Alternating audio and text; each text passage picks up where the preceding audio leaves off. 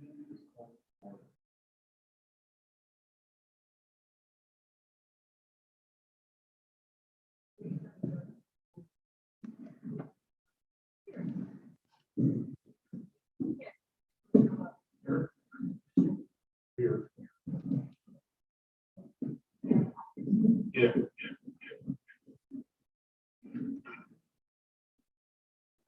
Questions, comments? Not returning to what you did. And welcome to Helena, and thanks for gracing us with your presence and your knowledge. Thank you, Mayor. Happy to be here, and I enjoyed the drive this morning. Very exciting. As I get going here, I might ask your preference: mask on or mask off? Your preference? No one wants to make me get here. I'll take it off so you can hear me better.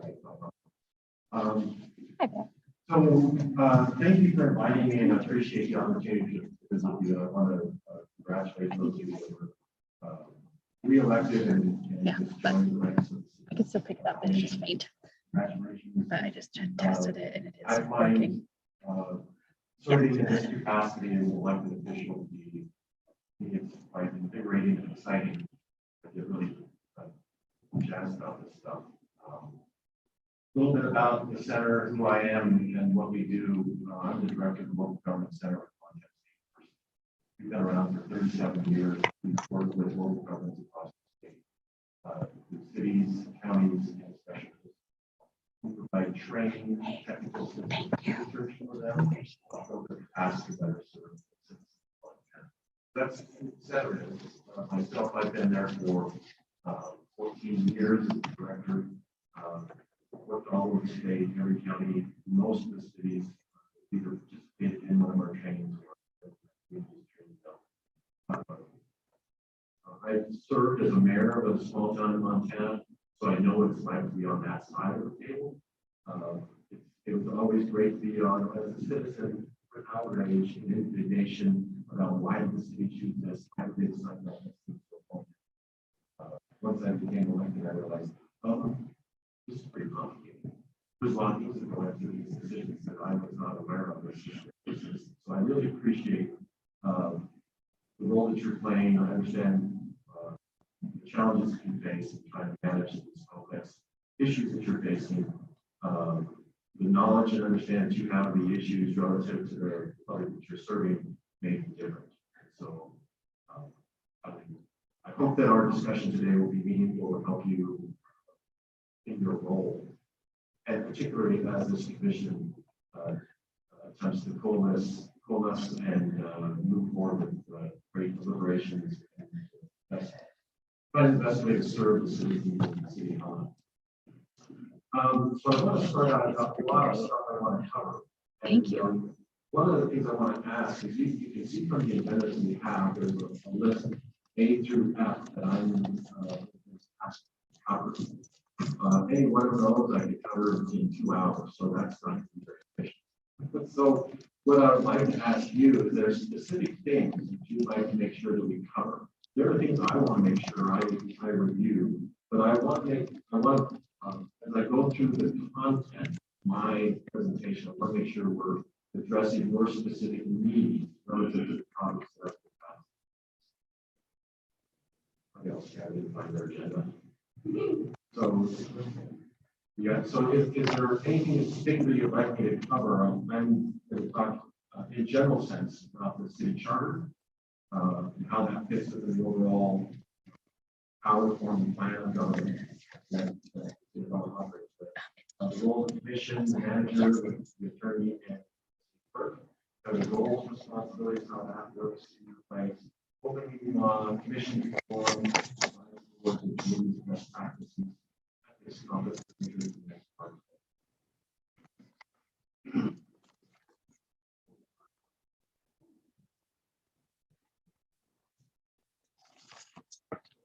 Anything like right now that you want to make sure we set up somewhat guide me in making sure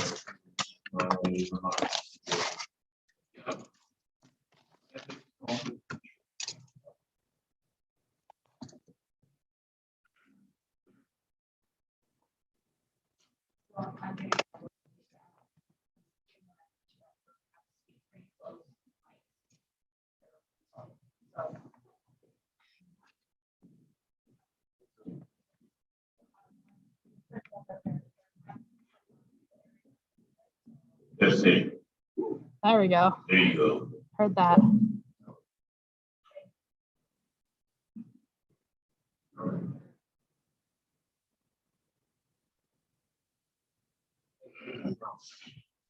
I know that you said you're going to start with the charter and bylaws with that.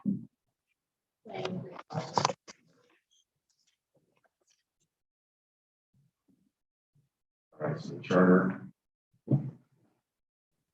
Just an extra point on the charter, I have no idea if this sound okay.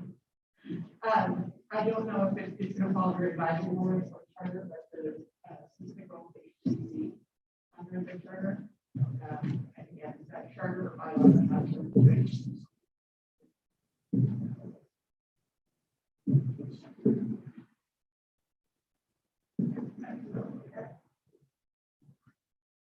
As you said, yes. There we go.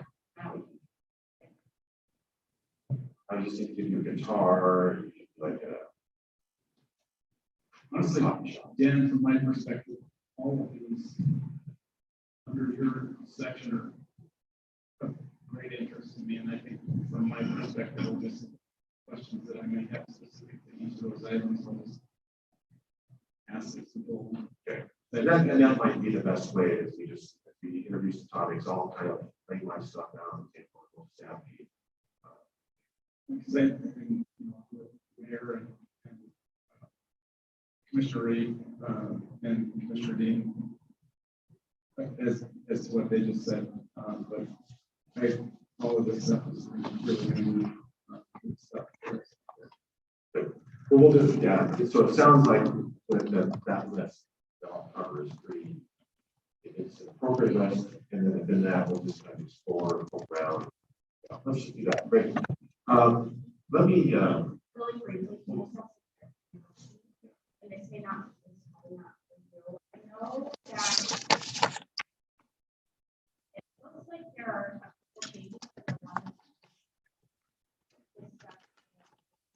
this stuff.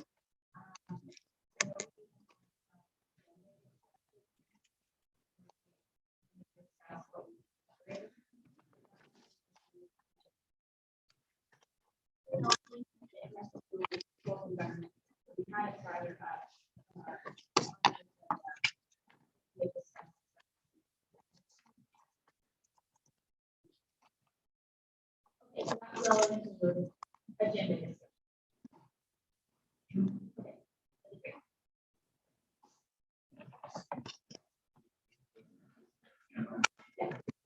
yeah, make sure it comes up. Yeah. Let me start out with by asking this question, and this will be kind of a question that we'll go I've been asking this question resonate with folks in regard to why do we have government? What's the point of us establishing government?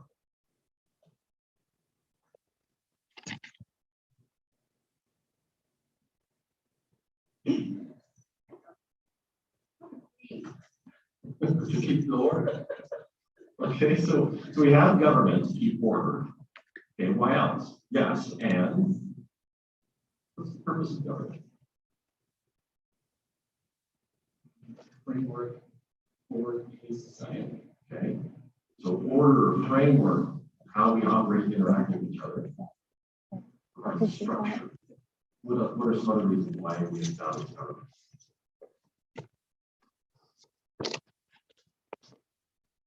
We've been doing it for a really long time. But anytime society comes together, we work with each other, we realize, hey, we need some structure, we need some order, we need to maintain a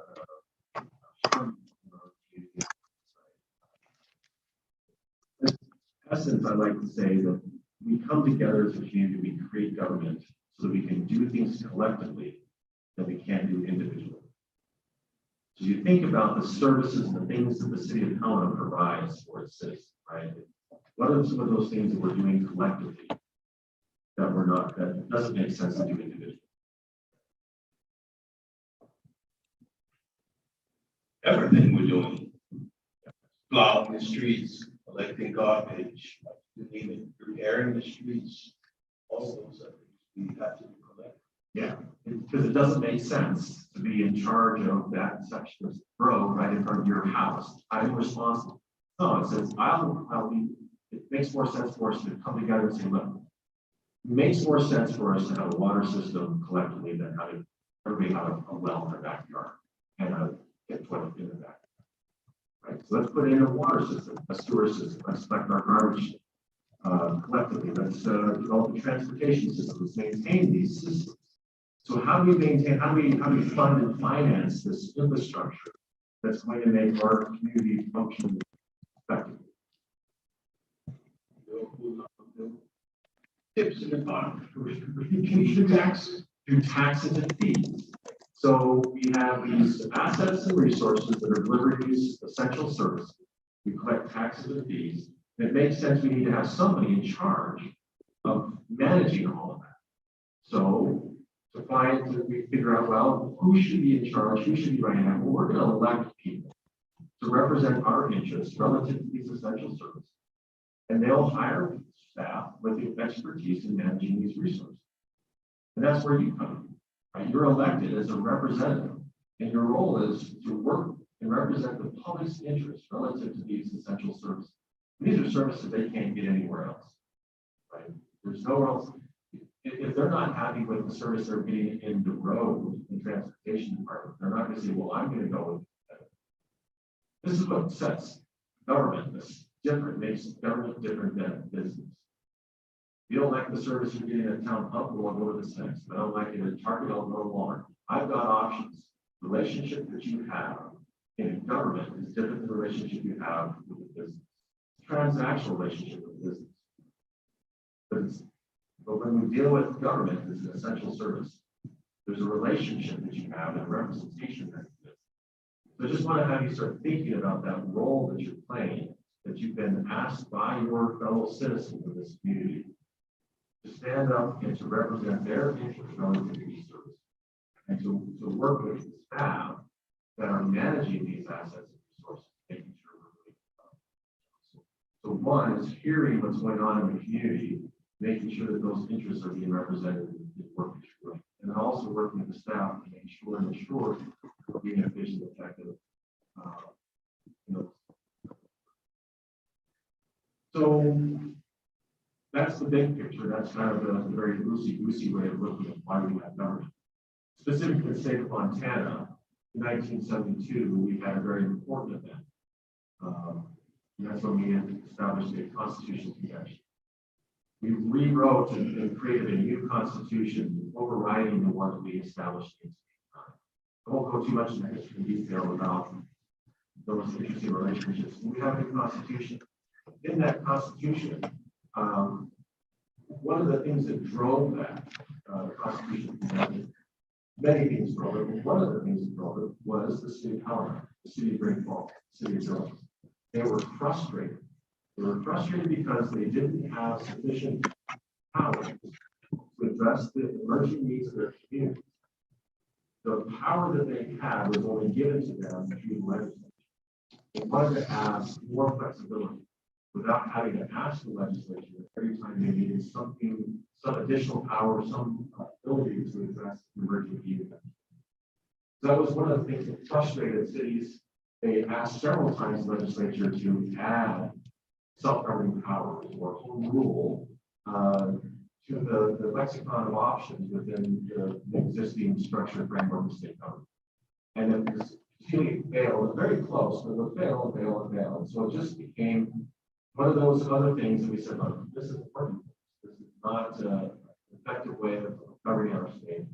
So that drove, one of the reasons why I drove for a constitutional convention. So in that constitutional convention, the delegates created an opportunity for cities and counties to adopt self-governing powers. Let me go through cool colors here.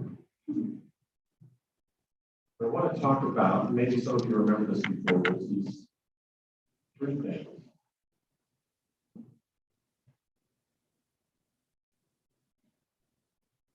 Power, form, and plan.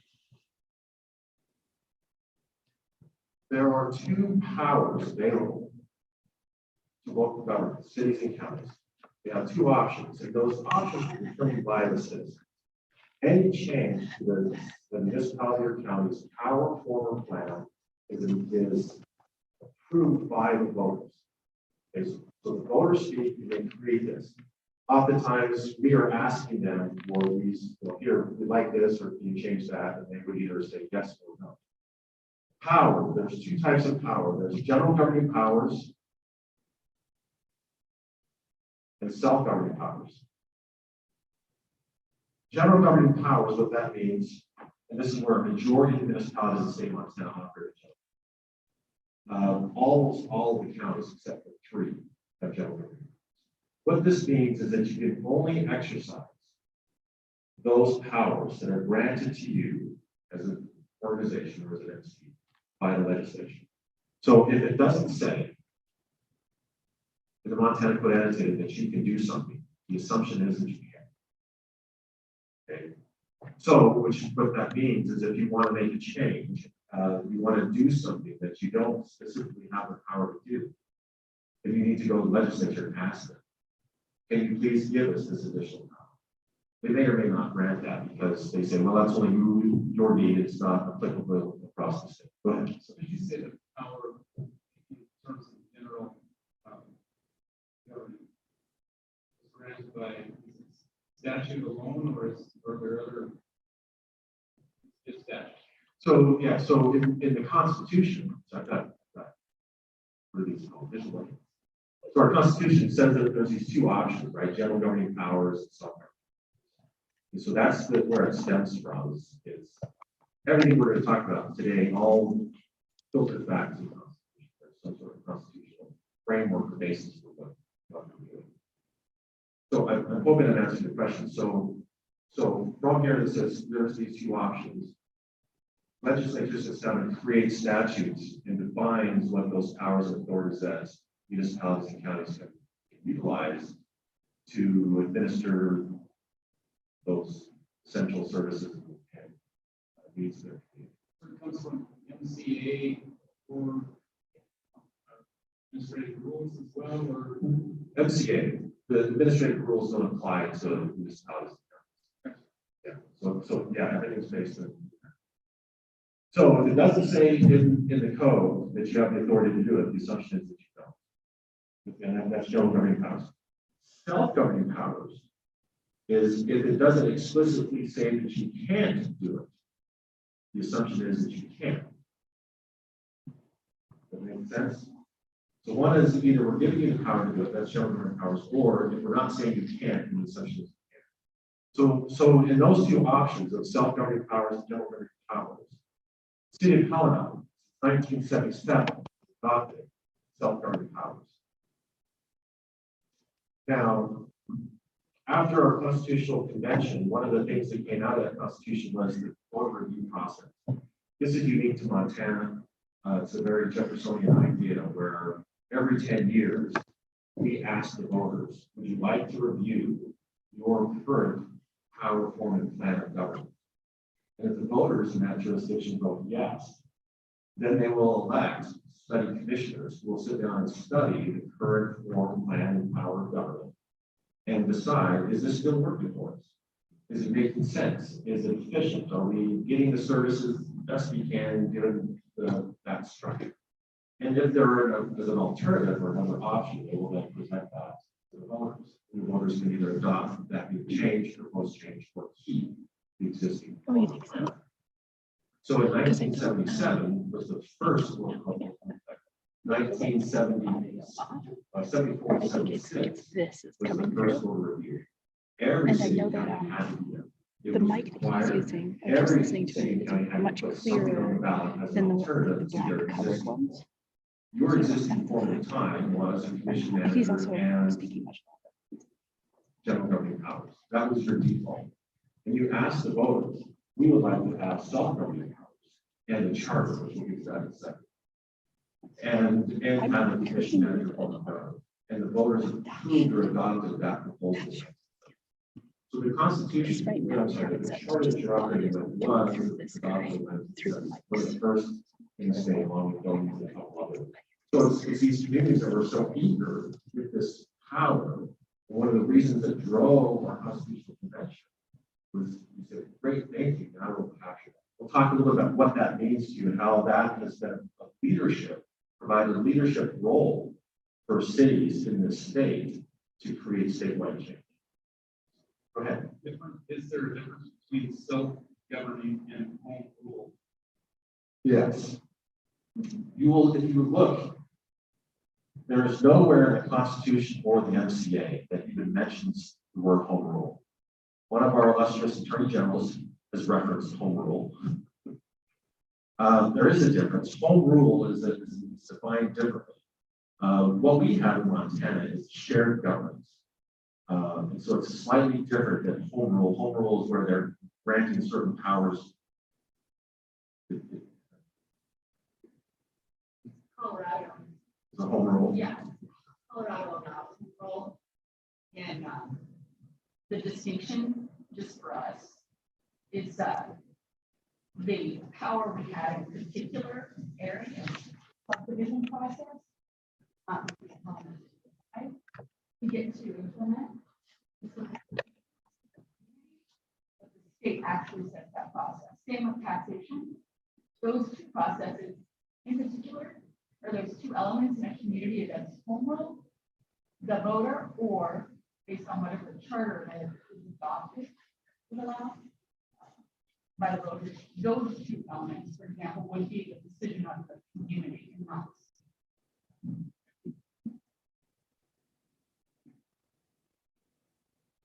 So yeah, so in Montana, we have the shared power between the state and local governments. The slight distinction that's unique to Montana again. So I'll get to this chart here in a second.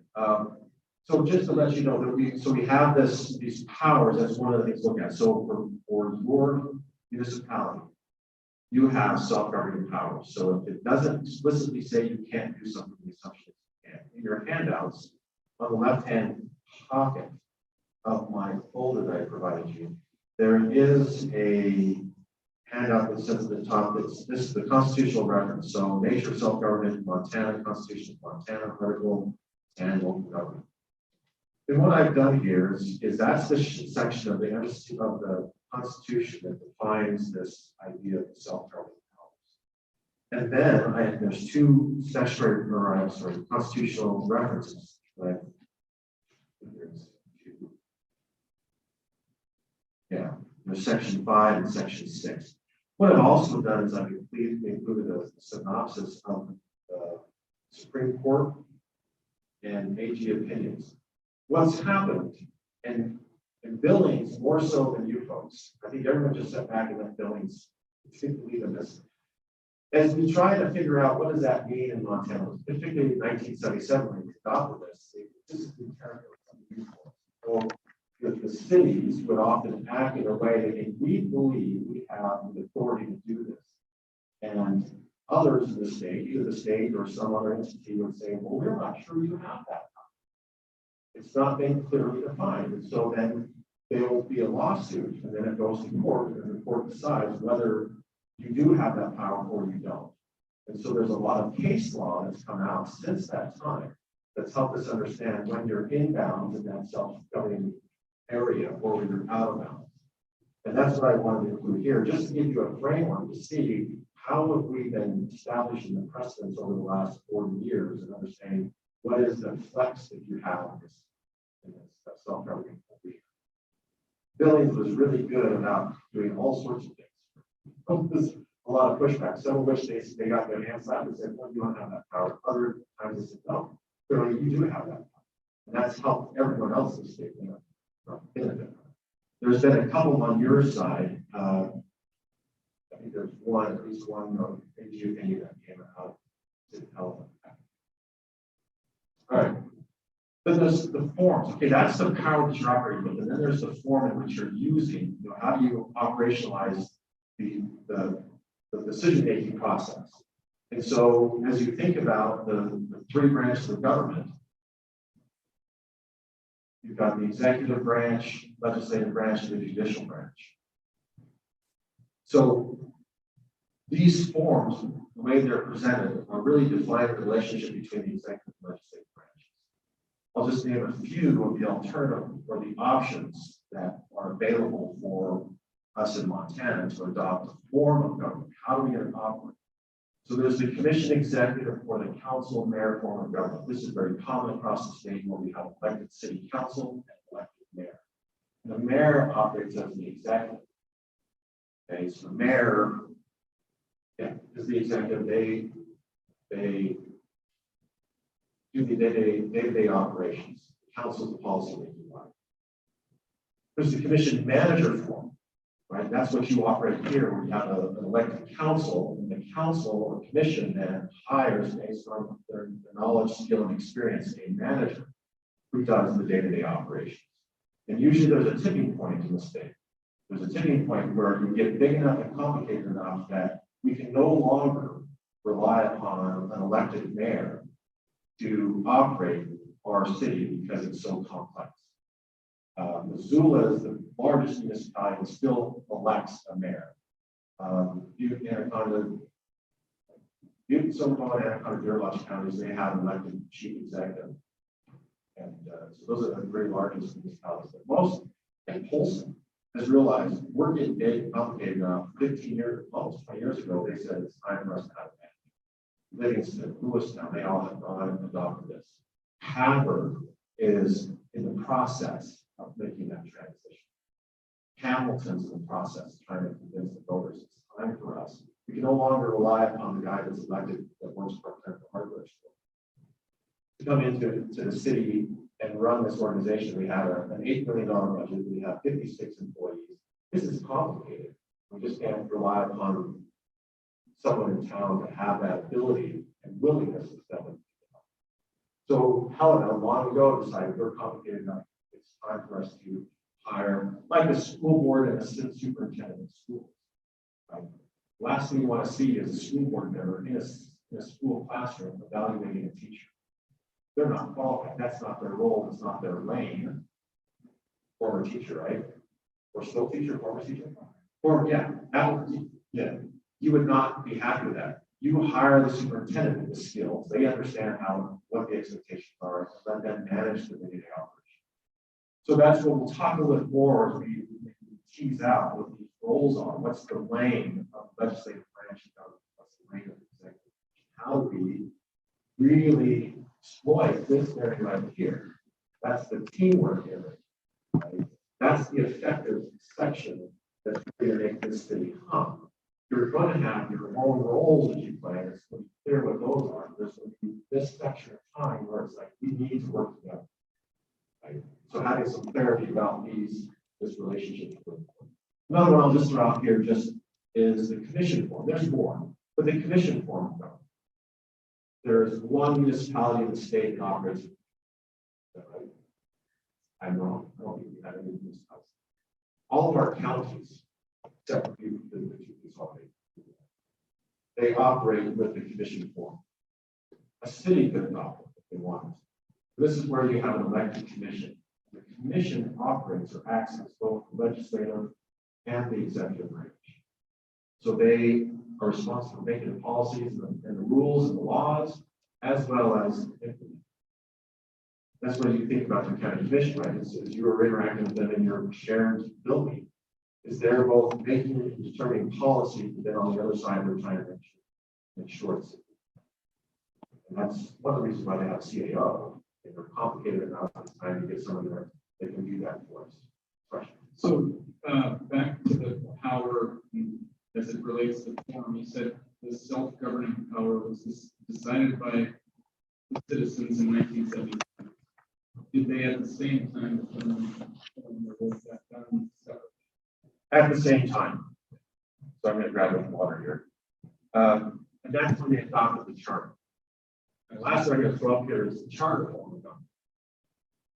Now, the charter is like your local constitution. I should have wrote that in a different color. So the charter is only an option to those cities or counties that have adopted self-governing powers. You can have self-governing powers and operate with any one of these statutory structure. Right? It's all structured in the statutes. You can have self-governing powers and still operate without a charter. One that comes to mind is I was just working with them yesterday, Virginia City. Virginia City has self-governing powers, but their form of government is what a statute is. It's what's structured in statutes. You, however, the City of Helena, have adopted a charter where you have created your own form of government. What you've basically done is taken this framework here from the commission manager form that's outlined in the MCA and said, how do we want to take that framework and customize it to the City of Helena? That's the charter that's been created. So it has that same framework as an elected commission, hiring a manager, what's the relationship between the two, the HCC, the Helena Community Council, is a big thing that when it was created. I didn't look to see if it was that the origin. It wasn't added later. Yeah. So it's designed, this charter that you have, which by the way is on that left-hand side top of the packet, was written by the citizens of Helena. It wasn't the city council, it wasn't the staff that sat down and said, what's going to be the ideal charter? It was written by the citizens, and they thought about, looked at the structures that existed, and how do we want to roll here in Helena? What do we want this to be? Question. So that's your local constitution. So like the state constitution, everything that flows from the state constitution, all the authorities, the things that we talk about, our code of ethics, all is bound and validated in your constitution. Similarly with your charter, as that same sort of. Does that make sense? So that's the importance of that document. Now, let me do this.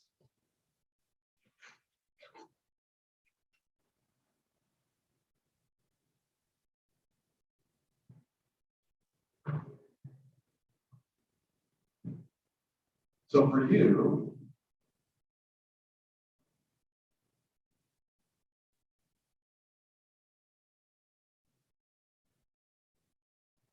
you have the Constitution adopted in 1972, which created this opportunity for you to adopt as a city or municipality self-governing powers. Which I get. So He that attached just all the individual ones with the black one because I feel like the ones he's using charter, clear presenter. That way, not like 1977. sometimes ask questions. It's And it then breaks from it down. that, You can still hear and understand some You, words, but then so- because he's quiet. So he's like had done turn out the individual mics. I still have because no one's asked very many questions, so I still can't quite tell. you mentioned, as I mentioned earlier, For each of the commissioners. you can exercise any power that's not prohibited. Yeah. Some sections I don't. Otherwise, he comes All the in very cool and clear. fun things you might want to do. Yeah, that's what I feel.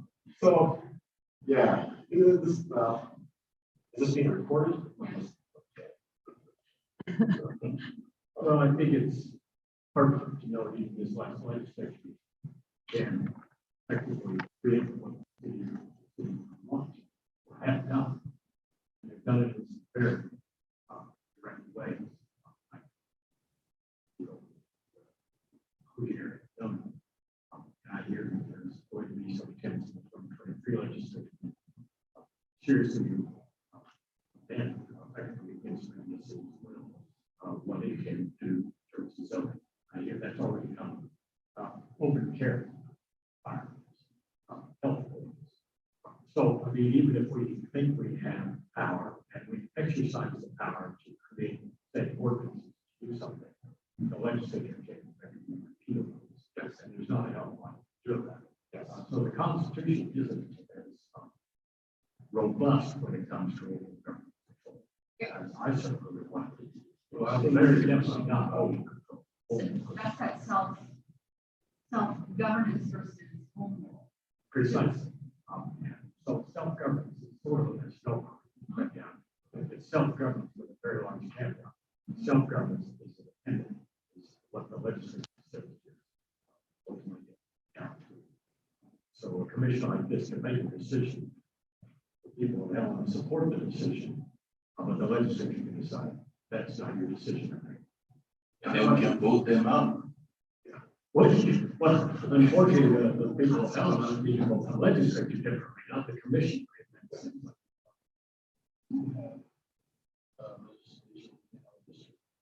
We should talk about that. Can I ask a clarifying question? It's interesting. I often have interesting questions with the community and citizens around the distinction between state government and this form of government, not just general local government, but this form, because oftentimes there's an idea that the departments in the city run in the same manner as state departments do, and it's very similar in its nature. And to me, they're absolutely totally different. So, can you share the distinction between manager, commission form of government as it relates to both legislative and executive branch? I know you're going to go into this in the gray zone, but that's really the gray zone that we have here. And the beauty of the system that Helena has adopted, which is serve at large, represent all for each of the commissioners in its management of the city overall. Can we get into that more? Yeah, we'll get into that. Yeah, we'll talk more about that. Because I think it's only because Helena has state government here and somebody, everyone here works for the state, except Commissioner Logan, who has been retired. So his rating might be a little different. Yeah, let's touch on that. Cool. It's a nuance. And I'd like to unpack that a little more, but yeah. And back to the conversation we're having earlier. As I mentioned, the leadership role that cities play, counties can play in defining policy for the state. Ground zero here was the city of Helena, the Board of Health in the city of Helena.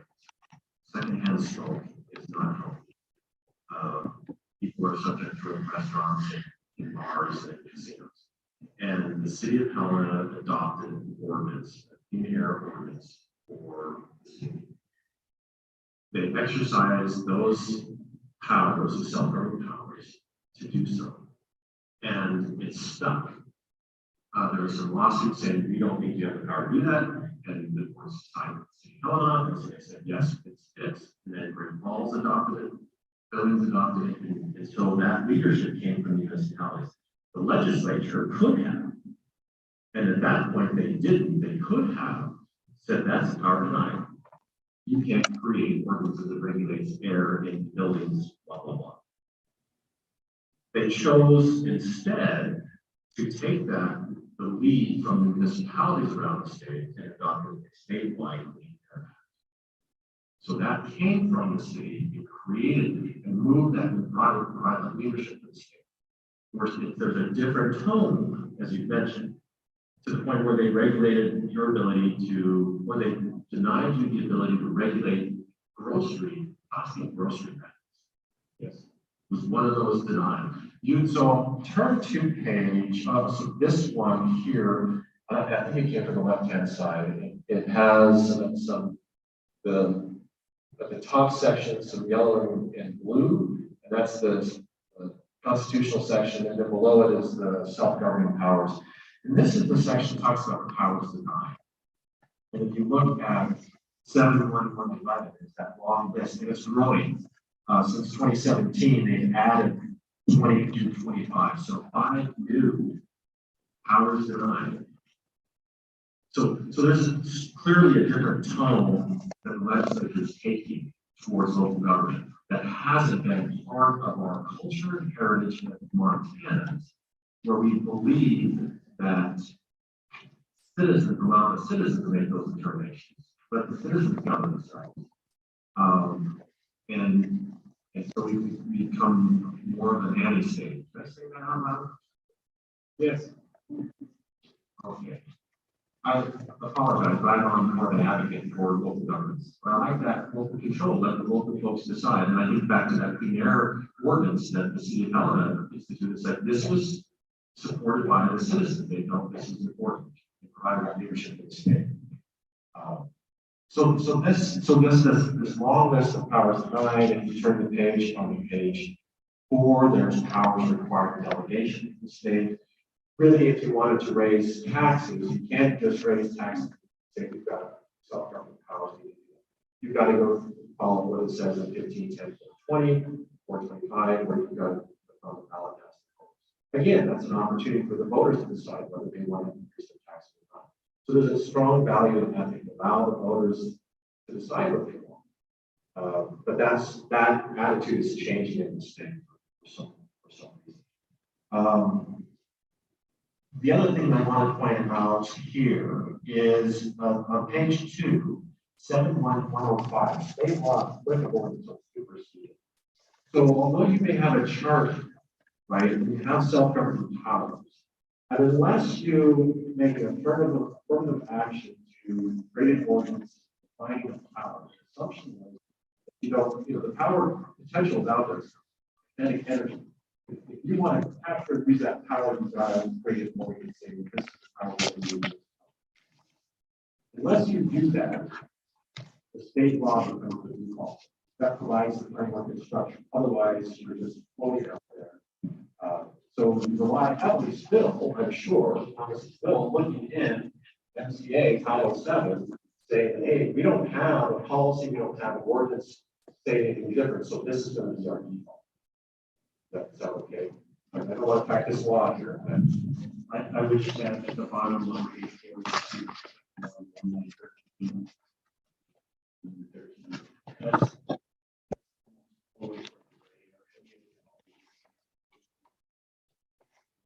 that's self-government power.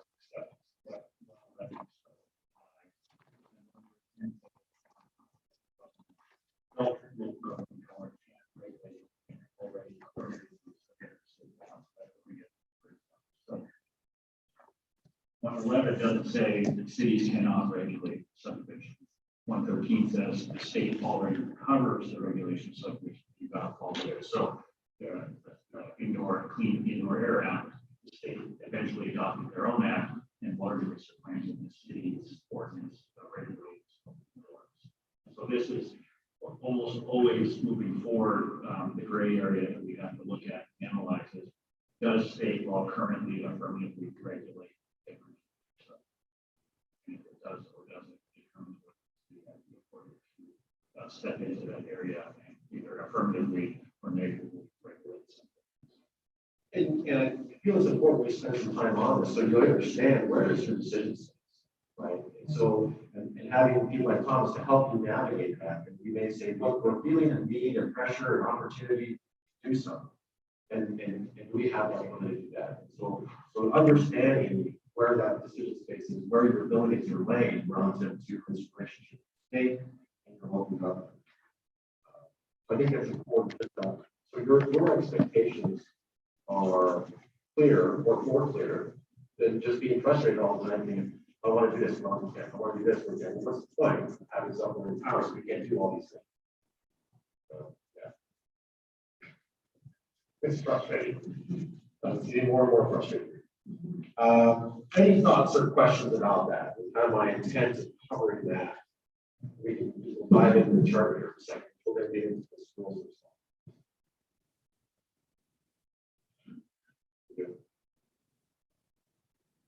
I wonder if there's anything else I want to cover on this. The other thing is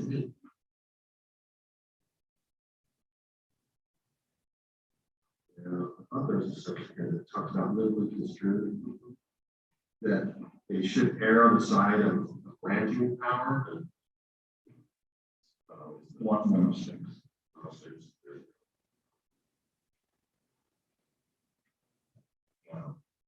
Powers and authority of local government unit and self-government powers shall be limited and constrained.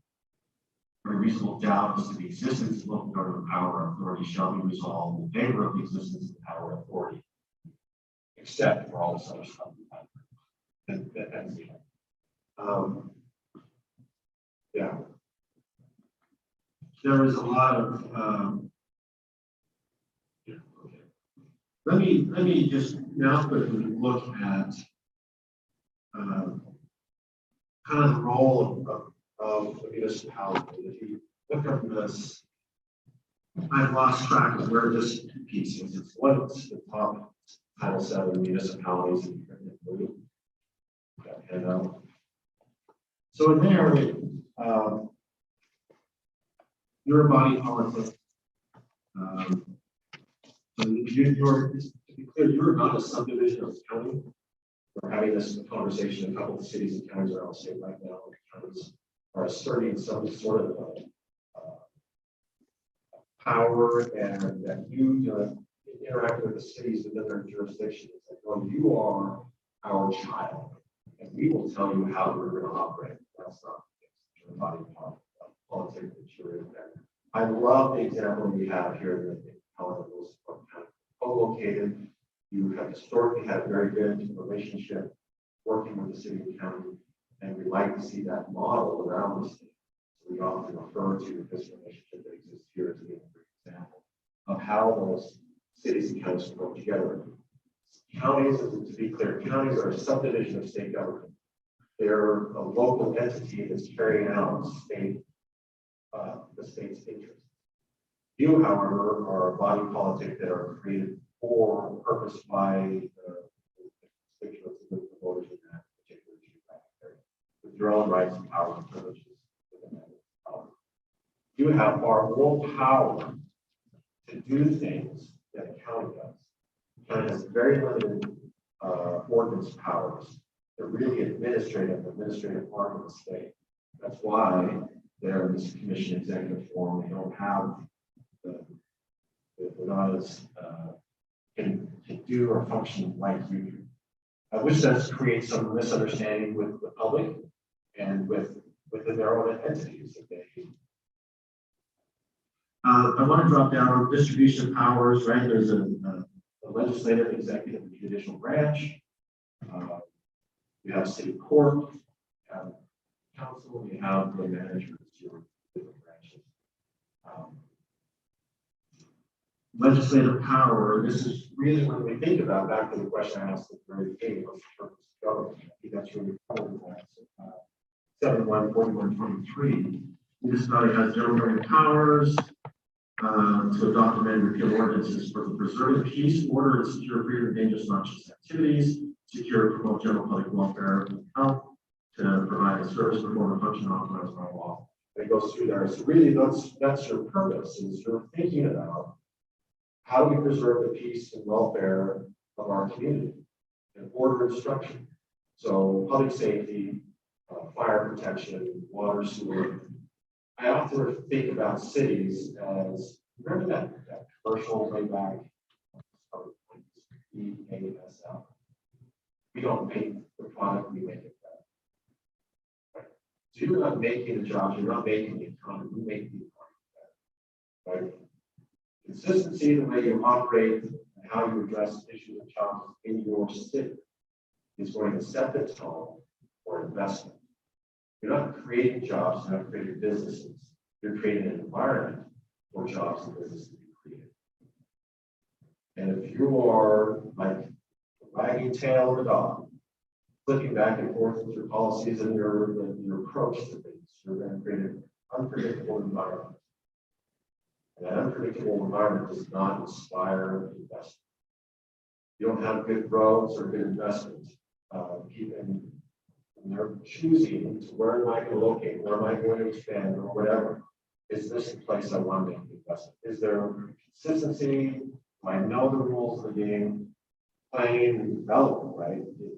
It's important that we understand as a developer what are the rules. I'm happy to play by the rules. I just want to make sure the rules today are going to be the same in another month. not having to realign my efforts to come into compliance with some new thing that you're with, right? And so really having a thoughtful approach to how you engage your the work that you do and the services you provide, I think is to be really critical. So if you look at the bottom of that page one, it has a long list of powers. It is a pretty expansive list of powers that you already have. This is the powers that are granted to general government powers, right? And so that's a long, pretty exhaustive list. The self-governing powers, you can exercise all those existing powers listed in 7.1, 41.24, as well as other powers that may not be enumerated. An example, impact fees. For a while, impact fees were not part of state law. And then some municipalities were saying, look, there's a cost and expense when and now, right now, being borne by the entire community. We've got to expand the road, change the intersection, put in a street light, put in whatever. Why should everyone else in this municipality be paying for this development? So that's where the idea of impact fees comes in. We're going to charge impact that all of us, that this city is going to have impact for this development. That was something new. But there was a lot of challenge to that. Can a city with self-governing powers exercise or they create impact? And it was determined that yes, it can. And now the state, I think, has created the opportunity for all of the cities to have impact. Now the leadership role that municipalities play. That's an example. A couple of cities have their own public utility. You can have a public utility of water, sewer, solid waste collection, but not electric. So in order to or gas. So the city of town, the town of Stago on the High Line, owns their own gas lines, and they deliver natural gas to their citizens as a public utility. Libby and Troy, the cities of Libby and Troy both have hydroelectric facilities to generate electricity. They have their own public utility for electricity. So those are things that are not permanently granted to municipalities as a power to have a electric utility. So those communities have to adopt self-governing powers and created ordinances that gave them the authority to create a public utility. Does that make sense? So was it due to necessity? I think it was opportunity, and I think there was an opportunity where there was hydroelectric facilities there that they were abandoning, and they said, "Well, we'll take it over." I think that's how those happened. So I'm just thinking about the town park, I mean, we call it northwestern industry, whether they were all the way out there or not. If they're not there, they had to create something. There was a consortium.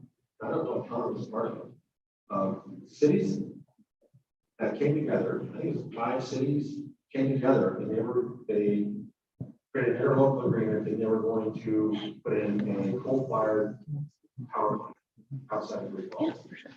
And that worked into a natural gas, and then it worked into the wastewater. It's kind of a thing. But that was one of those, it was those consortium of municipalities that had self-governing powers that came together and said, why don't we create our own public utility that will provide electric for our own citizens? So we're not going to be holding to Montana Power or Northwestern. We can control that. They pouring down that path and then pan out. Great Falls, $50 million. We've got part of it. You know, Helena talked about it. Okay. Yeah, I can't remember all the towns that were part of it. Yeah. So that you can be creative. So that's currently an option for you to say, how do we solve some of these problems? How do we manage some of these things, both either for the citizens or for our operation? Any questions on those powers? That list of powers that you might have. And I just want to help you get a sense of what's that space that you can operate in. What the powers that we have, what's our role, health, safety, and welfare. So you probably have a nuisance ordinance or an ordinance for decay. They're a common ordinance to have decay ordinance. So if you have Big Pen Bob, which got this house that's dilapidated. He's got 3 cars that are parked there. He's got a bunch of lumber and plywood and 4 refrigerators, And so the public comes to you yelling and screaming, we got to clean this up because Big Pen Bob's affecting it looks like a mess. It makes our neighborhood look terrible. It's affecting my property values. Well, if you create an ordinance, a decay ordinance to deal with Big Pen Bob, it's not an ordinance to be saying, look, it looks bad. It makes an image bad. It has nothing to do with health, safety, and law. You create it around saying, Big Pen Bob, you've got to clean up your place because it's a fire hazard. It harbors skunks that have there's a public health safety issue. That's what you're enforcing. Not this is a challenge to my property values. It doesn't look good. That is the eye of the beholder. You may have an ordinance that says you got to maintain your grass at a certain height. We'll come in and mow it. That's not because we're trying to make everybody's yard look nice, but there's a safety hazard there. That if you have grass that's overgrown and you create a fire, it's due to our neighborhood. So there's a public safety need there that you're taking away people's right to have tall grass in there. Well, your right to have tall grass is creating a public safety risk for all of us. So we need to manage that. One of the roles of having government. Making sense? Excuse me, Dan. You have him hold his mic a little closer. Yeah, perfect. Yeah, I have messages coming through that they can't hear you very well. Thank you. That's right. I don't know if this is a quick question or not, but who holds the municipality accountable if they go outside of their self-governing or form of government? They're The people. This is the framework of the democratic system. Is you have so say the legislative branch is acting beyond its perceived authority. That's why we have all these court cases here in this country, where it was unclear. Does the city have the authority of their elections? We, whoever it might be, this aggrieved party feels like you're doing something that I feel aggrieved by. I don't think you have the authority to do that. And so I have options. I can recall, I can start a petition and try to recall those folks and try to reverse that. Or I can sue and I can appeal to the judicial branch government saying, I don't think they're doing this properly. I don't think they're exercising authority. I don't think they have. And the courts will determine, yes, you're right, they don't have that authority, we're going to check it. Or no, they do have that authority, and you guys go over it. Yeah, the other option is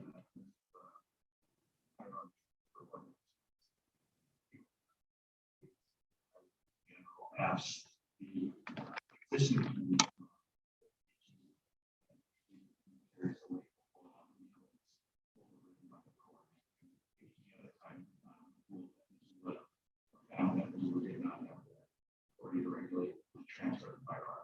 And we had an example that just always resonates in my head because I come from a fire service background. As we in 93 or 4, the city created a fire service district, which was, I think it was the state of Montana school district asked the Attorney General for an opinion. Can they do that?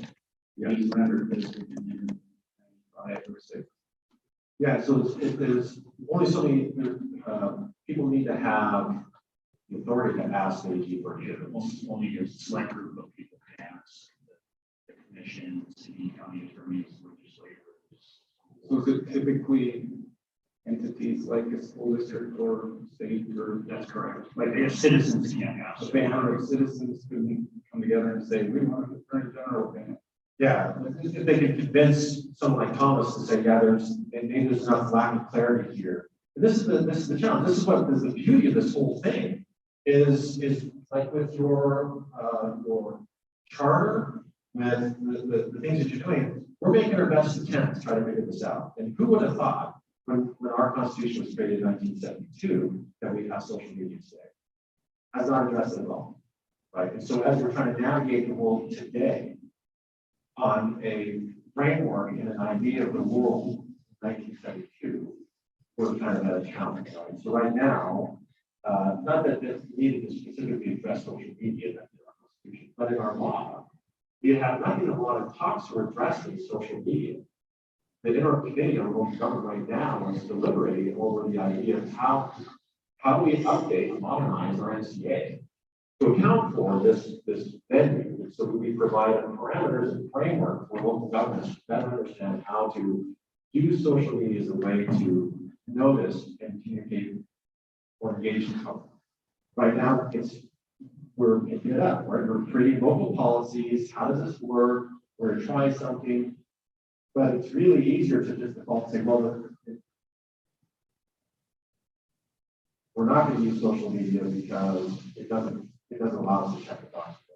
I don't know how you probably have social media policy.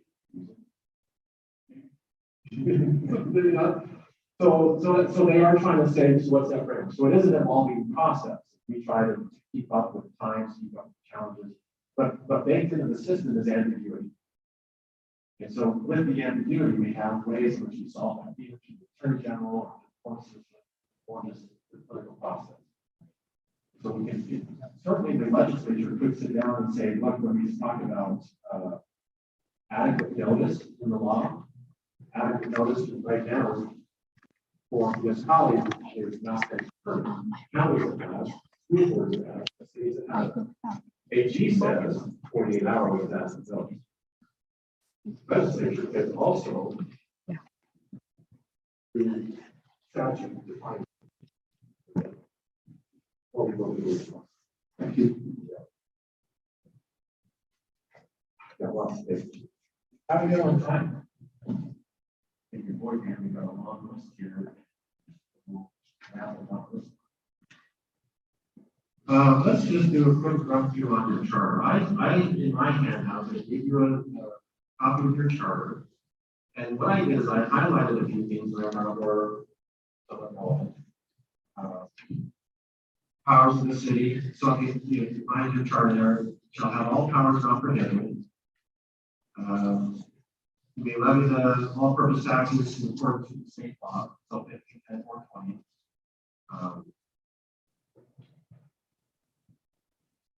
No new kinds of taxes levied, no charges made, ordinance resolution change made, prior public hearing. So that's something that's an expectation, is that you have to have a public hearing prior to making any changes to your fee structures.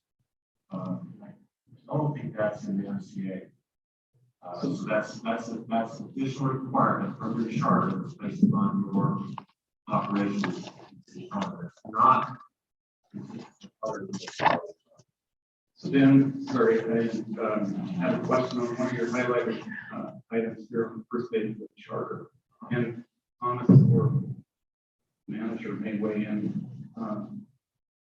So it's in number 3, section 1.01, says there shall be no new kinds of taxes levied without an affirmative vote. It's a new. What can you think of or give an example of what would be a new kind of tax? So if you want to do an additional mill levy, right? So the mill levy, public safety mill levy is a new tax, an additional tax. You're increasing tax. So how does that differ from the state's cap? I mean, why would we have this in the charter? This is before the state's cap. This is before I-105. This is a check that the citizens placed on the cities. We don't want you doing anything unless we have the affirmative vote. So is this superfluous? It's not valid. Or does it have value? So the state law also says the same thing. So until the state law, if the state law were to change anything that way. Or yes, if state law didn't have the cap. Charter, that's still required from the vote. So that cap is set about 105. This is 3-105. 505. Yeah, but I'm just trying to play all the time what you said there. I'm intrigued by this language because I see the term new kind. Bill is not new kind. And so in my mind, you could, I'm sure we aren't going to parse this out today. Taxes doesn't exist in the new kind. One that exists is not a new kind. It may be in addition there too, but it's not a new kind. So, that's the way it's at. I'm not suggesting if you try a new kind, unless it's a sales tax on recreational marijuana, which would require other people. But it looks like that's in the county's hands, not the city's hands. And so, in effect, the county decided whether we're going to go that direction. Smartly to go, and maybe you can work with the county, make that happen. They are going to do it. Good, okay, well, that might be a new kind, but you would assume that people would want to vote on that anyway, since they're not charter or not. Yeah, I don't think it absent the charter, I think it's I don't know if you could do it, the new kind without. Well, I think the statute that created all of this 701 required to vote. And in fact, I guess the vote to have the city go one way and the county go another, versus tell us over the side. Well, and what's interesting, so another thing, if you look at the city of buildings, their charter was adopted in 1977. They put a cap, 75 mils. The county cannot levy more than 75 mils. So you kind of get what was the attitude of the voters and the taxpayers at that time, which led to, I don't know why, is this frustration around the nation of property. And so they have a cap there. So anytime they want to add more mills, they have to change their charter. So not only are they putting it on the ballot to the public safety mill levy or something in the library, it's also against a change their charter. Their charter has all the amendments having new mill levies for public safety and library go beyond the 75 mil cap. Thank you. Yeah, I would not recommend that. No, that would be silly.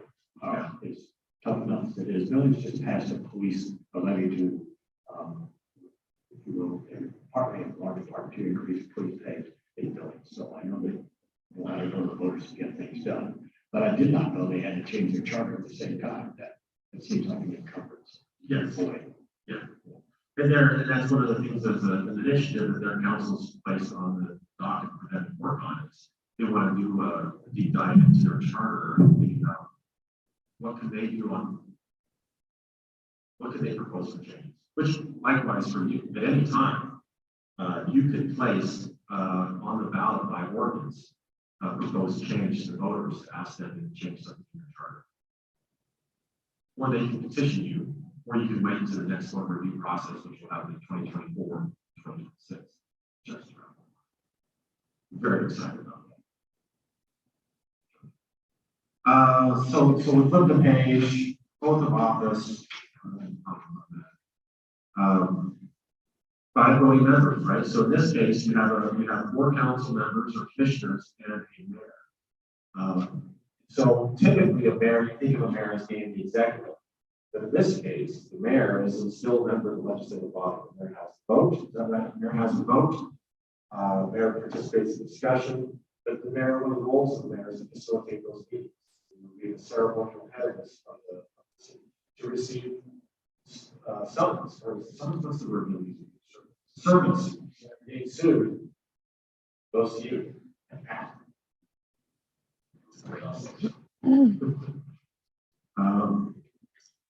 There's the commissioner elected at large, right? So you have districts. So each of the charters, and I think it talks about that in the Constitution that it needs to. The charter provisions establishing executive, legislative, and administrative structure, and organization, and supervisory, statutory, superior statutory provisions. So basically, it says your charter needs to have these components. What's the legislative branch? What are the qualifications? How are they elected? What are the districts? Partisan, not partisan. what's the executive branch look like? So there's expectations you can go through and define all those in the charter. So this is what was done with our charter. So you have this section of the city commission. The commission shall be the judge of the election qualification. Talks about ground support picture. You have a set of what constitutes a vacancy. And so you use your charter to help determine what vacancies are. And since it's specific, Thomas, you may or may not have used it. Since it's specific in your charter, do you still use the NCA as a guide for what creates a vacancy, or just the criteria used in the charter? I don't have to go there yet. At some point, someday. Let's see, next, powers and duties, prohibitions, and this is the section 2 here. The city commission shall be the legislative policy determined body of the city. All powers of the city shall be vested in the commission. This is challenging language. I don't know if you've dealt with this before, but this language shows up in a lot of charters, and it's challenging language to try to figure out what does that mean, and what powers then does the executive branch have. The city commission shall designate. Oh yeah, so it's in case of matters. Prohibitions, neither the commission nor any of its members may dictate the appointment or removal of an employee from the city manager or the manager's subordinates are empowered to appoint. Why is that? Why did the people feel that that was important? And it's consistent in all charters that have commission manager form of government. And the next one is except for the purpose of inquiry or investigation under the charter or city ordinances, the commission or its members shall deal with city employees who are subject to the direction and supervision of the city manager solely through the manager. Why is that baked into your charter?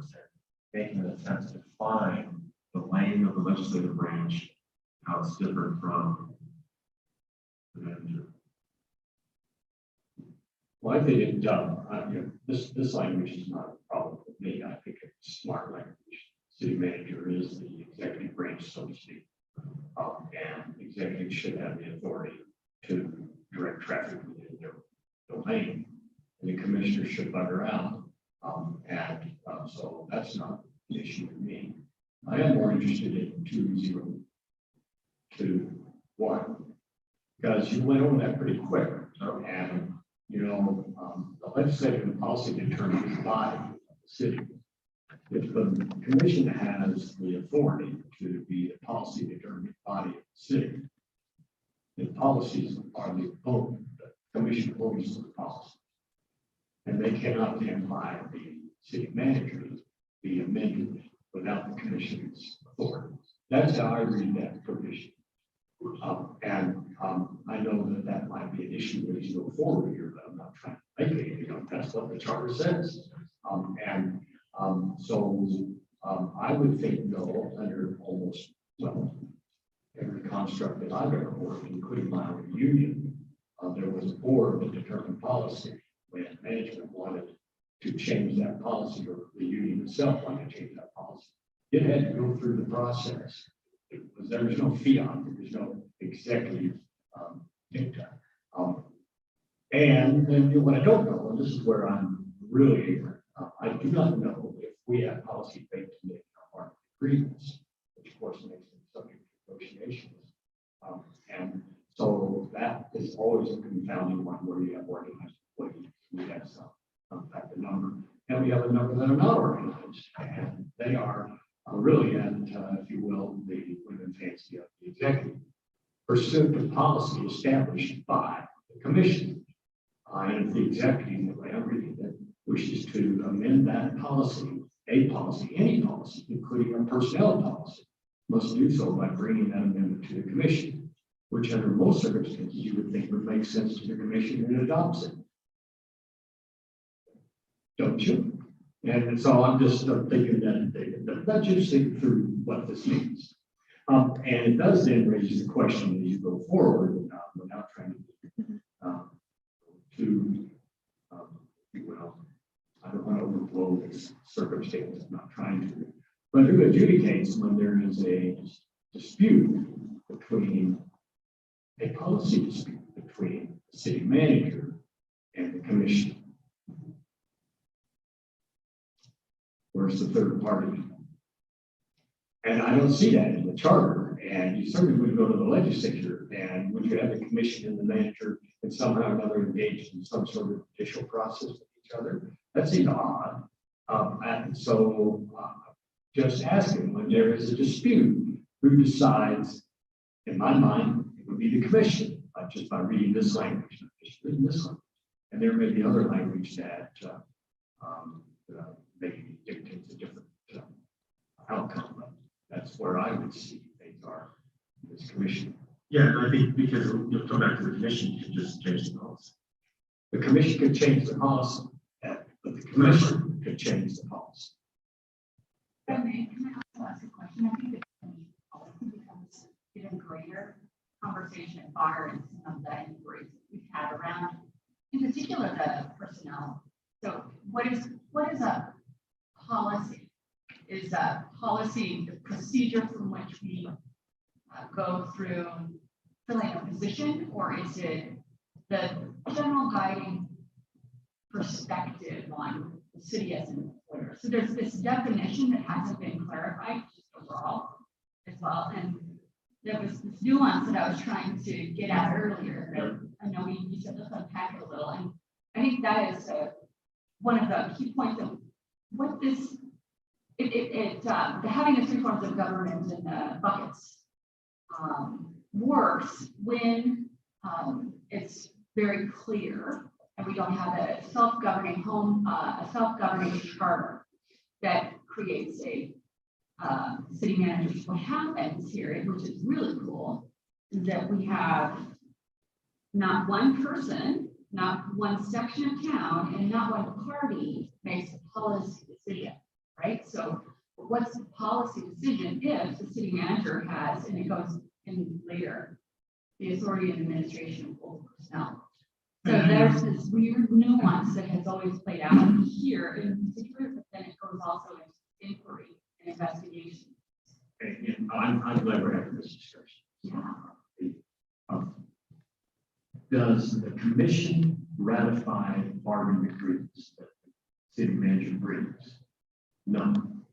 So there's already a lot of authority that the city manager has. The city manager is basically negotiating the contract with the organized employees. The unorganized employees are, again, they're kind of whatever the city manager says they are. Well, there is a framework bill of policy that deals with personnel that has to be decided by somebody, and it should be one individual that makes that decision just on his or her own. Well, that would be the commission. And so then the city manager would implement, administer those policies pursuant to the commission's decision as to what they are.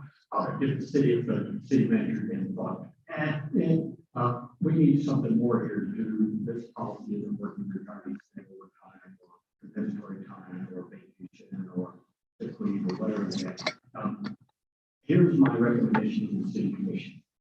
I would think the city commission would say, okay, but I don't think the city manager could come to the commission and say, I've just decided to change our sick leave policy. I think that would be very problematic, simply because that would assume that the city manager had more authority than I believe this section of the city charter. That's just my opinion. And I'm really early and young in this, so I don't want anybody to assume that I have any full understanding of how things work. But it is odd. For example, in the environment which I work, the superintendent of the school district is responsible for the negotiation of contracts with its employees. That school district employee, the superintendent cannot decide those matters. They are decided by the board of trustees. The governor, and I've bargained state employee contracts with every governor almost since 30 years.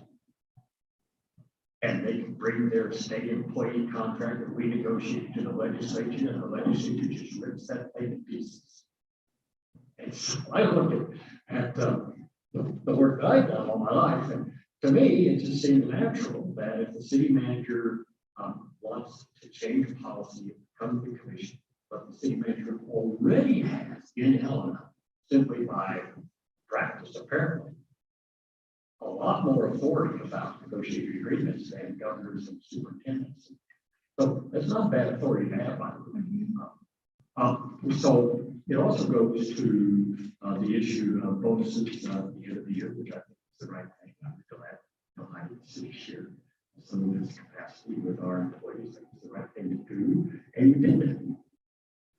The commission didn't do anything. It simply said, okay. And I thought that was odd. I watched that. I thought, oh, well, that's all right. I'm with the city manager on that. But there might come a time when the city manager would want to share the, if you will, the pain of doing something that personnel policies, and have the commission accept some of the political, if you will, blowback that might occur. So I think there are some reasons for having some check and balances. And I'll be frank, and by the way, the city manager and I shared some of this. It's really nice. She stays up late, I get up early. But the issue of a minimum wage. One thing I know about as much about minimum wage as anybody in Montana, and I was very much a part of the process of getting that minimum wage in 2006 on the ballot and bringing it up, raising it $1 and then putting an inflation factor on it. It went along there for quite a while. And now, of course, the minimum wage is a little over $9, and it's not near enough. Not near enough. What shocked me was we have employees who are making minimum wage. That's precipitated an email. Well, that's bad. So for those of you who wonder where am I going down the road, doing something about minimum wage employees at $9 and change an hour would be one of those things. I'd be interested in knowing, and I think we're getting this information regarding how many employees make minimum wage and how many employees make between minimum wage and $15 an hour. You assume that's an appropriate mix of minimum wage. And not uncommon, by the way, across the city of Helena. And what those positions are, but the city manager should decide. The commission should decide that. And but I'm really glad you raised, of course, the law requires you to, because that's the minimum wage. I mean, if your employee is at the minimum wage and there's no other contractual circumstance subject that would change that. That is by statute established by a vote of the people back in 2006.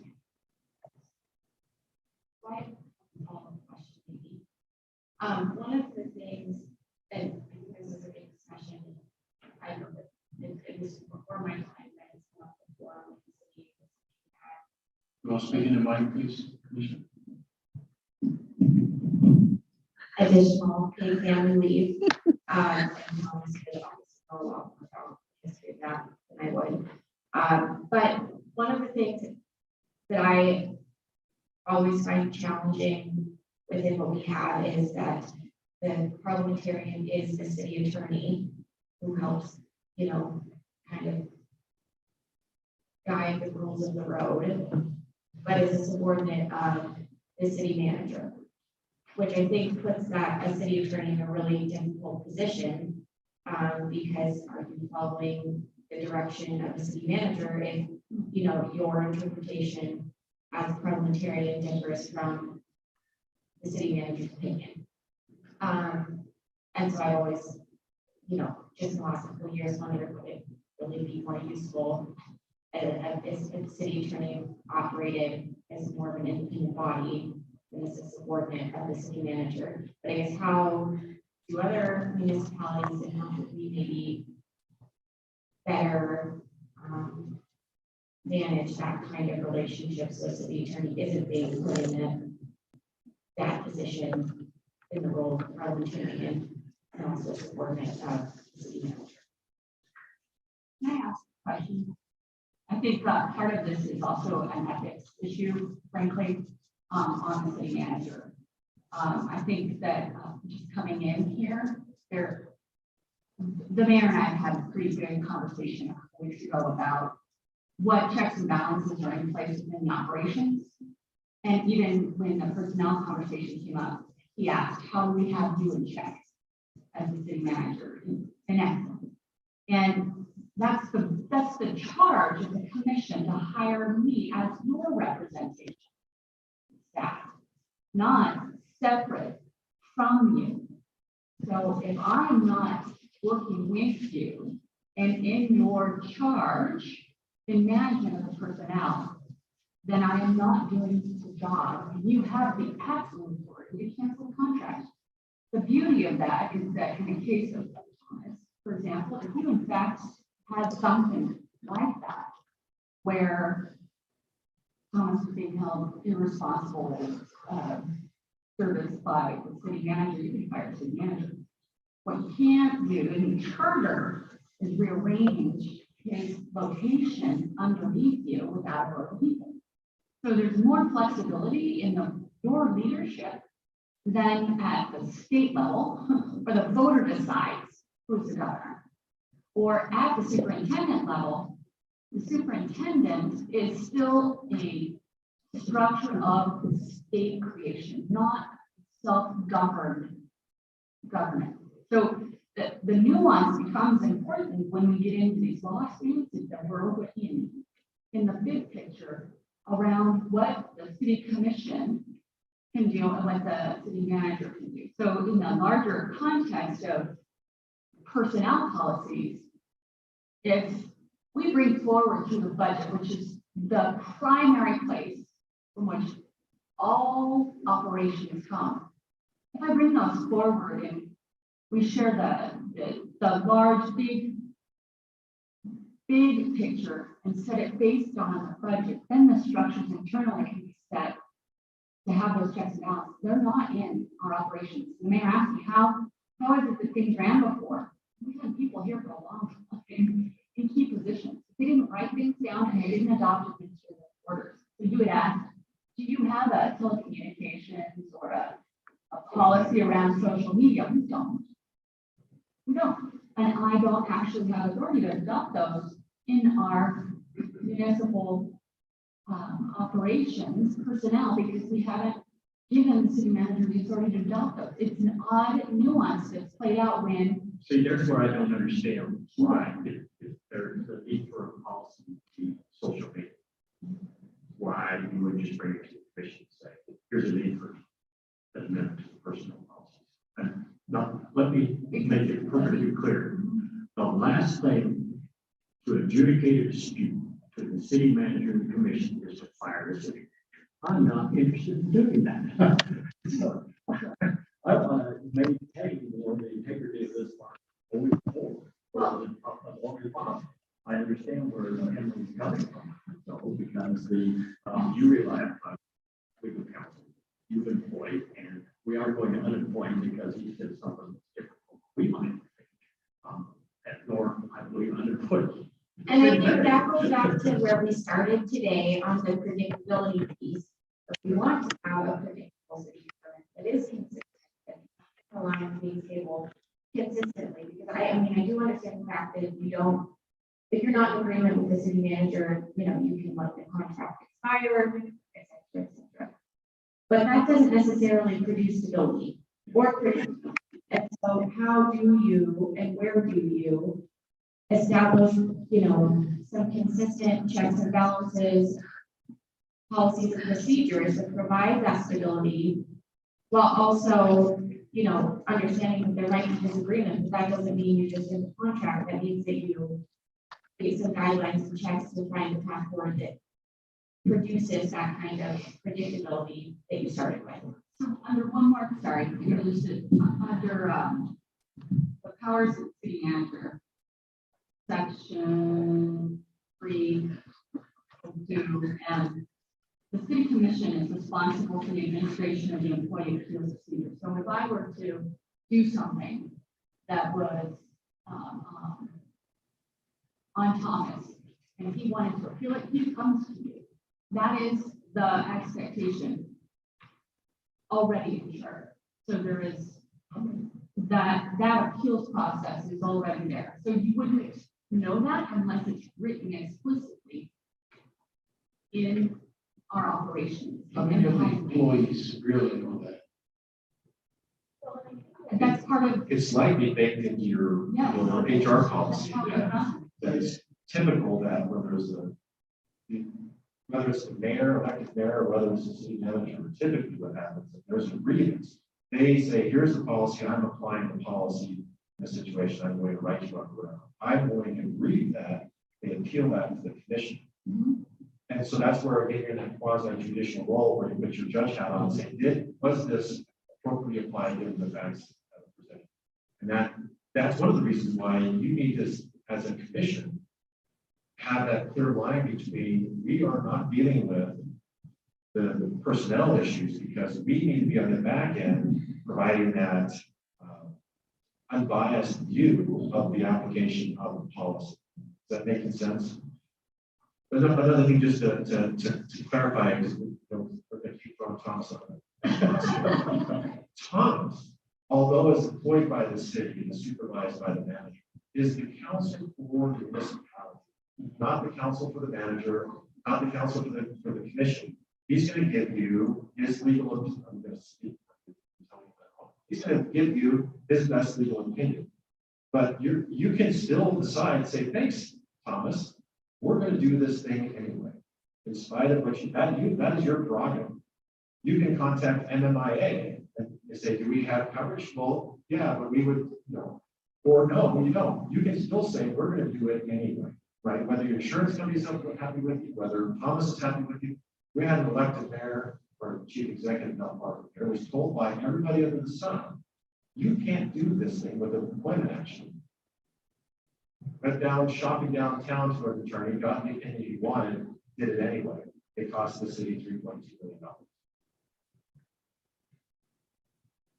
So with that, he works for the municipality providing legal counsel.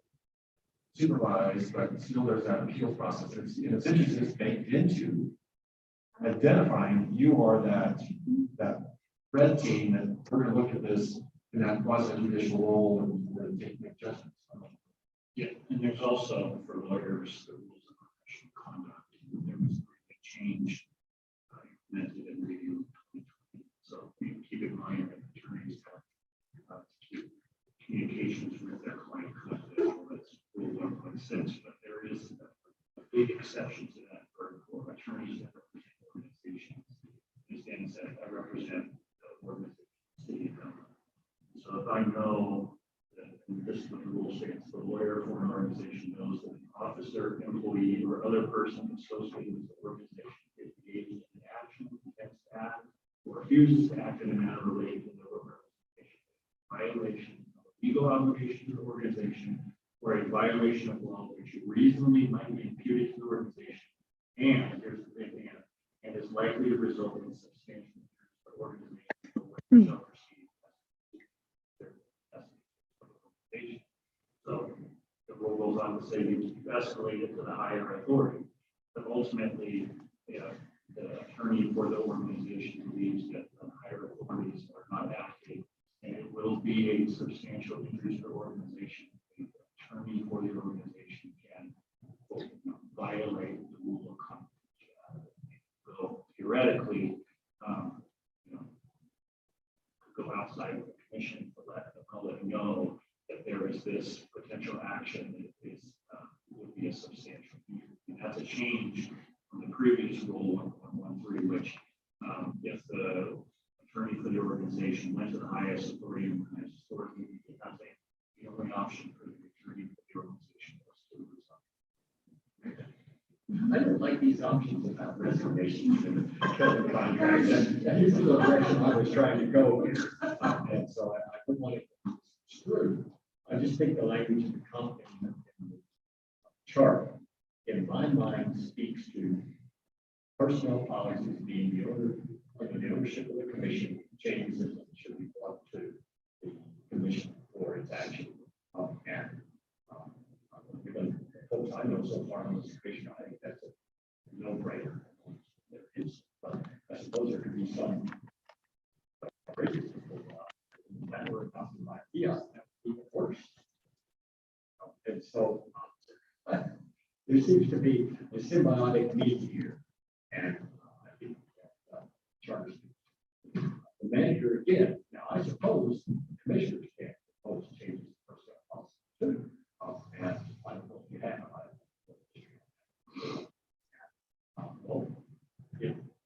commission, two commission representations, the way they forward decide they want to talk about a personnel policy change. They have to bring to the full commission for its approval, and then the city manager would implement that. I don't see this as an encumbrance on anything. I think it's just a prudent, and I embrace it, and also I believe it protects not only the commission and the city manager, but the public from maybe extraordinary.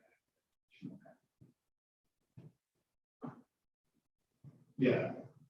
To add to that, as we talk about policy, commission being a policy making body. And I would agree that these policies, when there's a change, you're realizing, this isn't working, or things have changed, or there's ambiguity.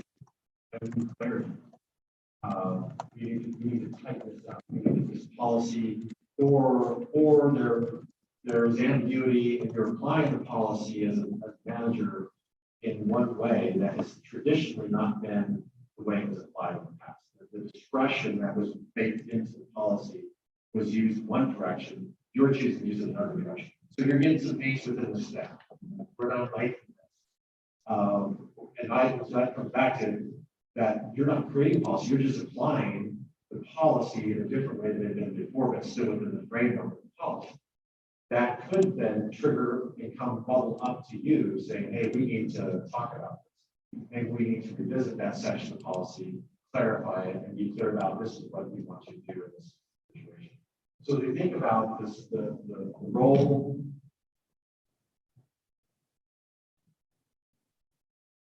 and how policy is generated, right? It can start either at the legislative side, either it's coming from the municipal, not from the community, right? There's an ordinance need or something. There's a push coming from your HCCs. There's something coming out of that process that so it's organic. Organic is coming to you and saying, hey, we probably need to deal with this. What you like to say, hey, manager, this thing we're thinking about, we would like you to create a framework, and this is what we want that framework to look like. But you give them some guidance. You say, here, work on this for a while. So the manager sits down with whoever's relevant with the organization, works on, comes up with some sort of proposed ordinance, proposed resolution, whatever, to address that issue. Brings it back to you and say, this is what we heard you ask us. This is the framework that we developed. You look at it and say, yeah, we like it. Well, let's tweak it here, tweak it there, have the public involved in this discussion. Is this meeting our needs? And it goes back and forth.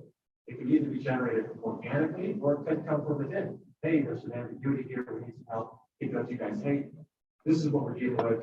You know, here's a proposed solution or whatever. So there's a variety of ways in which this process starts and how this back and forth between the two of you. This is what we like to call that middle ground, where we're trying to negotiate, figure out what's the best way to develop that policy, that kind of teamwork environment. Often, organizations like yours will have priorities. Here's our priorities. This is the commission's priorities. This is what we're going to be working on and focusing on over the next year. That provides direction for staff as they're working on those priorities over the course of the year. They're just not sitting there twiddling their thumbs all day. They're likely executing plans that have been previously adopted by the commission. I would venture to guess you probably have at least 24 plans or more. Tons of plans, right? These plans are ongoing. These plans, you're probably living out and executing plans that were adopted by the commission. Right? And there's nothing to say that you can't revisit those and reconstitute them, redo them, reevaluate them, drop them, cancel them, hire another consultant, bring in another plan. But plans is what drives this organization. You have a plan for parks and recreation. The staff every day are working on executing that plan. Public Works has a plan. Water's got a plan. Sewer's got a plan. Streets has got a plan. We've got all these plans. What are we doing? What's our priorities? That's what they're doing on a day-to-day basis. So one of your roles is figuring out where are we at with these plans? How aged is this plan? Does it need to be revisited? You're forever bringing back up those plans. You're hiring a consultant, using internal folks. how do we refresh this? The times have changed, we've moved on, we've got most of this plan done, what's the next iteration? This last year was the first time the commission has adopted priorities and adopted that implementation. To your point, the plans are continuing to be adopted, but the policies, higher level policies do not exist within the commission. So for example, open lands, lots and lots of policies within the procedures in that document, but at a higher level, there's not going to state these two wonderful mountains are this and represent this to the that broad policy that is applied to the plan. You guys get adopted. There's not that consistency across perspective within most all of the operations that we have. So it makes it difficult to execute successfully, knowing that we're using old plans that were adopted by previous commissions because we may not agree anymore. So if we have the same agreement at that higher level policy, then the team is empowered far clearer to implement the work. Yeah, The team can still continue to work Without because the team is not aware that the commission does not agree with that plan anymore. So the team should be able to continue to work with the plan. So I think that's exactly what your city manager's responsibility and opportunity is. This isn't working. Here's what might work better. Commission, do your job. And that looks to me like how that's the environmental, which I come and I think it works. So we're going to be okay here. I just think that there needs to be some understanding that it's not abundantly clear as to how policy is adopted and amended. In my mind, it's clear, but I agree that it may not be everybody's mind because in the implementation of things, there might be some nuances, some ambiguities, some practices that have been going on for a long time that nobody's ever addressed. And maybe it takes somebody to appeal to the commission, although apparently people don't come with appeals to the commission very often. At least I don't know. I'm not aware of that. That would be, probably not the best of circumstances if that were to occur. So, there we go. Well, yeah, and I like the ideas of this policy vision idea, because you may have these operational policies, but it's unclear where we go with this.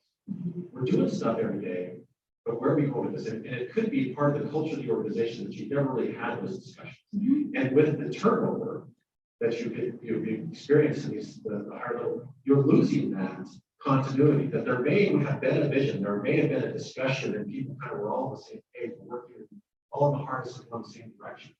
But with this change in commission, change in personnel, now we have this, we're doing stuff every day, but we're not sure what's the context we're operating in.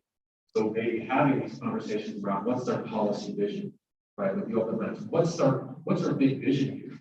And then is our policy we're operating from consistent with that vision? And if not, then let's fix it. And that could be where the staff, as you, the commission, sit down and say, well, this is kind of what we're thinking. Let the staff then create the proposed policy that would reflect that. And then you can check it.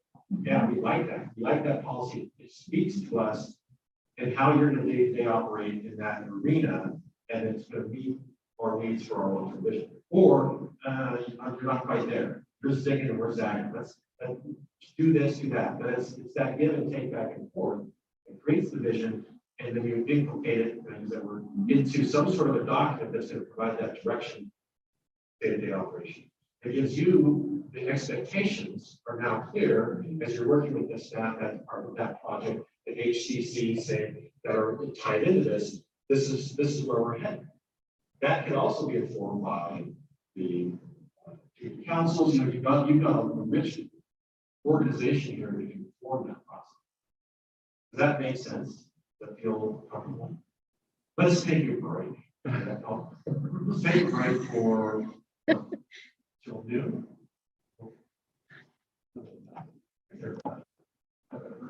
You're not getting out of here today. No, That's it. quick question. No, this is not a quick question, so I'll wait till after the break. I'm just gonna inform you that you're not getting out of here. But I'm hopeful this is helpful. Is this helpful so far? Yeah. Give you some context.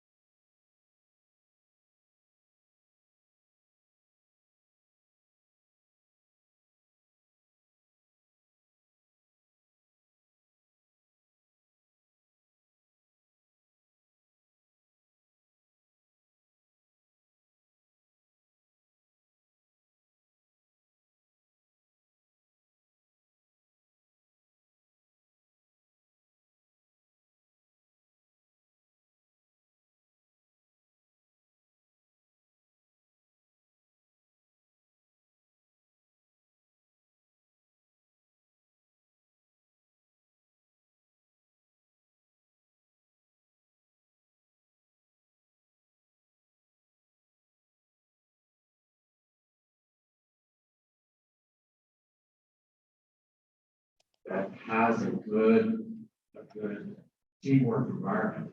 Because if this is dialed in and you have a good flow in the process, it allows you instead of having to create process every time, write it down, create the policy, this is how this is operating. Then it's executing the process, creating out to spend time on the flow. Part of this right here also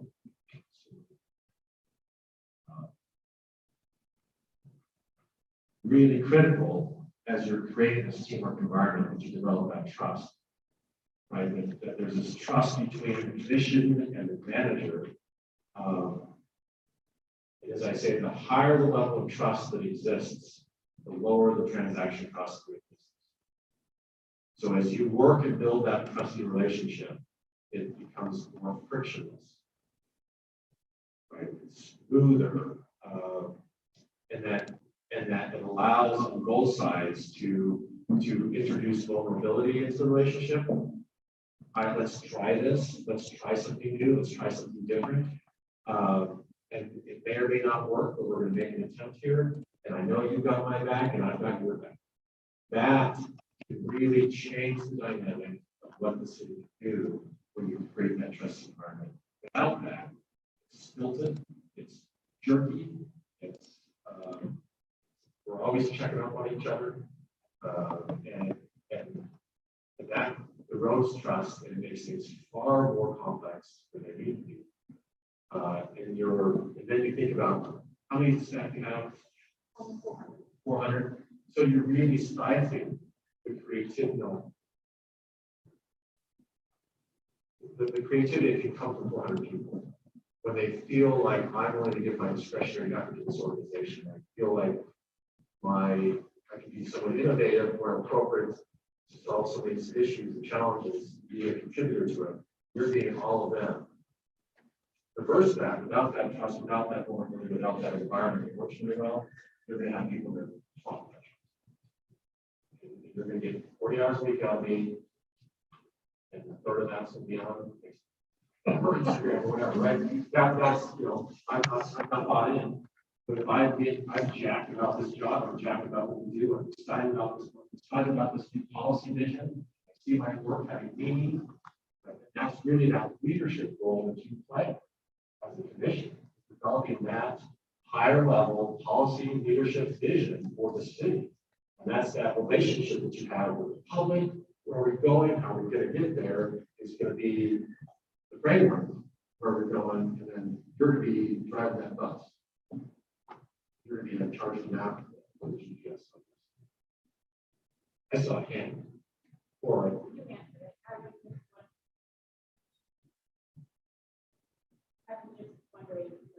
as a commission, do we help create that environment that trust can be developed for the whole staff, since we only work directly with like 2 staff. But you kind of answer that question by having that higher level policy development. yeah, I want to draw your attention to on the right hand pocket, there's a single sheet. I'll be honest with you, I really love this. This is page 20. I stole this from the City of Billings, and I took Billings references out and put your references in. I really like this document, and it really for city, for commission manager forms of government, it really speaks well to that role between the manager and that policy leadership role that you play. A couple things to highlight, and I know when we start highlighting things, and everything's highlighted, then nothing. But in the middle of that second paragraph, establishing clear and consistent policies allows for the staff to effectively apply knowledge. Creativity, right? That you don't see that much in public government. Creativity, that's really what you're trying to tap into. So apply knowledge, creativity, and resources to accomplish desired council outcomes. So really, that's when we go back to that first discussion. Again, your roles, you're representing the community on their behalf. They have entrusted you and empowered you to make decisions on their behalf. So that relationship that you as a commission has with the public is really critical. in understanding and appreciating what is important to them, what do they value, how do we translate those values and ideals and vision of the community into policies that can be executed by 400 staff members trying all in the same harness to get in that direction, or the direction of that particular policy. The second paragraph, the council should focus primarily on desired ends or results, the what, and provide broad guidance on the means or the how for the manager.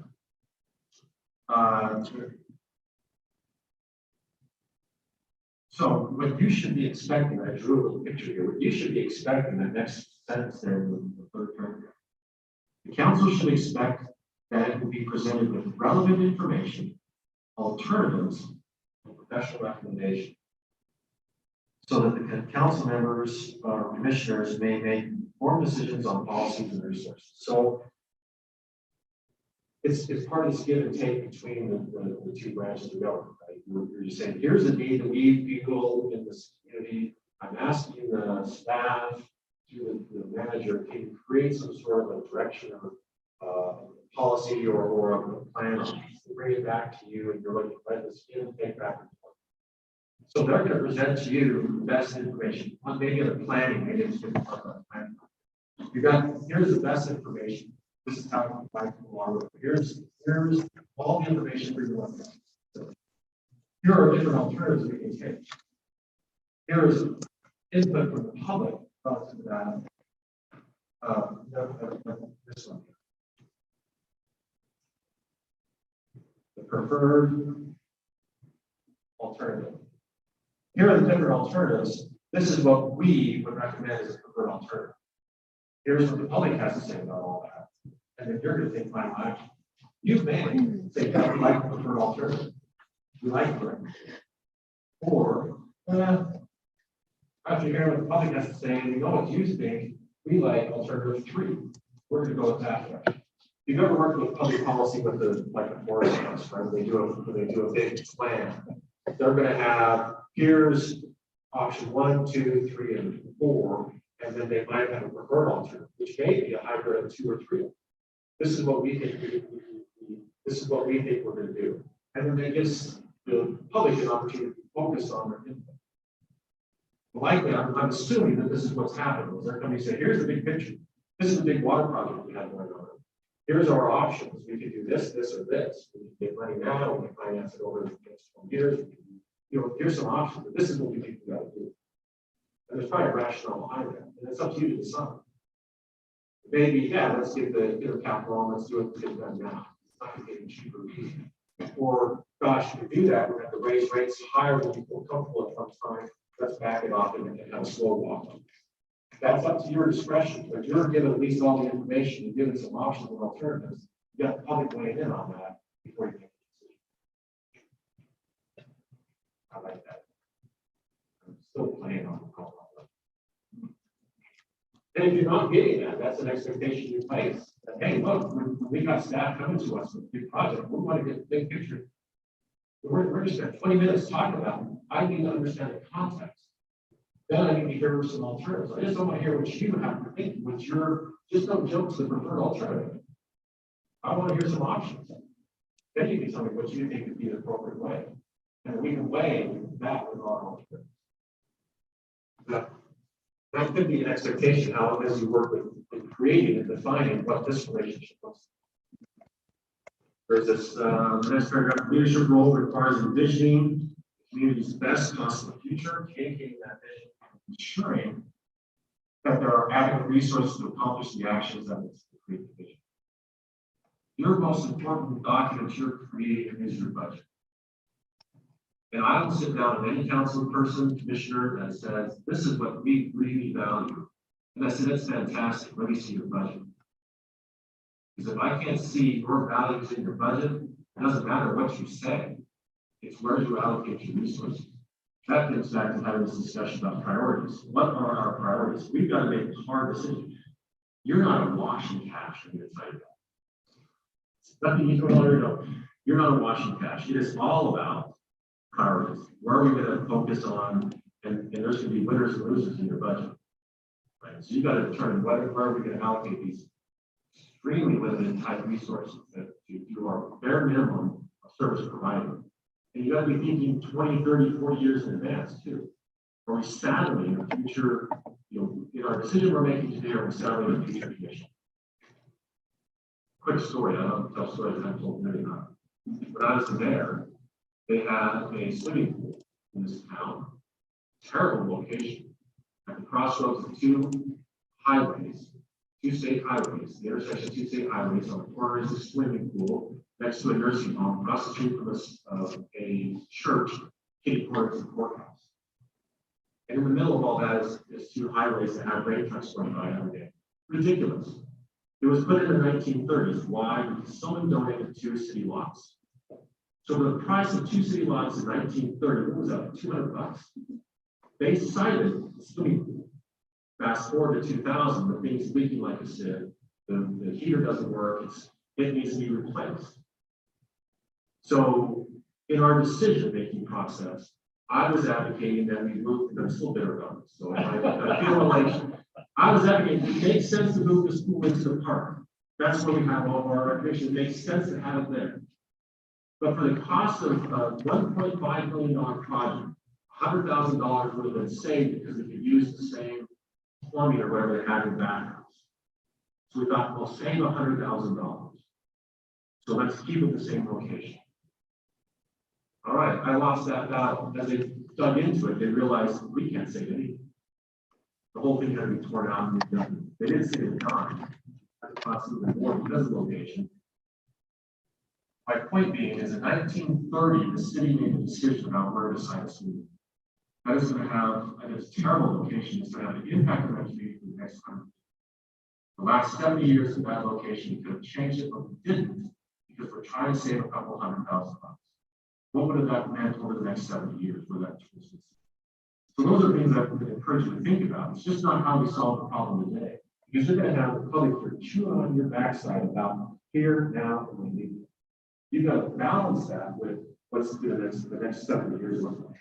Are we making a good decision today that will be a good decision in 70 years? Or are we just making a good decision today?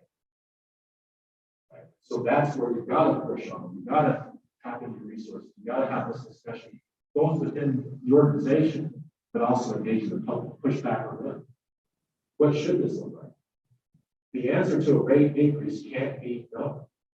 If you've done your homework and said this is an essential increase, right?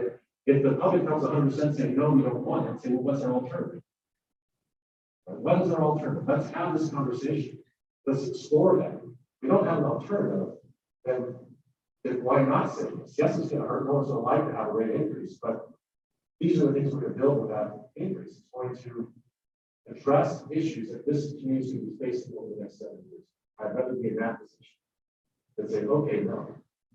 One other story, when I became mayor, you know, they say, when they kick the can down the road, when I walked in City Hall the first day, I realized, oh my goodness, there's a lot of cans. All those things have been delayed historically, they just didn't want to deal with it for a long, long time. So when I became mayor, they had a water system that was put in the end of the 1930s. It was leaking 10 million gallons a month. I'm sorry, 10 million gallons was coming from the water tank into the water system. 4 million gallons went through water meters. 6 million gallons a month were leaking out. That is not sustainable. So when we had that discussion, you know, how are we going to fix this? It had been delayed. The water rates were $15 flat rate a month. Flat rate $15. There's a reason why the water system was falling apart, because it had no money. So we had to revamp the whole thing, pay as you go, and water meters, all that stuff. It's very costly for the public, but they had for years operated at a deficit. They had to benefit for years, and now they have to pay for it. At the end of the day, they finally finished that project I started in 2001. They finished it in 2016. It cost them between the water and sewer about $14 million to rehabilitate those. And their rates are now consistent with maintenance, operation, depreciation, replacement. All right. So don't be that kick the can down the road. There may be things politically and timing wise, it's like we're gonna have to put a pin in that, come back to that, or there might be more pressing needs. I get all that. As you're trying to manage your portfolio, time, resources, and money. But the availability of stuff. But be thoughtful, have these plans. These plans are what define and dictate what that future vision is going to be like and how we're going to. All right, enough for that. We got an issue on the road too. So, any thoughts on this? I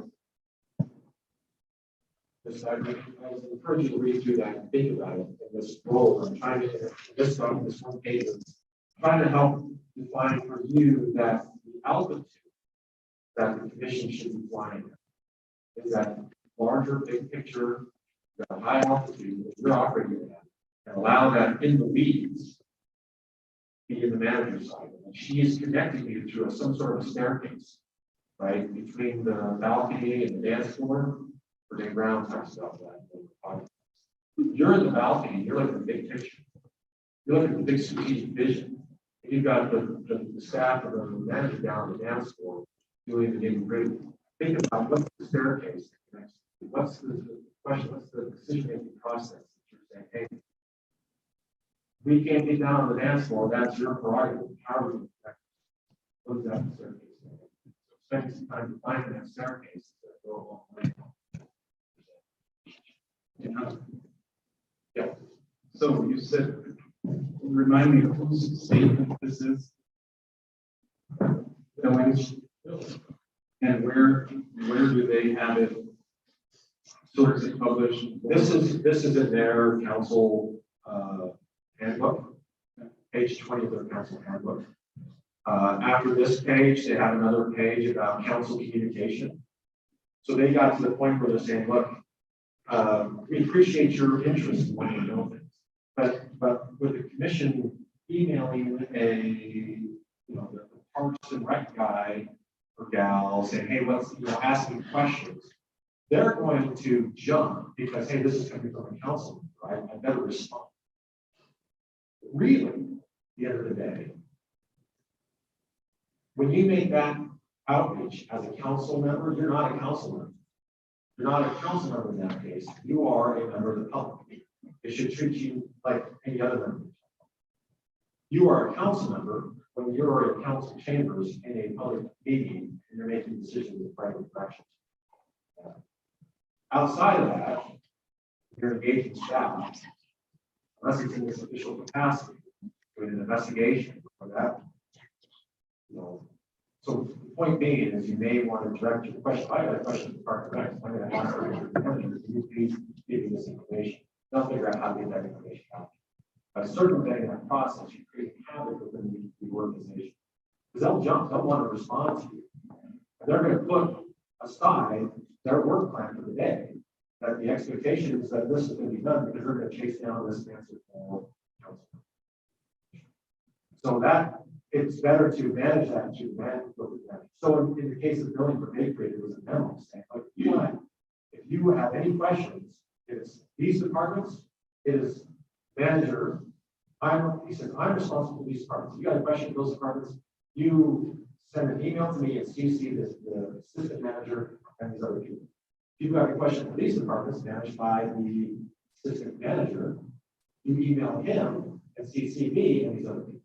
So that it's clear about the communication. So everybody knows what the questions being asked. So I don't have to get a question from there and a question from you. It's the same question, not that you. So everybody knows you're all the same thing.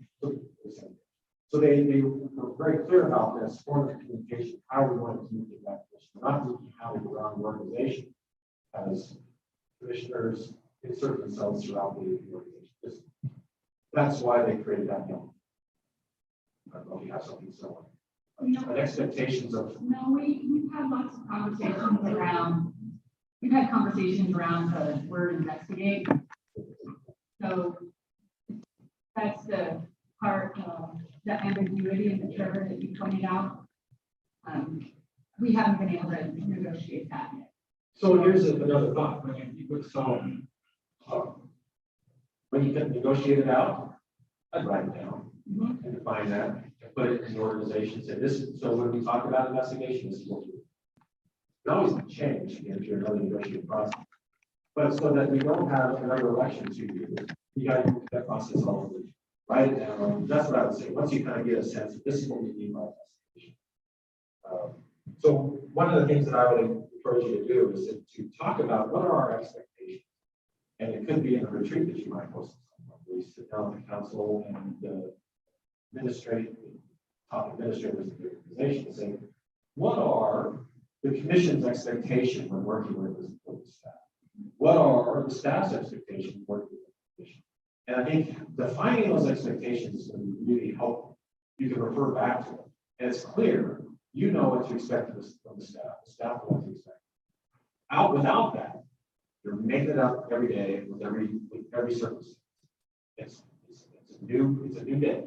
And that's not very efficient for you or for the staff. And so if you can define those expectations and then say, okay, these are the expectations, how do we frame that?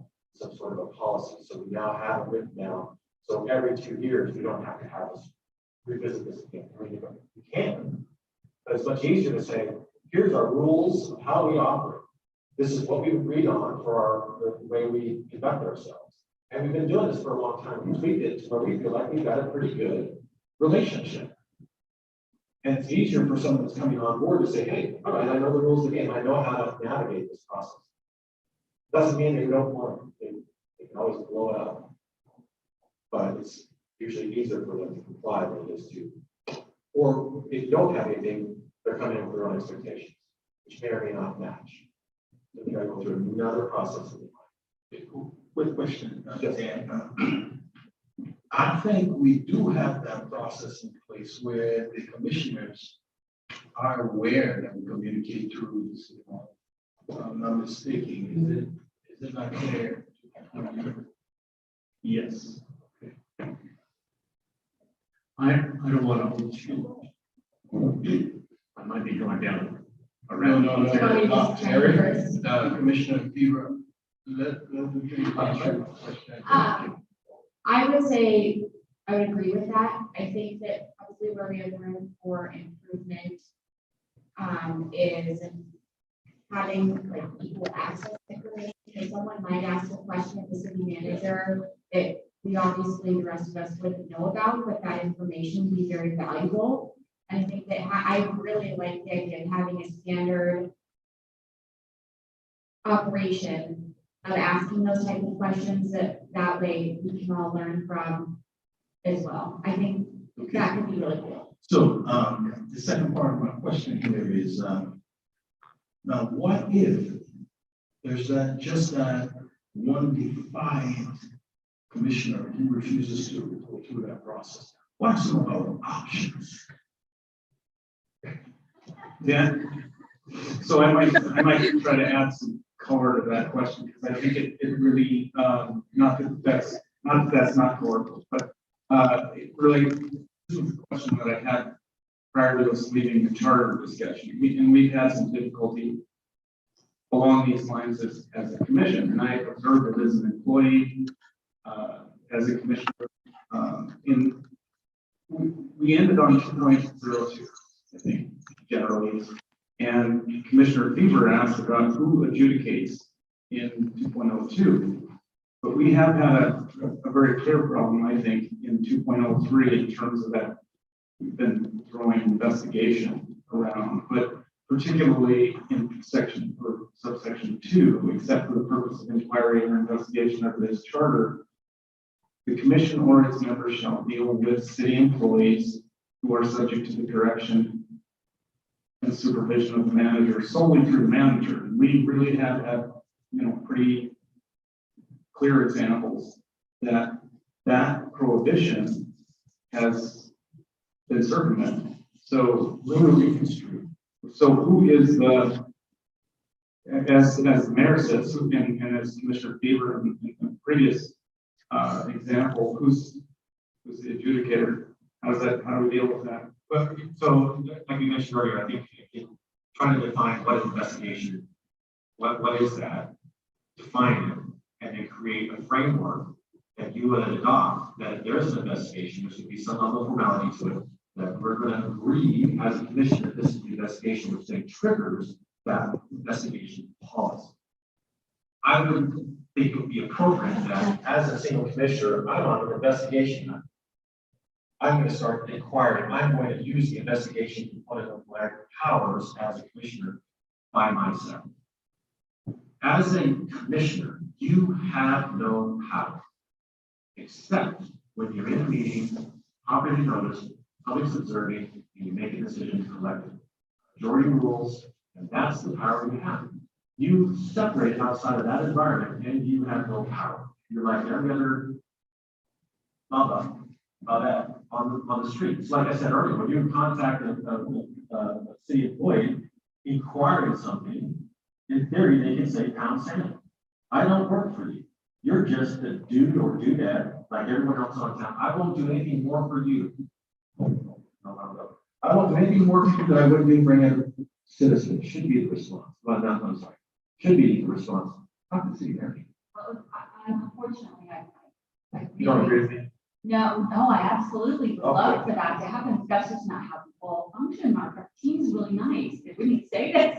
No, yeah, they won't say it. This is Okay. the But I I, like to we see even, I'm gonna step a little bit further and say we even have commissioners who claim their employees and we use personnel rules to make citation to our HR director outside of me. So I would just say that this is a really important conversation to me because it impacts the ability that I have. And I would love to see the commission put in some method to hold each other accountable. Because I can't. Absolutely. So I'm going to interrupt, because one of the things you said is really important. So essentially, you said write it down. Bylaws, commission handbook, code. Where would you say?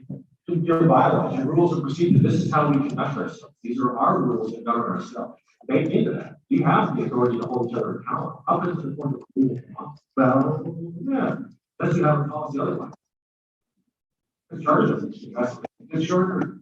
But the MCA does state that you can remove your own members for.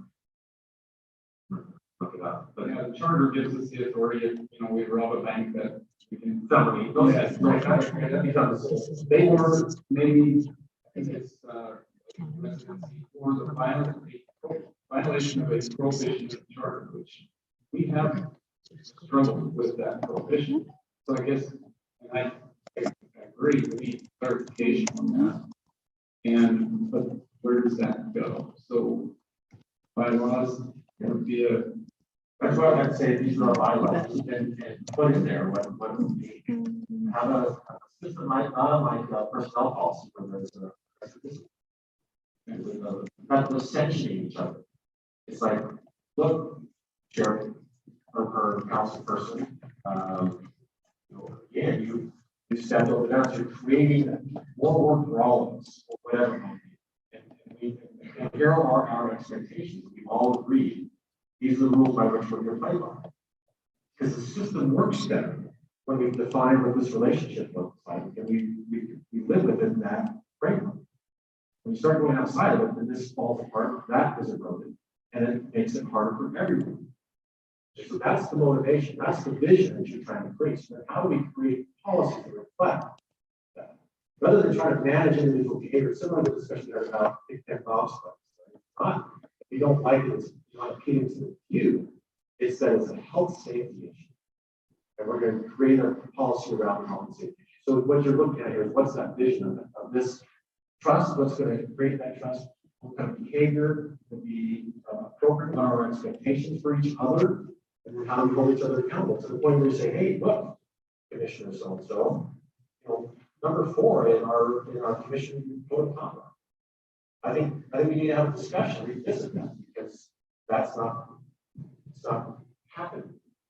So let's, so I think that's part of it, holding each other accountable, but you can't unless you have something written down, those expectations.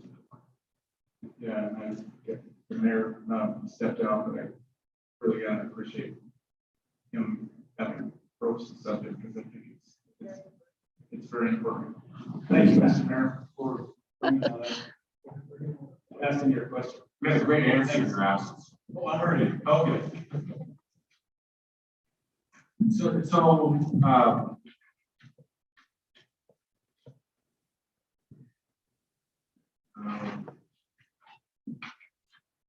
neighborhood councils. Anything in particular you want to talk about neighborhood councils? This is again a unique component of your charter that you don't find typically in other charters. So yeah. Yep, I raised the issue of the HCC, and I'm not sure today's the day to discuss it, but I know that there was recently a memo from them with regard to making recommendations and how to go back through the commission. So I would say maybe we could provide that for discussion, because the charter seems to establish that they make recommendations, but what happens after that is a gray area. Or not addressed, so it might be worth our while to consider what we will do with those recommendations. Again, if it's a, this is our current operating system for how we deal with those recommendations, that can be then revised by a future commission. But to me, it seems worth noting that we requested some sort of formality around what is done with their recommendations that does not appear to be addressed in the charter. Yeah, and I don't know if there's any 16 policies that talk about or define, but I think that's a great place to start, because this could be seen as a very powerful tool for the commission as you deliberate. You've got this other layer of, I believe they're elected, is that right? Yes. Yes, you have this other layer of elected officials that have a role and a duty, and how you engage with them to help you better. So again, defining those terms, like what is this recommendation and how do we as a council deal with that? What do we do with this? They feel like they've been heard and it's valid, and that, I don't feel like you necessarily be bound by it, but figure out some way to develop it. So I guess that after we had that discussion, and I don't know when it's coming back up on the agenda, but we asked for the staff to come back to us with a framework of how we can start addressing this. But the bylaws and handbook question prompts me to think, in a circumstance like that, where you have the staff responsibility in responding to, some of the requests from the HCC, balancing, staff time priorities with commission priorities, and then also, like, does that happen? Do we outline that kind of process in our handbook? Even though the handbook really only applies to more or less the commission and not staff. So is that something that they have in the handbook and within staff policy? Can I just clarify one thing, Commissioner? Thank you. Oh, I was specifically addressing the recommendations to the commission. I think they're quite separate, but also interesting. I don't think I'm aware of what are with that. But in my opinion, that would not be a commission handbook bylaws issue. That would be more of a operational staff issue. But again, because they're in the charter, maybe Thomas has some insight into how that would be handled. Because there's a relationship defined between the HCC and the staff. I think it should be, it's my understanding that they should be like any other board, except they're in the charter and they're supposed to be independent. They make recommendations to the commission, and the commission does what it's going to do, and then directs the city manager. And not to the staff, right? Correct. Okay, and then, That's what I would say. I think the staff needs to understand that too, that because I think hearing how they've been burdening them with this A, B, C, D, those recommendations should come to us, and then we forward them to the manager and for implementation. So if they go straight to the staff, they're stuck. That's wrong. Thank you, Mayor. I appreciate that. I could also see that the distinction also, I think there's this weird, like they're a study group, almost as though they're preparing a bill on a state legislature type of committee view on some of these boards. So HCC, totally separate agency, totally in the charter, not a commission, a voter created board to advise you and the community. Separate from these boards that you all have that advise you on key issues. We do have them, though, who want to manage operations, and they get right in the middle of the operation, and then they also create a back and forth that it becomes very much advice needs to come to you all on a method that we can respond as an organization and ensure that either we can do it or not. just the advice doesn't mean necessarily that we can do it. Feasibility and another example, the open lands ADA trail. Awesome recommendation, came forward. Well, the feasibility of where it was gonna go and the map of it never came back. And that's the study piece, that's the piece that I have to say, to know we have an obligation to come back and say, the commission, okay, we can't do this is how we're gonna implement a structure that everyone can count on. One's not louder than the other, and I agree with you that the team has an obligation to your point, Commissioner Dean, responding, but I only go after the work from you all. So the work that we do is at your discretion and at your priority.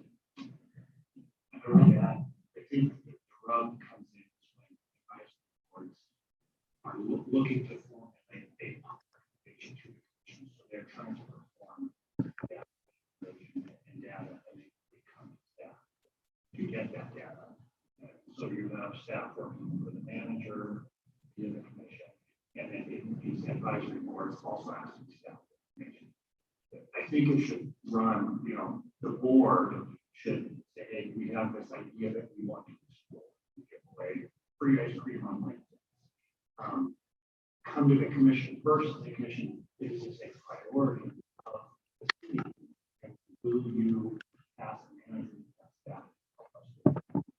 Not the other way around, where the advisory board kind of starts off on their own, sort of an advocacy role, and it's burdening staff, and then all staff wants to be responsive, and creating this conflict between where the priorities of the commission are, and instruction of the manager, and the advisory board. And I think that's where we have not had the consistency at all. And that's where we need to draw apart and we need to bring the advisory boards on those issues. Because I don't think they are aware, so we fell short on that. And we need to do Well, that. they also haven't gotten the local government board training in 3 years now. Well, let me weigh in here. It's a rabbit hole we could run down before we got into this last discussion, which is good, but it's all very related. The advisory boards do not have any rules of procedure they're handed to them. And so they're operating pretty much as any group of citizens might operate. Oh, we have an opportunity to talk about this, we talk about that. And by the way, staff is bringing recommendations to the board. In fact, staff pretty much runs the boards until the boards decide, well, we don't agree with that. And then there is an issue that arises because there's a difference of opinion between at least the majority on that board at that time and staff. And how that then goes forward, because the staff decides that just bring this wants forward to the commission, that's not even what the advisory committee supported. I think there's a disconnect there, and obviously you can roll back to the very rules of procedure. What is the purpose of this advisory group? And is it to develop things on its own, or is it to work with recommendations from the staff? And if there is a dispute that arises between staff and the board, the advisory board, how is that resolved? And if in fact staff insists, well, our recommendation that you rejected needs to go forward anyway, and it does, is there a role then for the advisory board to come and say, oh, but just hold it here. The advisory board, to look at this issue, chose not to support that recommendation and thought that there was a need for, if you will, more, dare I said, more staff work. And, I recognize that staff does not want to have the advisory board getting the work it doesn't want to do. I get that. I mean, I understand that. But we have a lot of boards and only so much staff. So, But Commissioner, and that's why I think Thomas said it right and succinctly. They, our advisors, they need to come to us instead of going to the staff. well, and as you think about that for just more, Mayor, I'm not disputing that would be in the ideal, but you could spend a lot of time then adjudicating issues that arise between staff and advisory boards. And I'm not sure you want to do that. I actually kind of like trying to focus things on the city manager. This is because that's, in the last month, he's responsible for the staff. And, basically step up these boards, and there's the proper place to go with the dispute, I think, before it comes to the commission. I don't mean the dispute to be in a negative sort of way, it's just a workload issue, part, as well as maybe a philosophical one. And for instance, if we don't have a policy as to what we want to do with our plans, let's quote unquote, well, then you've got lots of opportunity for people to disagree. In this case, staff and the advisory board might just disagree. And so we do have to establish some parameters about how the boards work, what their relationship to staff is, and what is it that we're trying to decide here anyway. So I don't think this is undoable. I just think that if you have as many boards as this city has, I'm not surprised that there's boards that maybe didn't get the word on how they're supposed to be run. Just saying. Which comes back to creating expectations. Absolutely. Right. So having those expectations in a rules of procedure for these boards. This is, and I like the idea is that it's easier to, if you were to provide guidance or tasks, give them something to do. This is our mission. This is our priorities. And we would like our advisory board to help assist us in furthering this priority. Here is a task that you can do on our behalf in the reform act. So I just saw this when I was being ready. I've worked with the metro or urban county here over the last year. We've been working with them on this balcony dance floor issue and how do we connect the two? How do we connect the work of the staff, day-to-day operations with the big picture of the county commission? This is just an example. It may not necessarily apply to you the way in the format, but it's the concept of how we create this flow of work. What we were having in this particular county is that the dynamics of the commission was they are a commission of yes. We like to say yes. We like to solve problems. We like to be out there and change our we feel that is our role. We almost see ourselves as the government of last resort. You've got an issue in the community, you can't find another way to deal with it, come to us and figure it out. That's a unique perspective. I'll just tell you, that's a unique perspective for any government, much less a county government. So that has created a tremendous amount of strain on the staff. So what they've developed over the last 9 months is this is the stairway by which they're connecting the commission's role in the balcony and the staff's role in the dance floor. The request comes in, the commission themselves have decided, should we do this or not? If we shouldn't be doing this, the answer is no, it stops, and they go back and tell the requester, we're not doing this, which is seldom that happens. If you do decide, I think it's within our role now, it's within our authority, it's within our ability or potential, it's all about priorities. So then it comes down here, yes, can we do this? Can we do it? Should we do it? Well, let's look, can we do it? We think we should, can we? Then it goes, check in with the officers, then how are we going to do it? It just goes through this flow. They have 76 questions that they develop with their staff that they have to filter these things through, and then it feeds back up to the system. Then they can come back again with the answer, yeah, we can do it, but it's going to look like this.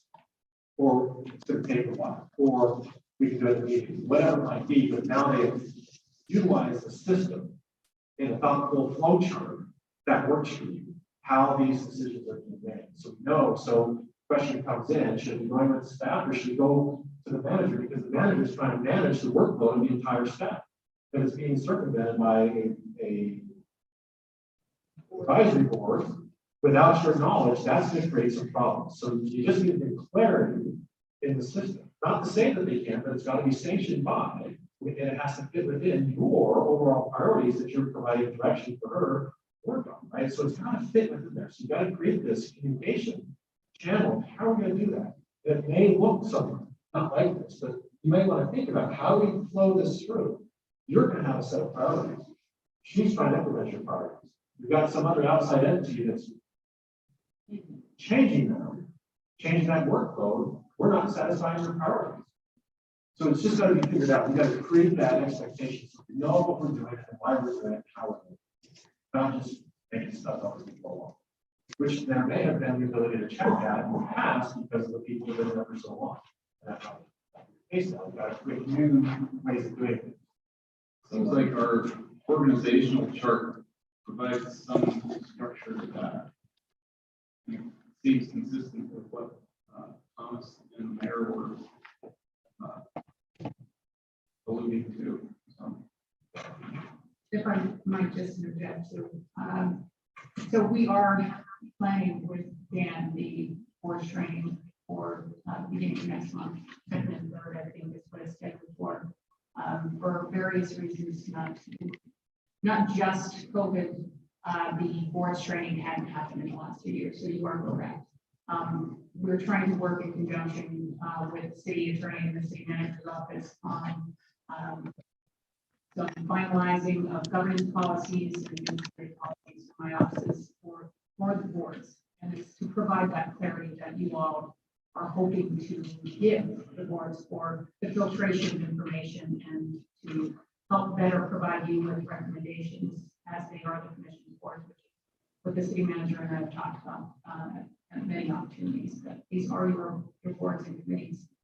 There is a crossover at some point where staff does become involved, and ultimately to Thomas's question, whose responsibility is it to provide the boards with that information, given that those requests often come to staff. So these are complex questions that we've been talking about for a long time now, more than a couple of years, long before the current city manager came on board. So I will say that I don't imagine that we're going to answer those things in short order. And there's going to be some, dare I say, trial and error with some of these policies in order to find out the best fit for you all. My hope is that this big conversation, for at least my role and your, as your staff person in your office, we can start those big policy discussions regarding the administration of the boards to offer those guardrails and clarity. Those can begin about the time of that board training next month. So, and as always, I'm welcoming your ideas and thoughts about all of this. So I'm at your pleasure to talk about all of this. So. Thank you. I think that will come in handy that the board training should be for solve some of the problems we're facing. Thanks. Can I ask a question on your flow chart? The one you just had. Do you think that has that having a standard operating procedure, something like that, has that alleviated workload or pressure on staff, or do you think it has? You know, one thing that we talk about, I feel like fairly regularly, is the pace and flow of work. We want to continue to make good progress, but we also don't want that to be at the expense of employees who then just burn out and we lose, because that's not sustainable. And back to the predictability piece, like we want someone to be able to come to work every day, work reasonable hours, and still make progress on our priorities. Is that like, did that kind of standard operating procedure help alleviate some of that or exacerbate it? And I guess if you have advice on how, as a commission level, we can help, you know, with that kind of pacing while also still making progress. So historically, in this county, as most counties, there are typically when things come to default answers. And so the organization culturally and structure was set up with that in mind, the default. When the new commission came on, the default was yes. And the structure and organization culture was trying to keep up with that. They were all loving it. They said, oh, this is exciting. This is motivating. I feel like I'm right. I went from that clock culture to, ooh, you're getting my discretionary effort. Problem was there was everything that came down from the commission had the same level of power. There's no way for them to figure out how to, and that created the overworked burnout. They loved their job, but they said it's just too much of it. I can't work 60 hours a week. plus have a pandemic, plus have kids at home, plus. So this is creating expectations and a structure that develops predictability in it, and they know how things are going. So now it's just the ambiguity and the messiness that was in existence. They feel they say, at least now we have an answer, we have an expectation of how things are going to happen. And I see where my voice would be part of it. Huge. This is what took it was one of those things with a strategic planning initiative, but it was one of those things that was elusive because they weren't sure what they wanted because it wasn't clear. But it was through this 9 months of continued discussion between the commission, the chief officer, and the department heads, that they came to this realization, this is what we need. It was the right answer for that county at that time. And they all walked out of it relieved that now we have something, an expectation. I know where I fit with this. I know what the expectation is. So something like that I think would be very helpful. You have a different dynamic. You have a manager and a commission like this that has their executive and legislative branch all in one. It's a different dynamic, but the same thing I think applies. It's what are the expectations? What's the workflow? How do we make decisions? Because right now, we might make a decision one way today, and we might have a completely different way tomorrow. Is that a good thing? Coming back to that, I don't have direction. I need a vision where we're going. That makes it easier for the team to know that not everything we bring forward is important. The next layer is that when you have a new idea or a new project, even the budget, the last minute when I want 50,000 for this and 20 for that, and 70, those are all things that are added by way of workload that may not even align with what you all have agreed is the vision for the year or the outcome for the year. And now we're tasked with employees delivering something that we can't because we've not had the opportunity to say, no, we can't. It's already been told to us to do it. So that's the bigger problem that I have in trying to communicate priorities with the team of what's achievable. So when I bring forward we're operating with 25% less staff, those are parts and pieces to a picture. When I say I can't deliver on something, it's not because the team isn't trying, but the reality is that I don't know where we're going.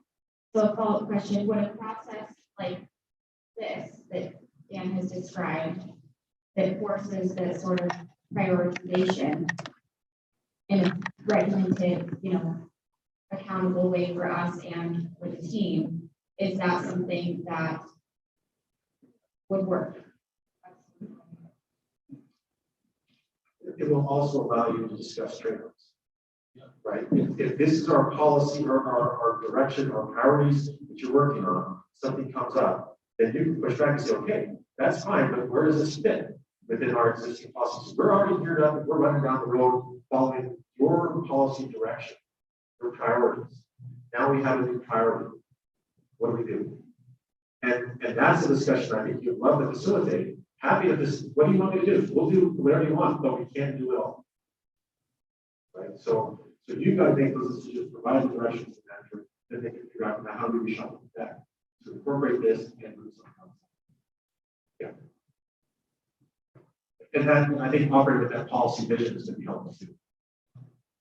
Absence of that clear direction, at least you have a vision of the day-to-day stuff. All right, are we ready to take a little twist here? Are we okay to move on to another? Because I have a lot of things on my list.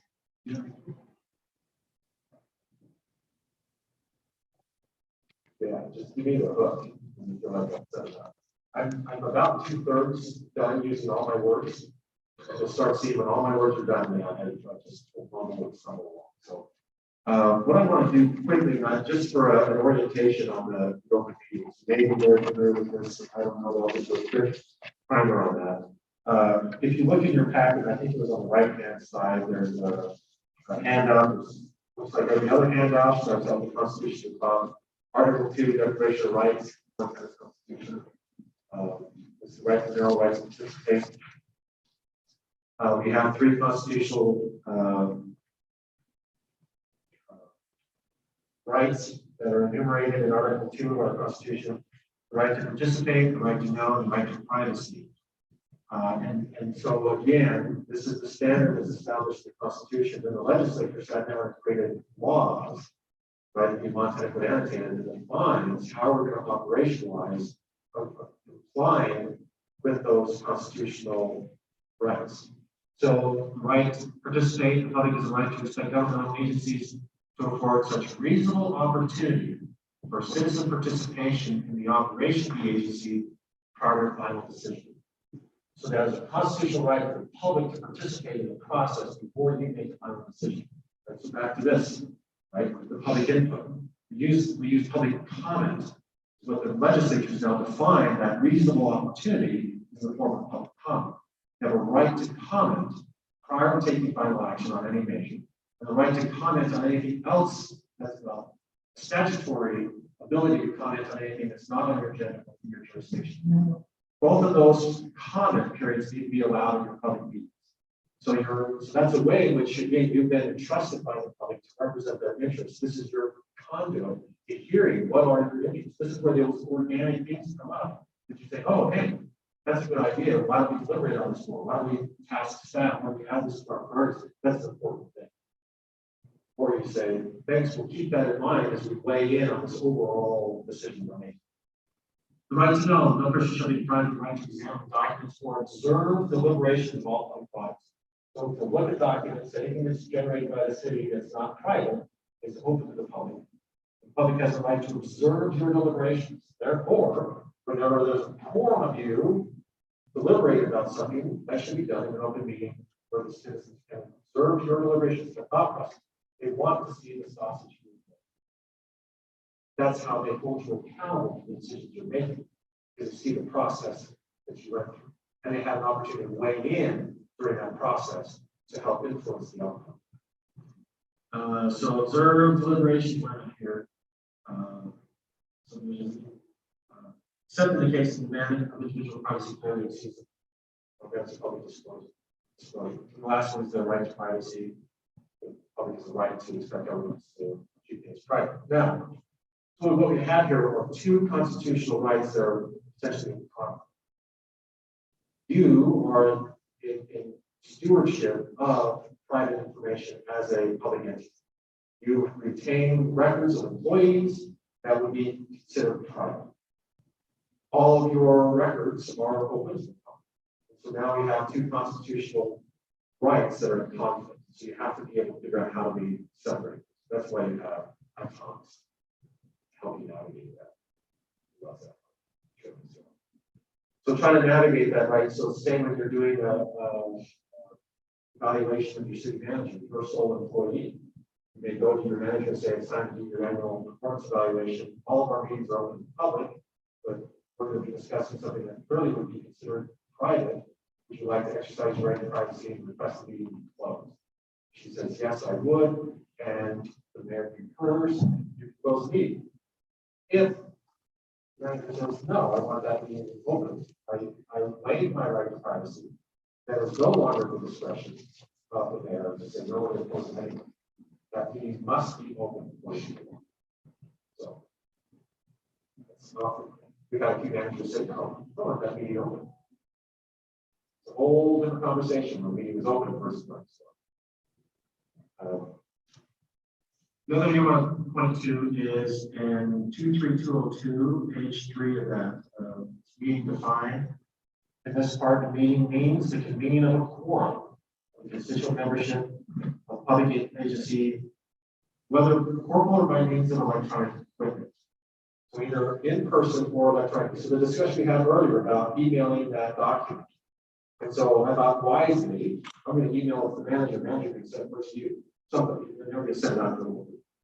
Just trying to avoid the opportunity where there might be create a core, and you might email that out, and it's fine, nobody does it. Or someone's emails back replying to call. Say, oh, I noticed on page 3 or 2, this is what it says. I really think we ought to. And now you start delivering it. And you just shifted from sharing information to deliberating something where the public has the right to participate. As of now, there's no easy way via email to allow the public to observe the deliberations or texting or whatever else. We can do it via Zoom.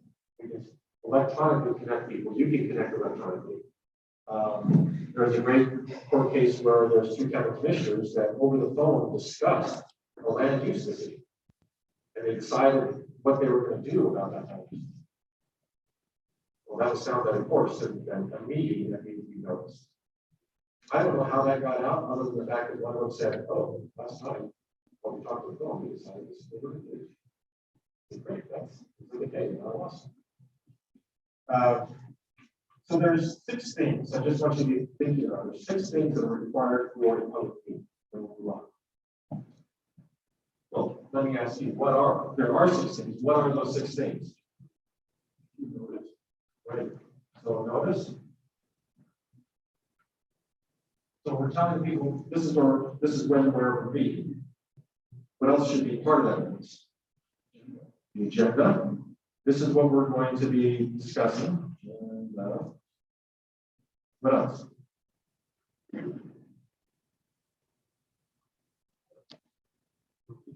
That'll be part of the notice. I just mentioned it earlier. Minutes, great minutes. Public has a right to do what? Comment. So we got public comment. So 1, 2, 3, 4. Oh, we read there. Being as the convening of a quorum. So there's 5. Let's look at the last part of that section, 231.202. Convening a quorum to hear either by means of corporal or, whether corporal or by means of electronic equipment, to hear, discuss, or act. Like that. Hear, discuss, or act. Now, why is that such a big deal? The or. Hear, discuss, or act. What would it mean if it said hear, discuss, and act? What makes it different? You must, the other, you have a choice. Kind of. Yeah. So if it said hear, discuss, and act, you have to do all 3. Hear, discuss, or you can do any one of them. So whereas the problem is if you were to get together as a quorum and you're discussing something, that in that environment, you need to have a notice, you need an agenda, minutes, and public comment hearing. So anytime there's a quorum of you and you're doing one of those 3 things, sharing, discussing, or acting, you're happy.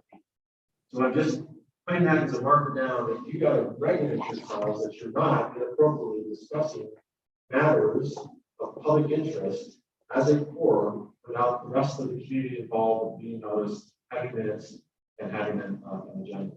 The public wants to know what is it that you're going to hear discussed in that. So they can decide whether they want to attend or not. So that's why you have ahead of time, you're going to notice the meeting, at least 48 hours in advance. Here's our agenda. Come if you want to talk or hear or just think. And you will then go. So adding something the last minute on the agenda doesn't work. Because now the public hasn't had an opportunity to notice it doesn't really discuss. That makes sense? So Dan, here discuss or act is the 6th. You were saying 6. 5 things. So yeah, 1, 2, 3, 4, 5, and then that. Thank you.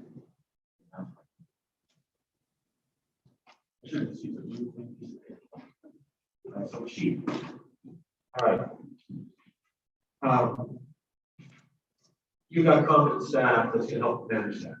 Really, my point in talking about this is how to manage the 5 of you relative to the core aspect. The rest of it, the staff takes. You have a policy to address that. That's not your concern.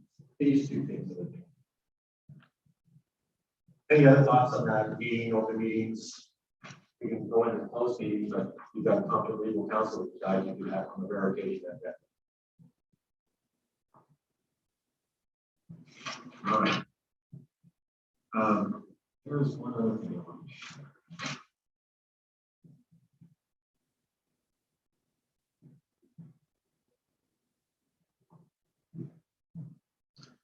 Look at 23201 on page 3 of that section. What I like this section here is it's the legislative intent, political construction. Pick on the last sentence. And this is the philosophy, the ideal that comes with the Constitution. That we have those three rights: right to know, the right to participate, and the right to privacy. And here it says the people of the state do not wish to advocate their sovereignty as agencies which serve them. Towards these ends, the provisions of this part shall be liberally construed. Which really says pushing more on the transparency and more on the openness side than it is to reserve and hold back. People in the state do not wish to advocate their sovereignty. They want to be part of it, they want to be engaged in it, they want to be honored by asking and being allowed to engage in it. That's why we have advisory boards. That's why you have an HCC. You're applying that philosophical approach to, we want to have that grassroots engagement. We're here in stewardship to facilitate our work as a society, creating structure and process so that we can mitigate our differences and find order in our operations as a society. And that's your role, is pulling that all together. Just keep us from civilization. That's all. All right, so let's shift then. The other one I'm now find the next one in your packet. I found in the right hand pocket of the unrated without. Before we leave the Yeah. meeting, give us a really brief question. How, and I think as a kind of I know one of the things that we've been talking about is having some sort of procedure, if there's an item of interest that the commissioner getting it on the agenda and the proper way to bring that forward in public meeting, and then, start those steps of, is that something that we want to spend staff time on, what would it look like, X, Y, and Z. Do you have recommendations for examples from other municipalities of how they do that in a manner that's not, haphazard and also consistent? So I think in your charter, if I didn't recall, I read so many of them, that the agenda is created by the manager. Which makes sense in every form of government except for one, the responsibility for creating the agenda is with the executive. I also say that if you feel like your issue is not adequately being represented, or I can't get something on the agenda passed, and I've talked in my interactions with Rachel, if we agree with it gives it a step up. You have the ability as a commission to, in your deliberations, to say, hey, I would like this to go on the future. I'd like to discuss this in the future meeting. I move that we place this on the future meeting. And if the majority of your group agrees, that directs the manager to place it on. So that's an outlet that you have. And if you can't get traction from your other fellow commissions, then we're not talking. And then the manager saying, we're not talking about that. It's like, well, maybe we're not talking about that. I can't seem to get this forward. And then it moves into that political. Right now, it's now becomes a political process, right? Structure. Oh, well, let's unpack that for just a moment. So let's pretend we're at a Wednesday administrative meeting. And one of us says, gosh, I've got a great idea. I propose that at the one city commission meeting down the road, we consider the following. Nobody seconds that. So that dies there. All right, let's assume somebody does second. And then it is up for discussion. And you have a vote to place it on the agenda. And somehow or another, a open meeting violation occurred because it wasn't on the agenda for that administrative meeting. I get what you're saying. So I will say no, and I'll let Tom throw things at me if he doesn't agree, because the final action will take place in the next meeting. That's when you're really going to bet it. I would reserve saying we're not going to discuss the merits of this. It's just should be put on a future. That's correct. Yeah, and And that's where, when it shows up on the next agenda, that's when people will be able to engage.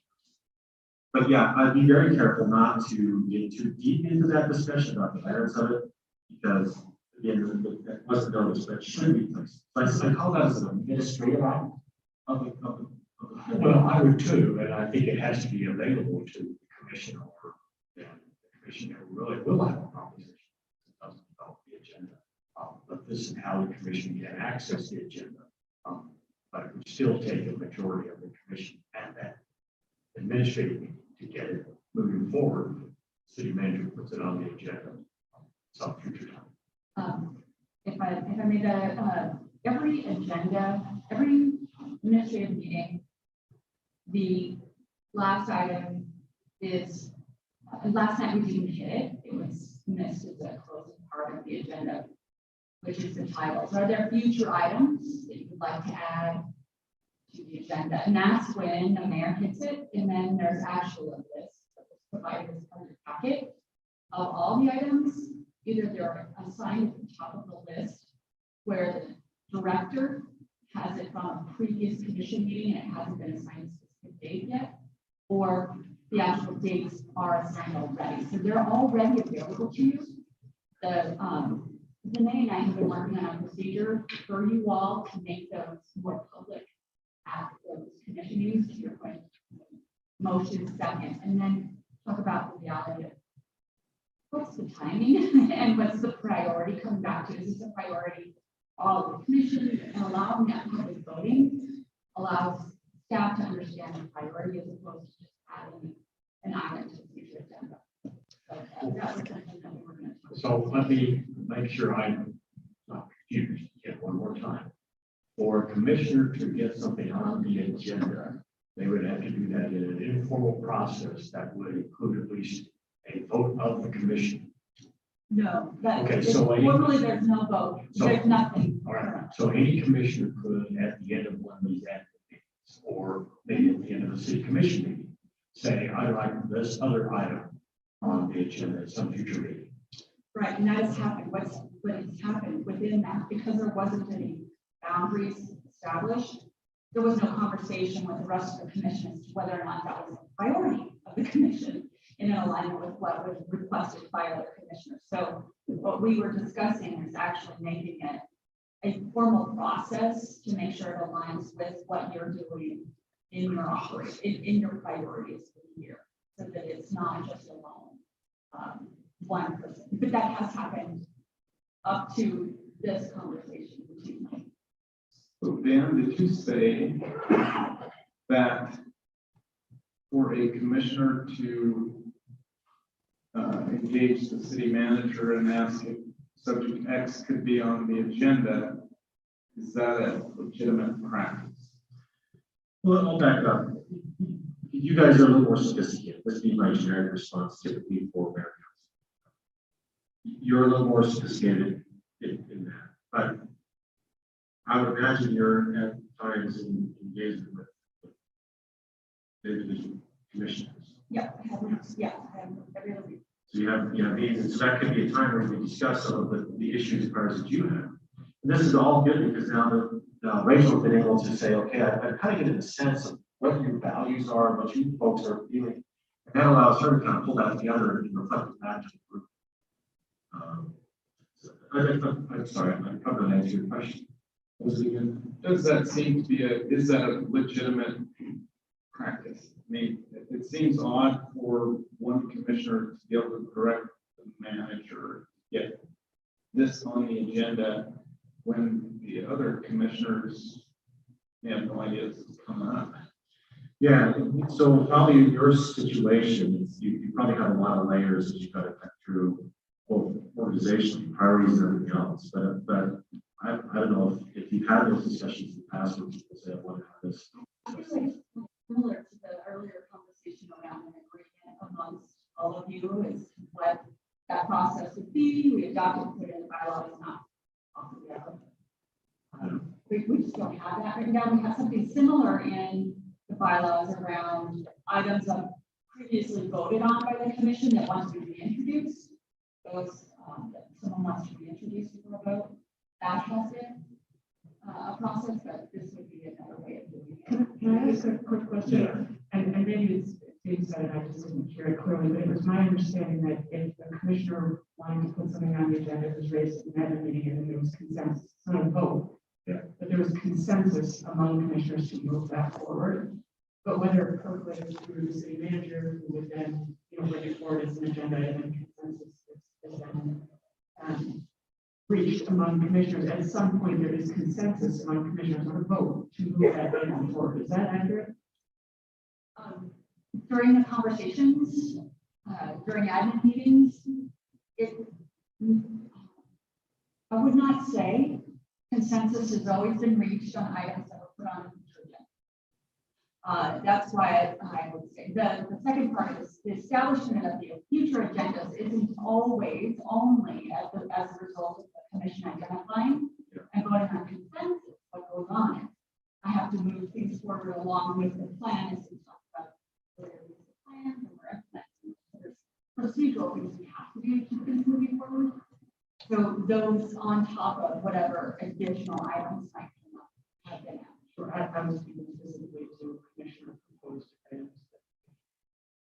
And I think now I kind of get sense, maybe what you're saying is that equals to different levels, and you're saying now as a commissioner and director manager.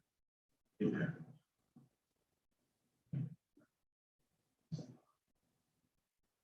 My car warranty is expired. Yeah, so I think maybe what I'm hearing you say is the way you say it that way, it could be construed that I'm directing the manager. To be clear, the manager still has discretion, it is their role. And I think what you're kind of teasing out is as commissioners, providing direction to the manager as a commissioner, I think is another concern that you speak as a voice. And so you may be in that case separate from what reality is in this scenario. Maybe that I'm suggesting, I'm cajoling, I'm asking for you to consider putting this in the agenda. That would be appropriate. Directing, I think, would be inappropriate. It's like, well, you have no power, no more than the citizen can. Does that make sense? Yeah. I don't know if I'm touching on what you're trying to get at. Thank you. Yeah. Ethics. You've got to go over that. 8 minutes. Okay, we'll do it. 8 minutes, but we're not close. So if you find the ethics packet, I read earlier that statute about the public does not, advocate their sovereignty. I like the language in that. And there's another one when it comes to the Montana Code of Ethics. This is my most favorite statute of all 90 whatever titles there are. And that is, if you turn to page 2 of the Code of Ethics, 2-2-103, public trust, public duty.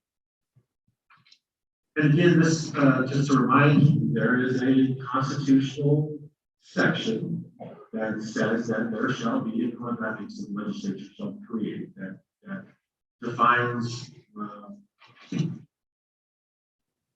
prohibits the conflict between your public duty and your private interests. That's essentially what we're dealing with here, is conflict of interest, right?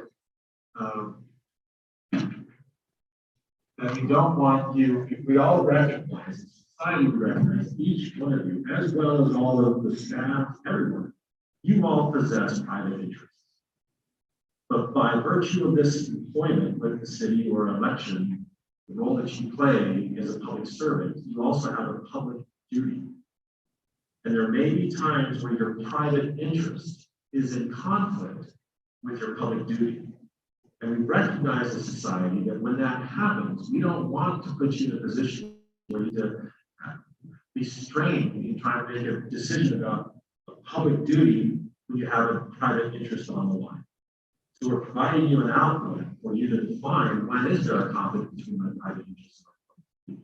And when there is such, how do I extricate myself from the process? So that's really, in a sense, what our code of ethics is. So looking at 2-2-103 in my favorite section of the code, says the holding of office, of the public office or employment is a public trust created by the confidence the electorate reposes in the integrity of the public officers and public employees. A public officer, legislator, or public employee shall carry out the individual's duties for the benefit of the people of the state. There is implied in this relationship between the electorate and you as a public servant, whether elected or as an employee, that you're going to carry out your duties in the best interest of the state, not your best interest. Right? So when there is a conflict, we don't want you to have to choose between my interest and the state's interest. So you need to remove yourself from that situation. The next one, a public officer, a public employee whose conduct departs from a person's public duty is liable for abuse of the state and is subject to the penalties provided against part for abuse of the public's trust. So there's this implied at the beginning, we trust you as a public servant to have our best interest in mind. But when you violate that trust, we can't trust you anymore, and we're going to hammer down. So this is the violation of this Montana Code. The Montana Code of Ethics is punishable by fine and jail time if you're found guilty of violating the Code of Ethics. So it's elevated up there and something that you need to be aware of and conduct yourselves consistently. So the other thing I'll just point out, and I won't spend a lot of time here, I'm sure you can get time reading, 2-2102, page 1, there is a list of definitions there. They're in law, words mean something. So when we use a particular word and where that word is critical in the code, the legislature sat down and tried to define what it means when we use that word. So there's a meaning behind it, not what your comment or what you might think it might mean, particularly the Code of Ethics, because we're great at rationalizing our behavior. So we might interpret words in a different way than what the intent or meaning is. So the legislature spent some time to try to define what those words mean. So when they use a gift of substantial value, that has a meaning to it. So rolling down here, let's look at, like in 2-2104 on page 2, you can't disclose confidential information that you've done in the course of your duties. You can't accept a gift of substantial value. Accept a gift of substantial value or a substantial economic benefit tantamount to a gift. Right? There's a qualifier to that. So you can't accept a gift for the work that you're doing, and that gift is defined with something like a value of $50. But it also says that would tend to improperly influence a reasonable person from departing from the person's position. I'm sorry, reasonable person in the person's position departing from the partial discharge of the person. So what's the intent of that gift? It's part of the equation we need to be thinking about. I've received a gift. What's the intent of that? What's the other one? It says that number 2I says that a person knows, or that a reasonable person in that position should know, under the circumstance, is primary for the purpose of rewarding the person for the official action taken. Right. So what's the intent? What's going on? Why? So here's an example just to bring reality to this. There was a small town water project had an engineering firm that they contracted. City staff, engineering firm worked really well together. They were able to get the project done on time, under budget. And then about a month or 6 weeks later, the engineering firm showed up at City Hall. And we had such a great time working together on the water project. And to express our appreciation, we went ahead and made for these our jackets for the staff indoors, and the ones we cover-ups for the staff outside. And it had the logo of the city, their name embroidered on that car. They said here, hand them all out. But what was on the back of the car? Was embroidered on the back was the company's logo. Now, not what was their intent, but what would a reasonable person think the intent? It very well could have been that they're there to say things. We had a great working relationship. We want to just say thank you. Right? We're still Montanans. We like to think that there's that level of appreciation that exists in our communities. But what would a reasonable person in your position think that? And who is a reasonable person? Think the jury of your peers. Right? So what's the public thing? Here's another thing to add to that equation, right? Because it all depends on the facts of the case. Queuing up was a sewer project. So the next thing they're working on is a sewer project. So then they're gonna do an RFP, they're gonna ask for another engineering firm to bid on that. And if the engineering firms show up to bid on that, to figure out and to the potholes and figure out what their bid's gonna be, they see everybody in the city run around with XYZ engineering firm car lots. They're gonna say, they're drinking the Kool-Aid from ABC engineering. Like XYZ owners. We're not gonna make the effort to put in a bid.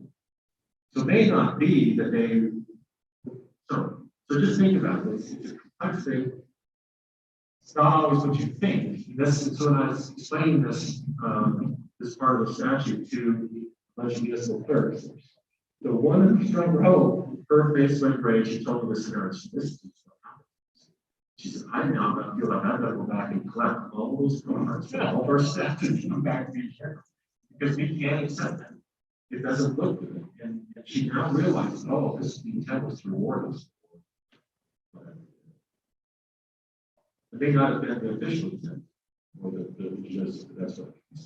So anyway, so the senior was against 22105 on the next page 3. I had it there. Public officer, public employee may not acquire an interest in any business or undertaking that the officer or employee has reason to believe may be directly or substantially affected into its economic benefit by official action taken. Right? We don't want you to position yourself where you're taking advantage of your position to enrich yourself. We talked about 1972 was when we redid our Constitution, where prior to 1972 in the state of Montana was the seat of power. Was it down the road, the capital, or down the other road? Yeah. Right. So you think about having a constitution that says we're going to have a code of ethics. We're going to talk about this. We want this to be transparent. We have some of the most transparent laws and expectations of every state relative to public process and public duty. We have a code of conduct. We want to make sure that we're not inappropriately using our position to enrich ourselves. So, yeah. So I think a lot of this comes from that. Page 4. Public officer, public employee may not use public time, facilities, equipment, supplies, personnel, or funds for the officer's or employee's private business purpose. But remember, definitions, words mean something. Private business purpose has a definition. So you want to look up that definition. But the point being is you don't want to have you use public resources as all the assets of the city of Helena being at your disposal. This is really true when you have the public works folks coming down the city shop, taking the chainsaw, going home, cutting their tree out there. Right? That chainsaw is a public asset, purchased by the taxes paid by everybody in town. But everyone else in town doesn't have access to that chainsaw, just that member of the city. Does that make sense? So they're using their position as a city employee to access resources to their own benefit, whether or not operating for them. We're going down to the city shop, taking out their oil or tires or transmission on their car. No one else in the city has access to the city shop and all those tools to do that. When we talk about firefighters, there's a lot of corporate things that are quite required of violation of this. Okay.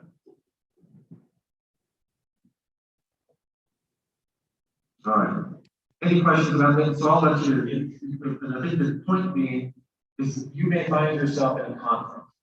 That I have a private interest, I have a private business interest, and or a pecuniary interest in this decision before us. And I need to disclose that, and I need to talk to Thomas and say, here's the facts of the situation. This is my circumstance. This is the decision that's coming before us. What say you, legal counsel? Should I accuse myself? How do I disclose that? How do I make sure I'm not creating conflict of interest and eroding the public trust? That day, that sort of pushed back. Okay. And advise commissioners to seek private legal counsel, given the potential that they could face fines and incarceration. Since I don't necessarily feel comfortable saying this is my legal opinion and me being the case, look, if I'm wrong, okay, I generally think that we should talk to private counsel before you decide what to do. Good process. had another story.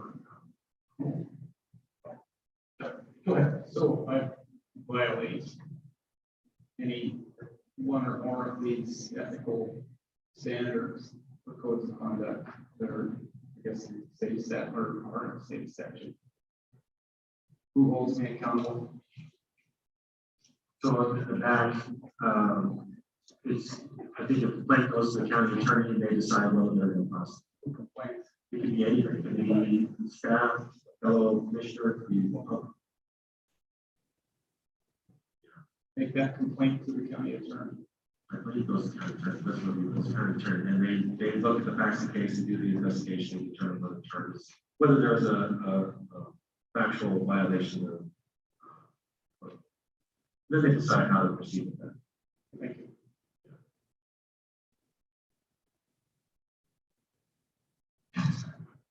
I did, so, yeah, so let's do that. So Kelly mentioned here from Montana Leagues Town, invited to share a few thoughts with all of you.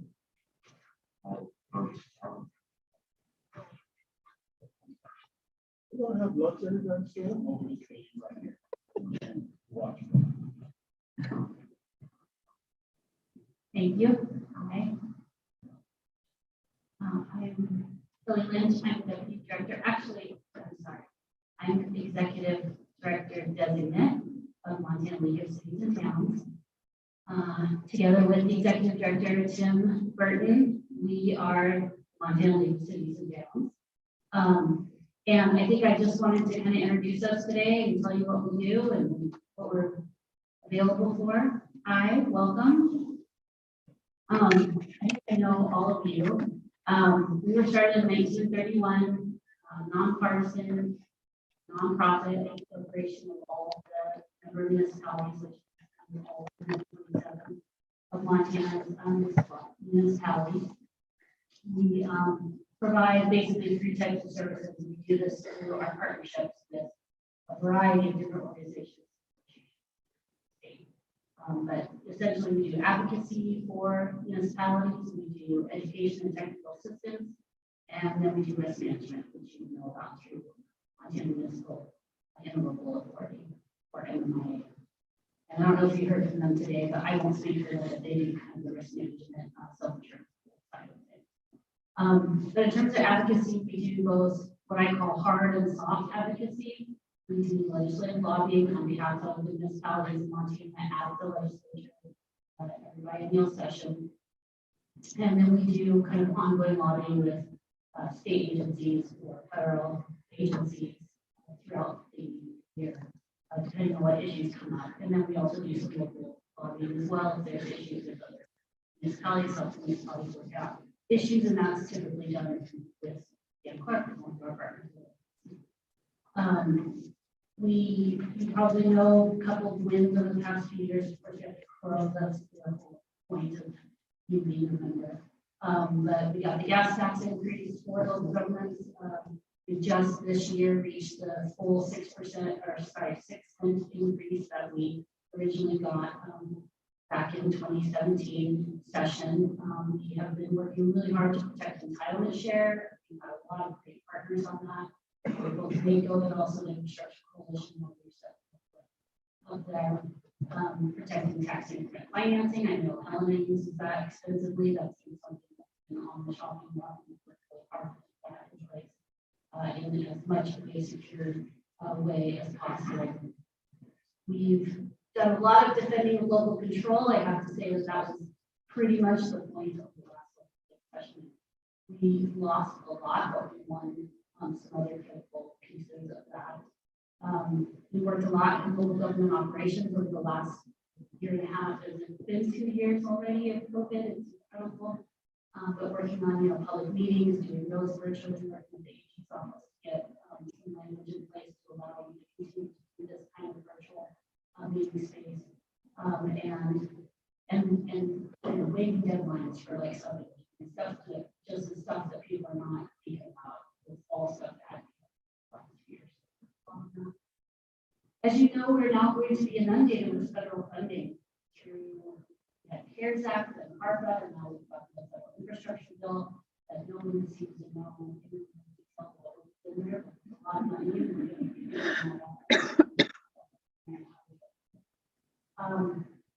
And then I mentioned losses too, preemption, impact, attack on.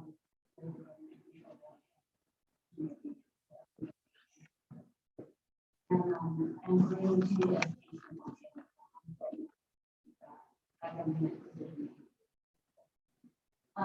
current projects which are advocacy, but they will come off session from staff, I think that most of the issues and another staff from the city across the state.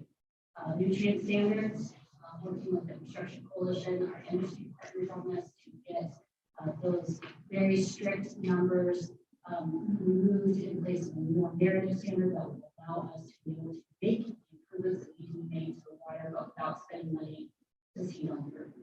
That's my 2 seconds. Standards are. Land use working group, working right now on an overhaul, probably a multi-year overhaul of our land use statute. 20s need to be overhauled. MDT working group working on getting MDT to see the needs in the urban areas are very different from the needs out on highways. Worked on agreement with them, which is still working its way. The love of everyone, including the city of Helena. And then also just some big things like the local, local decision making essentially to run federal funded projects. So we're working on that now. Infrastructure Coalition, I mentioned, property tax ballot initiative is now going to be coming our way. We're already working with our partners on that. MFPE, and all the ones that I've already mentioned, NACO, filters, to fight back on that. So, phew, that's that. Then we do education and technical assistance throughout the year. We have opportunities for executive forum. It's for mayors and city managers. That's held in March. During the session we have in Helena. The rest of the time we have it in the smaller community that wants to host.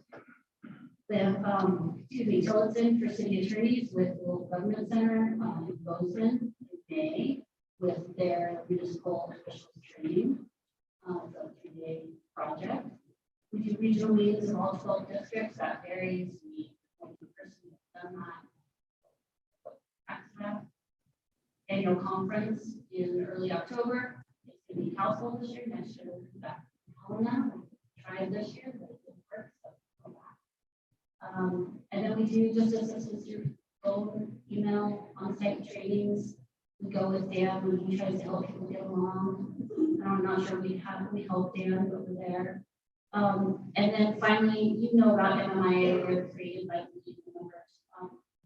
And we are co-locating with them. We have service level agreements back and forth with them to help provide that in a nutshell. Any questions?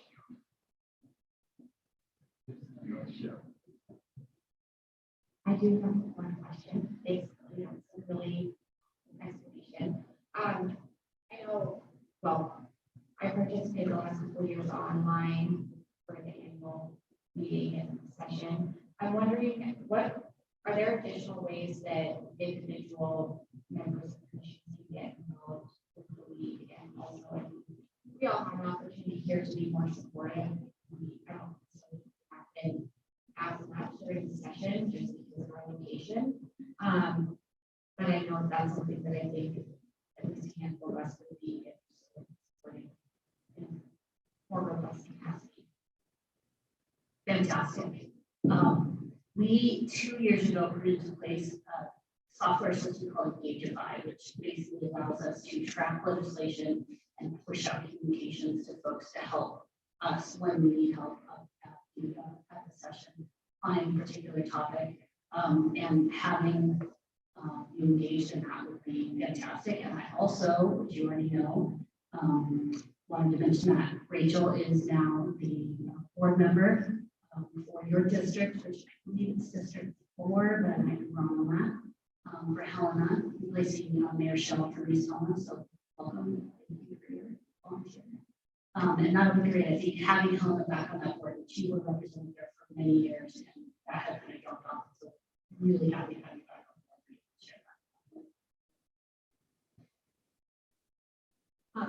off of one, what was cool this year, and I just want to say thank you to Kelly and to Tim for all the terrific work this last session. I've never seen anything like it. Montana, very unique in its sessions. I would also like to say thank you to our mayor, who also jumped in several times this last year, had a huge impact on the amount of money that actually ultimately the city of Helena received from the NRC. So the influence and walking the line between Helena coming out first because it's here versus Helena as a voice that's here and is also a voice for others who cannot be, really plays out to Helena's benefit, because because I belong with the city managers and we have conversations within that group, belong to that membership group, I learned pretty quickly that there is not a lot of support for Helena in the legislative point of view because of our influence over time. And it's so important that from the managers as well, that I not forget that that influence is often perceived as being more than anybody else has. And that's actually, I actually think we suffer quite a bit of scrutiny because we have so many state offices here.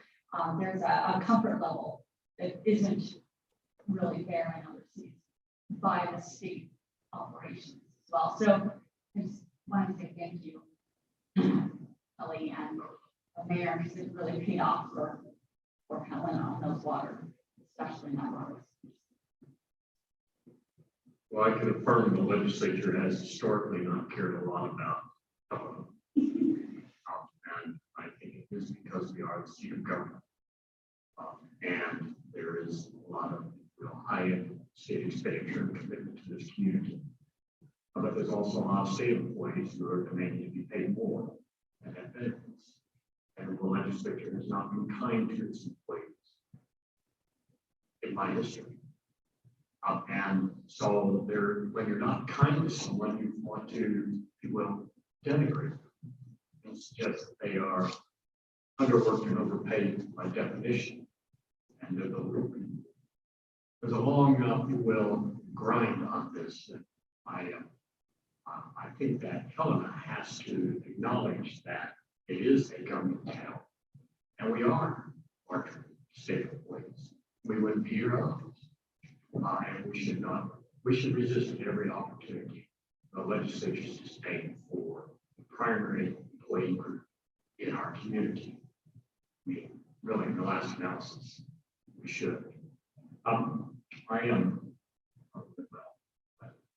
you shed tears on this. The legislature is just not a good partner to the city and never has been, which puts quite a bit of a burden on the league and has to represent us as well as all the members of this group.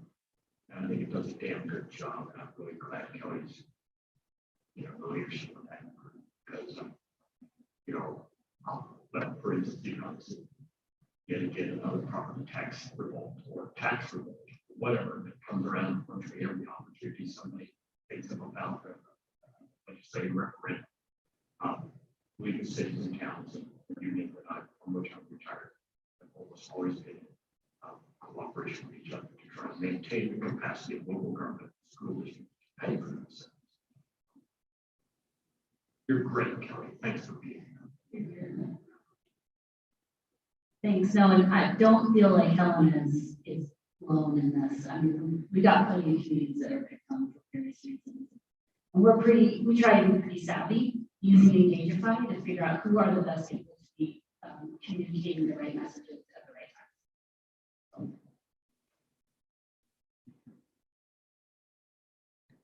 All right. Thank you. Thank you. We appreciate you.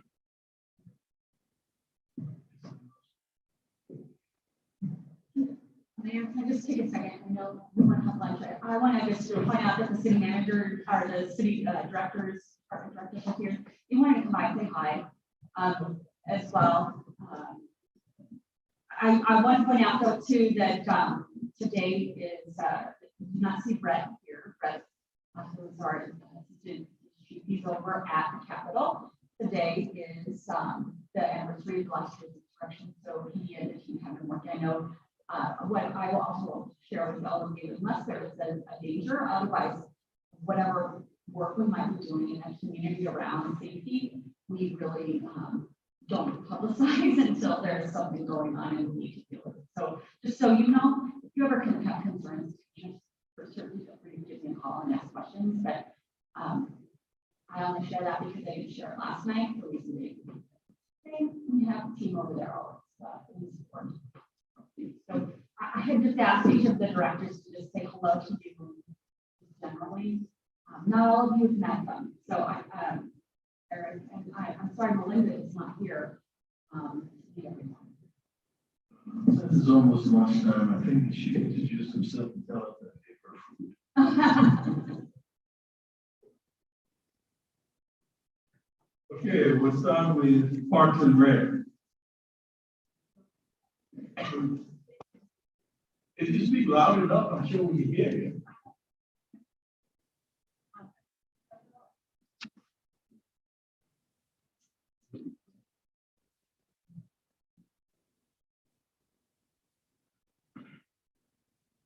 Hello, I'm Christine Rizzo. I'm the Parks and Recreation Director. I've been here for about 2.5 years. I oversee our 23 developed parks and maintenance of urban trails like the Centennial Trail, the Walking Mall, 2,000 acres of open lands, our urban forestry and boulevard trees program, the Last Chance Splash Pool, and water park, our Memorial Park ice rink. Recreation programs, swim lessons, ice skating lessons, tennis lessons, city golf course, and this beautiful home is City. The city manager asked that to sort of include some of our partners that we work with to help provide services. This is not an all-inclusive list, but some of our really important partners are the Cambridge County Youth Foundation, Skyhawk Sports Camps, Montana Discovery Foundation, the Last Chance Nordic Ski Club, Tri-County Fire, U.S. Forest Service, Lewis and Clark County, Prickly Pear Land Trust, the Business Improvement District, and Downtown Helena. All those groups help provide some key recreation services to the Helena. Your food.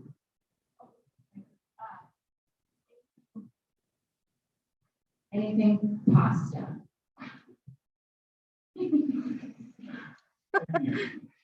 Hello, I'm Renee McMahon. I am the Director of Human Resources. I have been with the City of Helena for almost 1 year. It'll be 1 year in the middle of February. So it's such a pleasure to meet the new commissioner and the city. So in Human Resources, we are responsible for recruitment and retention. We've been struggling with the Great Resignation and trying to recruit fabulous employees. And so that's a huge challenge for us that we're continuing to strategize and try to be the best employer we can be given the national crisis that we're in. So that's been a struggle for us. We're figuring it out, we hope. We're responsible for classification, compensation, benefit management. So salary administration is employment, contract compliance, those sorts of things, performance management, employee relations, succession planning, all things to set up our employees for success. That's what we really strive to do with the bottom line at the end of the day of our office.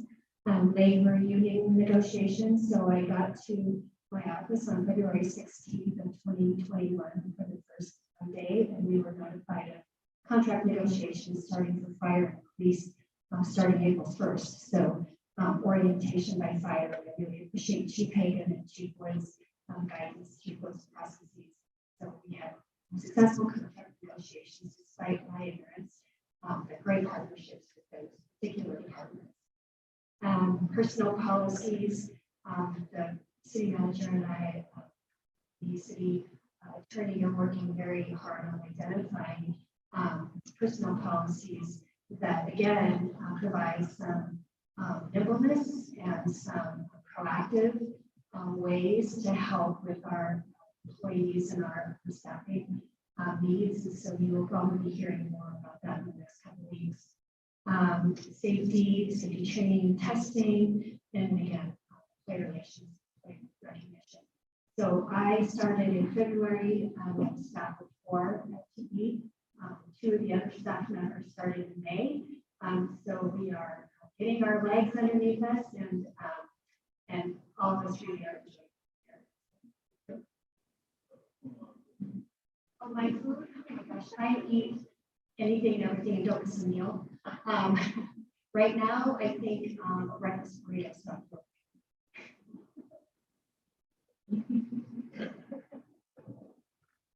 I want to thank you guys and welcome the new commissioner and all the other commissioners that are here, and the mayor. Brian Leland, Director of Public Works. I've been in this role for just over a year, but I've been with the city almost 20 years. It's been 19 years. I was previously the city engineer.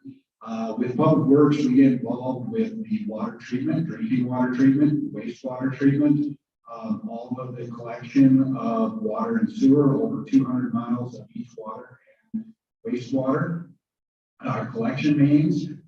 Then we have the stormwater in conjunction with transportation systems, because the curb and gutter serves 2 purposes: one, to collect stormwater, and then also with the transportation systems is an integral part of the road. Then we have the treatment of the stormwater, which is mainly passive, with dealing with different detention basins and retention basins. And then we also do solid waste, and that is in conjunction with the Lewis and Clark County, where they help with our transfer station and come to the transfer station, and then we take all of our waste out to the landfill and the composting and recycling. And so it is an integral part that we work with Lewis and Clark County with the solid waste system.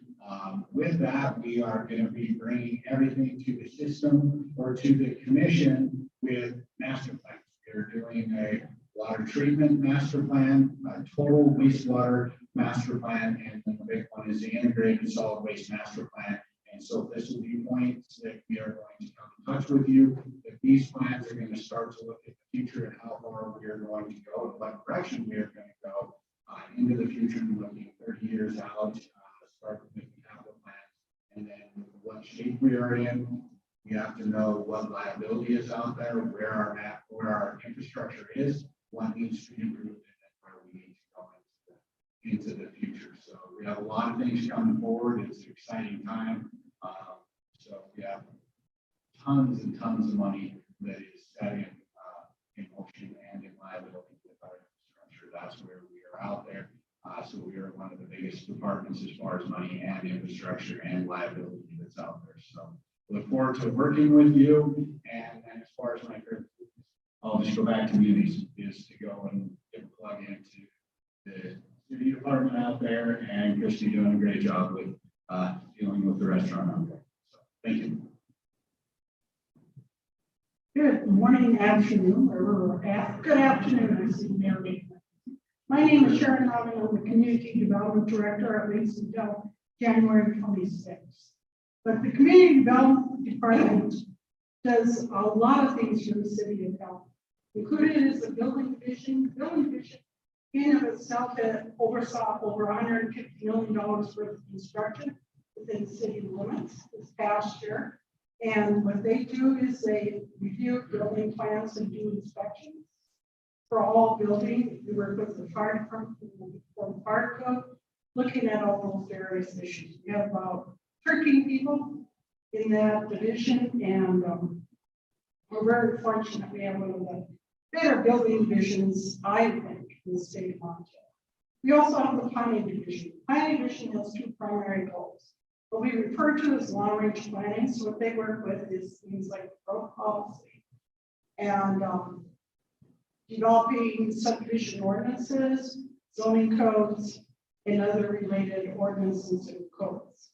In addition to that, they do what is commonly referred to as short-range planning. But really what that means is that we oversee the review of subdivisions, zone changes, conditional use permits, Board of Adjustment variances from the zoning ordinance, amended plats, those kind of things. So those are considered short range activities. We also have a housing coordinator on staff, And she's currently in the process, just named, I think, the city commission at their last meeting, named the Housing Advisory Board. We have the draft rules for the administration, the housing precedent, ready to go, but we want to place the board and have them meet and get one chance to look over them. There's over $1.9 million currently in that fund, but we have already identified several partners who are looking to the tune of $400,000 or $500,000 apiece to help with projects. That's not unusual. So we work with the housing community, and we also manage the tax and financing districts for the city of Helena. We have 3. We have the Railroad Urban Renewal District. We have the Downtown Urban Renewal District, which also includes Rodney neighborhood. And we have the Capitol Hill Urban Renewal District. So we oversee the financing of that. We also work with MBAC on other economic development projects. Our other partners include the Housing Resource Advocacies, Helena Housing Authority, Rocky Mountain Development Council, HVID, Chamber of Commerce. So many we work with. We end up touching almost everybody based on all our different projects. So that's kind of what we do in a nutshell. And for the mayor, my favorite food is potato clue with melted butter on top, left side with butter, and a shot of aquavit to finish the evening. So, and I would be remiss if I didn't say go Bison.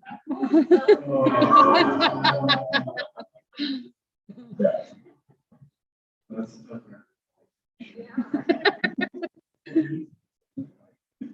Yeah.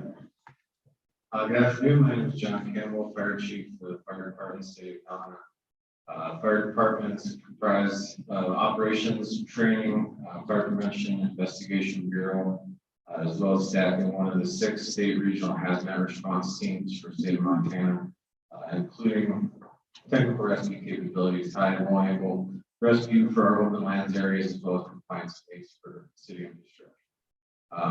Some of our critical partners include, but are not limited to, St. Peter South, Bureau of Land Management, DNRC, Forest Service, Helena Airport Authority, as well as the Rocky Mountain Emergency Training Center, Police Department, Sheriff's Office, International Association of Firefighters, Local 448, Fire Service Training School, which is an extension of Montana State University, the Rural Fire Council, which includes all our mutual aid response partners, Fire Safe Helena, and I'm being potatoes.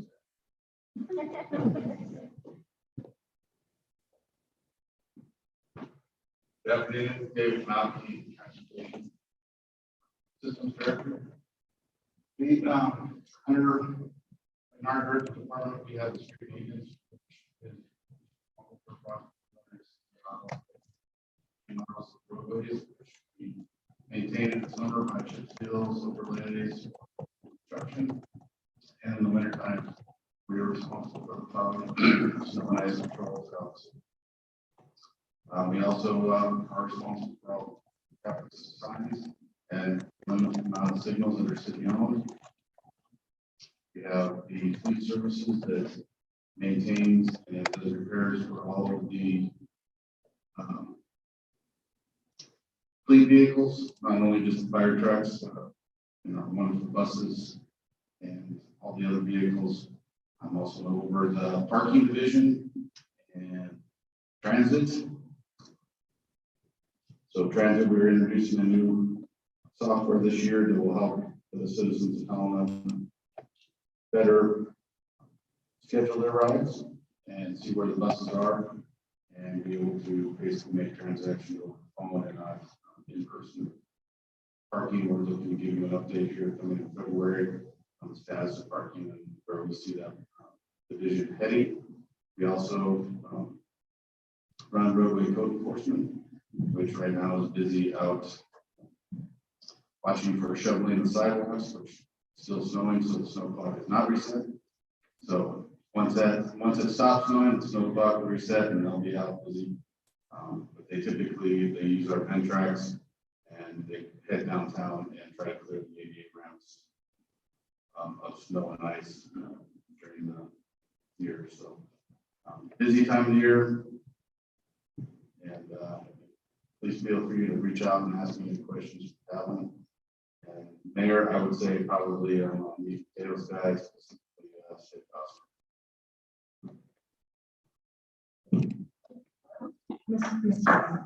I do actually have Director Danielson on. Oh, there she is. You have to floor there, James. Thank you. Good afternoon, commissioners. Appreciate you giving me. No, Can you hear me now? no, we can't hear. I have my mic unmuted. I think that Amanda, who's also remote, can hear me.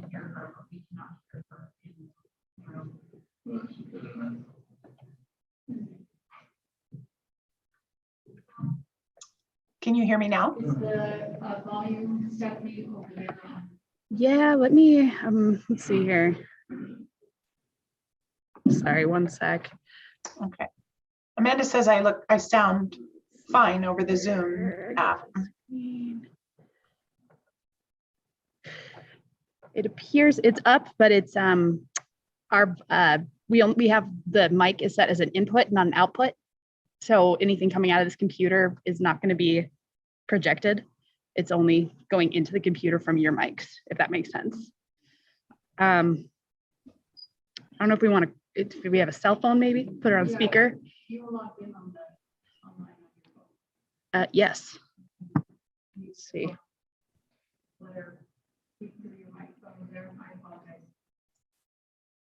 There you go. Oh God.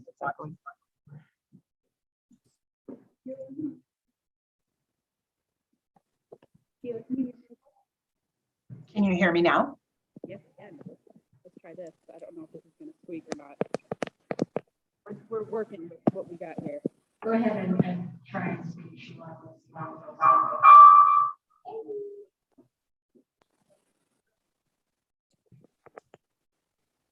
Okay. Am I on now? Yes. Yeah. Okay, thank you. Sorry about that. I'm getting a little bit of a background noise, so I'll be short. I'm Sheila Danielson. I'm the Director of Finance, and I've been with the city a little bit over a year now. I'm sorry I couldn't be there in person. I in day 3 of sessions for our technical needs requirements to convert the city's financial and human capital software system conversion. So I'm tied up with that. So I am responsible for the accounting, which includes, all things accounting in the general ledger, accounts receivable, accounts payable, our banking, our financial reporting, debt service, taxes and assessments, utility billing services, licensing, the annual operating and capital budget, revenue, and special projects. And I would say that, my key partners are all of the divisions in the city, including the commission, city manager's office, as well as the county. I frequently have a lot of engagement with the county, and as well as the HCC, the BID, and the TBID. I'm happy that to see the new commissioner faces on board, and welcome, and I look forward to working with you. Thank you, Director Danielson. And thanks, Stephanie. That was awesome. Yeah. It was next. Went through my presentation now. We can talk.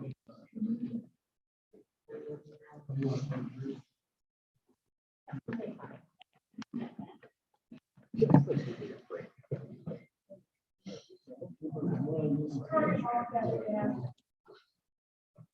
Sorry about that. I don't ask you.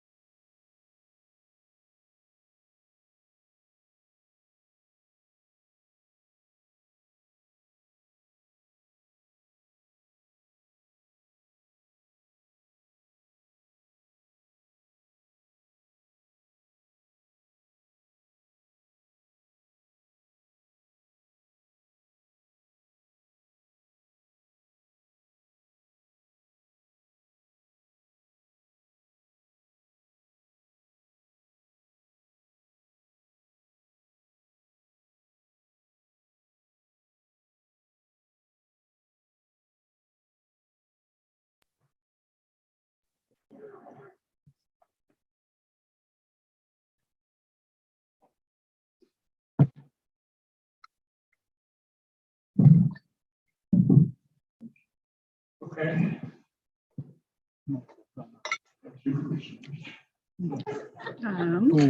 But that's most, yeah. yep. That is, those are Oh, the that's the panelists, panelists. that we only have two other people, Craig Marr and Daly. I think 8. Yeah, and they were relatively related to the city.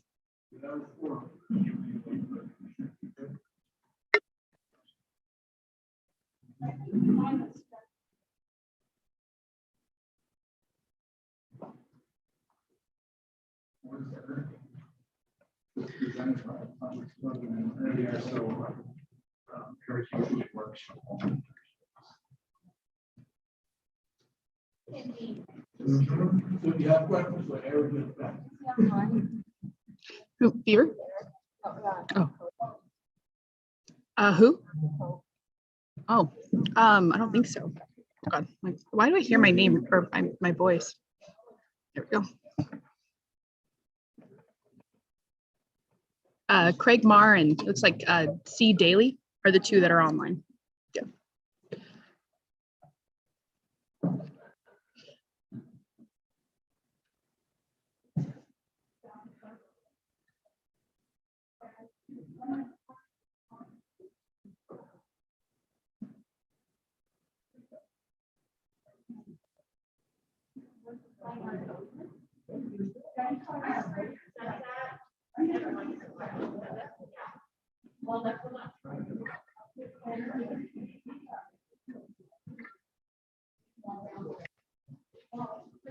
Oh, there we go.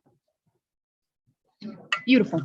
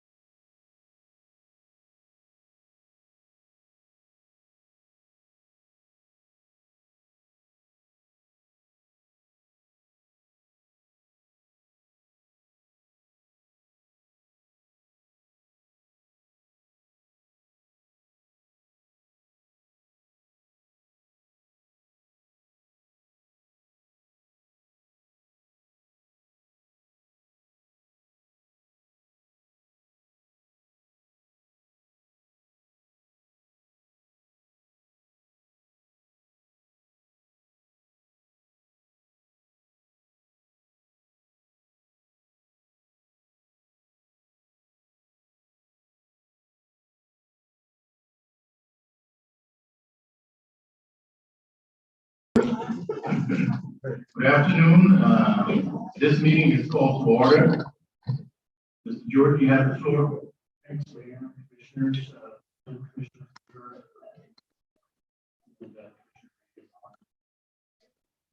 Okay.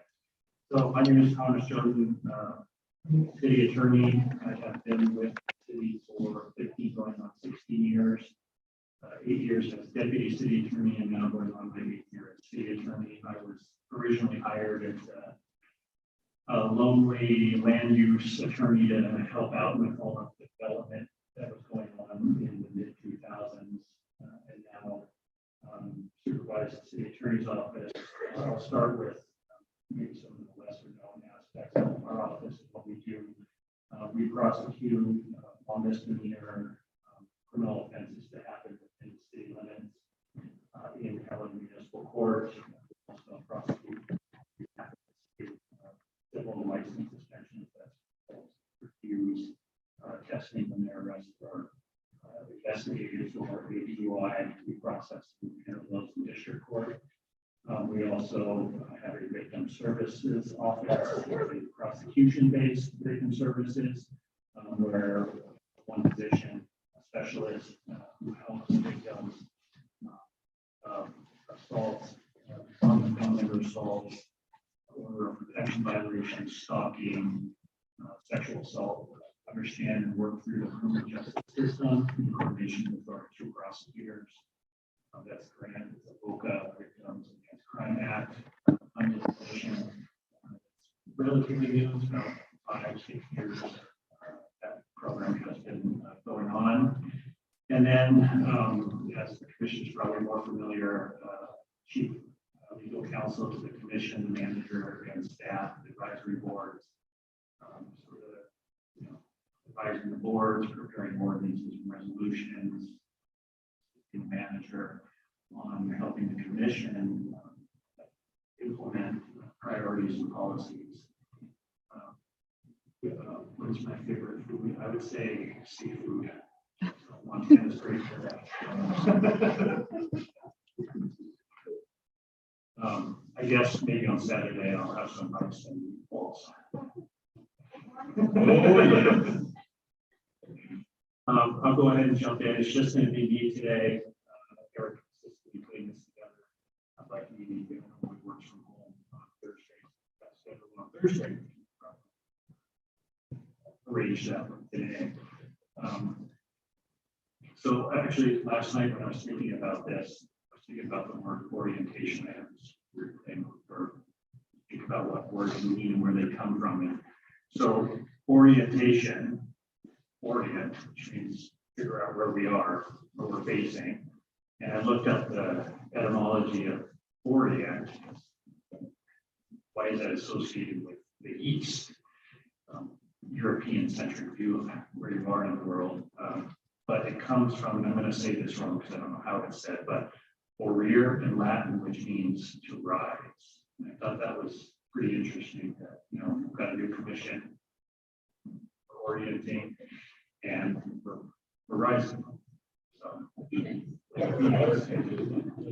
So with that in mind, I just have a very brief presentation. Dan did a great job of the charter and form and powers of government meetings. I'll just cover a little bit of nitty-gritty detail on resolutions, ordinances, and the difficult distinction between them, because it not always is a distinction.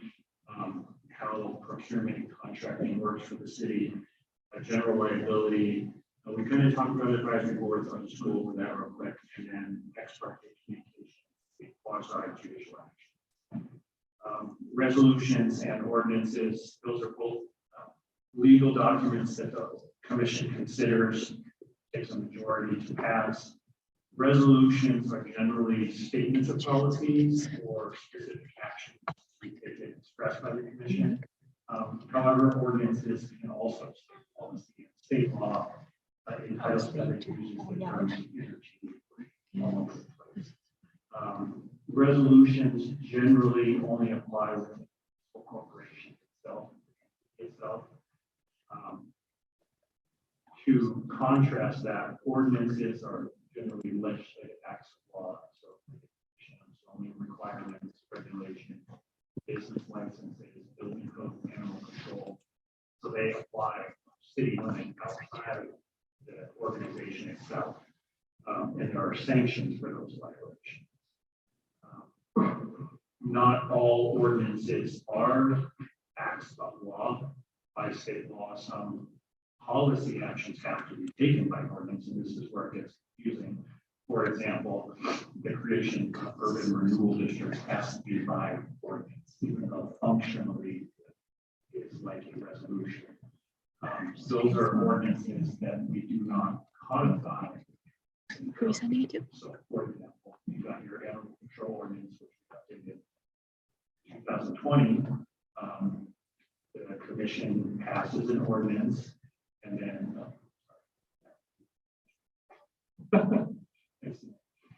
passes an ordinance, and then we pass that on, and then passes that on to the codifier to be within city code.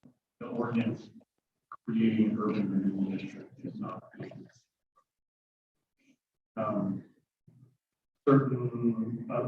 certain actions conversely have to be by resolution. So for example, state law requires that assessments have to be by resolution and have to go through a two-step legal public hearing process.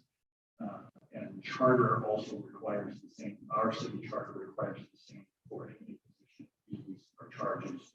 And so what that looks like is the commission considers a resolution of intention, which states the intention of the commission to adopt an assessment, levy an assessment, adopt a fee, and then notices a legal formal public hearing. I want to draw a distinction here. A public hearing is different than just general public comment. Obviously, all commission meetings are open to public comment, must be open to public observation. And the commission takes public comment on all agenda items, but you'll notice on your regular commission meeting agendas, there is regular agenda items and there are public hearings. That's what the mayor gavels and public hearing is open. Practically for the city of Helena, there's not much difference except those gavel public hearings are noticed with legal ads. Let's say an ordinance or resolution proposing fees or a new law is going to be considered and the commission will take any public comment. So keep that in mind when you think about a legal public hearing versus just general public comment. But may I ask? Yeah. So you decide to have an assessment commission pass. Then it says we'll have a public hearing. Does it then make another decision, or I mean, what's the decision point here? Right. So the first decision point is a resolution of intention, saying, you know, we're gonna raise the water charge per unit. It's going to be $3 per unit. And we're going to have a public hearing on this a month from now. That's a motion and a vote. We give that a resolution and number. And we come back in a month and we consider, or the commission considers, a final resolution, which says the rate for water is this, and a motion or public comment, legal public comment, discussion, motion, and a vote, and then that rate is effective. Notwithstanding this resolution of intent, you could reduce the rate. That's $3 to $2.50. That's correct. You can go down from whatever you advertise the rate, but you cannot go higher. Good clarification. Thank you.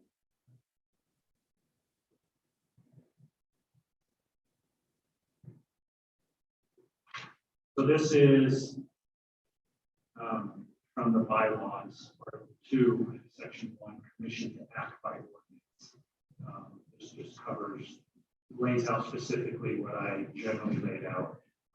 The actions to be adopted or done by ordinance are adopting or amending an administrative code, or abolishing, creating any city department, office, or agency, providing for a fine or other penalty, establishing rule or regulation for which a fine or penalty is imposed, granting or renewing or extending franchises. So the 3 commissioners will remember that they approved an ordinance granting a franchise to TDS for a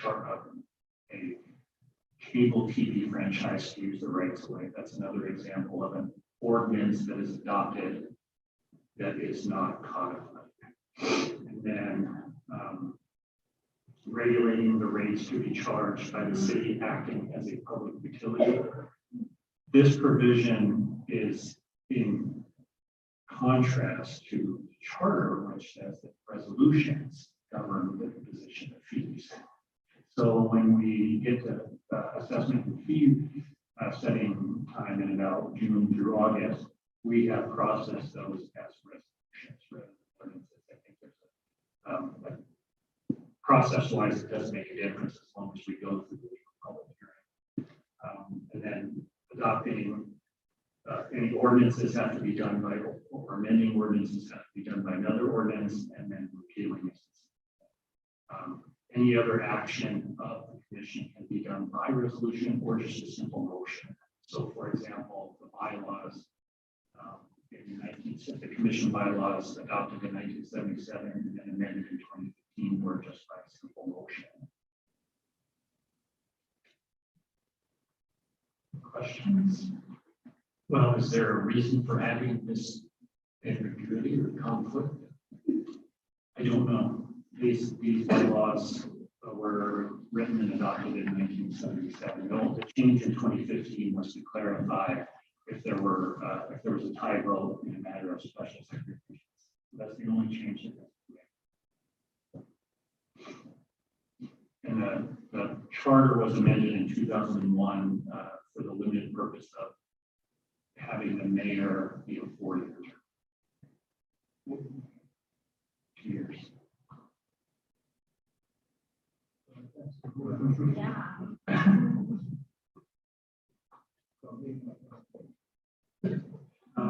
Procurement and contracting generally is not going to come before the commission. And that's usually manager's discretion within the authority granted by the commission approved budget. However, the commission per state law has to approve or award bids in excess of $80,000 for goods or services. And it's a fairly vague definition. It's for purchase of equipment, construction projects. There are certain and I call them non-eco-annotated goods or services that are over $80,000 that ostensibly don't fall under that bid requirement. That's the bid is legal bid process as opposed to an informal request for qualifications of proposals. So we have an invitation for bid, we advertise that invitation for bids, we have a bid opening, which is open to the public. The staff checks and reviews bidders to make sure that they are responsible, and then brings the matter to the commission, who awards it to the lowest responsible bidder, and then authorizes the manager. That award authorizes the manager to sign that contract. Other than those limited contracts, the manager has the authority to sign and enter into contracts for services. The city doesn't have a very robust procurement policy, so there technically is no requirement to go through a competitive solicitation other than this $80,000 MCA goods or services. I will add that in limited circumstances, we did this with the clubhouse and new clubhouse and unis at the golf course, an alternate project delivery contract. If the commission makes a proper finding, we don't have to use the bid process if the commission can show that the consolidation of the engineering and the actual construction will result in a lower overall price, and then it's in the best interest of the taxpayers. Generally, my office has recommended an RFP or documentation of limited solicitation for contracts less than $80,000, and document who staff has reached to show that there at least was some interest, that we're not always sole sourcing with the same entity all the time. I will point out that state law allows for contracts for professional services, and professional services narrowly defined as engineers, surveyors, attorneys, to do a direct contract, and for under 20,000, and if it's over 20,000, to do qualifications and directly negotiate. And my understanding is we have every once in a while, Ryan, we go through the RFQ and have engineering firms submit their qualifications, and we rotate through them for contracts. So we're not just choosing one for every engineering service. The RFP process is a little less formal than the bid process. It's an advertisement. Staff and the review committee checks whether the responders are responsible. We score those according to the criteria that were included in the RFP, and the agreement is negotiated with staff and contractor, and then ultimately that contract is signed by the manager. Thomas? So who's, I've never observed the bid opening. Who's involved in that? So involved in the bid opening is somebody from the department that is running the bid, and then the city clerk. Opens the bid. Thank you.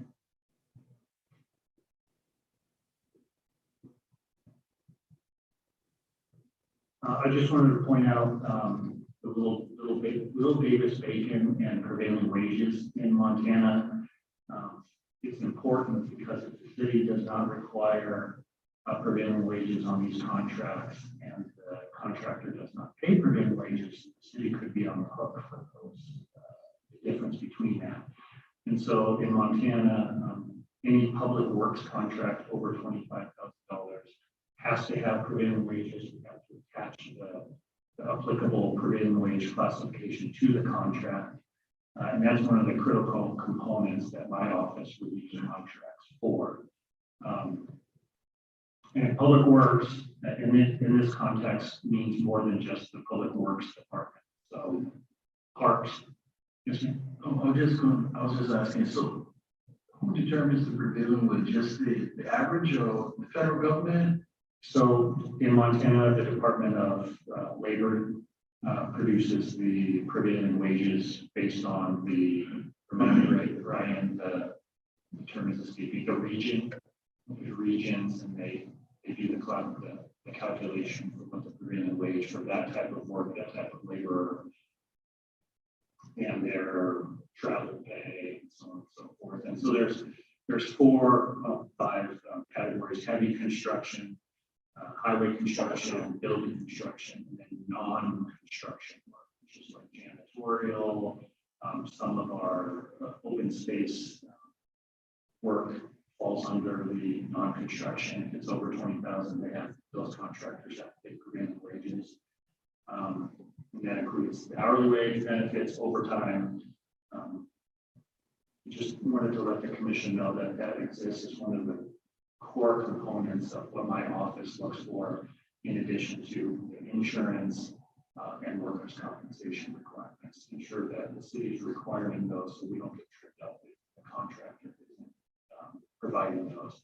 I'll also have maybe a note here this morning. The commission also passed a resolution in 2016, 2017 requiring the use of apprentices on contracts, and I think Ryan and David were at 150,000 now. If a contract or any city contract over $150,000 has to have or use apprentices, a certain amount of percentage of apprentices on that project, unless it's waived by the manager. And so normally it's going to apply to those contracts on building construction or remodel. There are not a lot of apprenticeship programs for the installation, for example, of water and sewer mains in those trades. So it is fairly regular that the manager is reviewing those and granting exceptions for those public works contracts. Could you run that by me one more time? Sure. So I think I lost it on water mains. Yeah. Some sort of exception. Yeah. So there's generally in Montana, there's only apprenticeship programs for the building trades. There's not established programs for apprenticeships for workers installing water mains, sewer mains, constructing sidewalks, curbing gutter streets. Under the commission's resolution, if that project is over $150,000, we have to require the contractor to use 15% of their workforce has to be apprentices.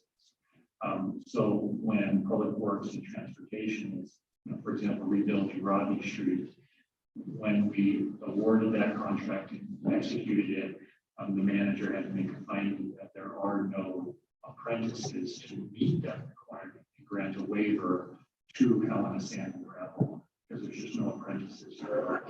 So that is within the authority of the manager to do that. Correct. It's built into the resolution.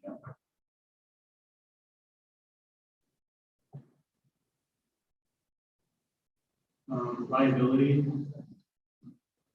Generally, commissioners want to know what they're going to get in trouble for and what they're going to be liable for personally. The city is immune, and the commissioners are immune from the lawsuit and damages for an act or omission of its legislative body or members.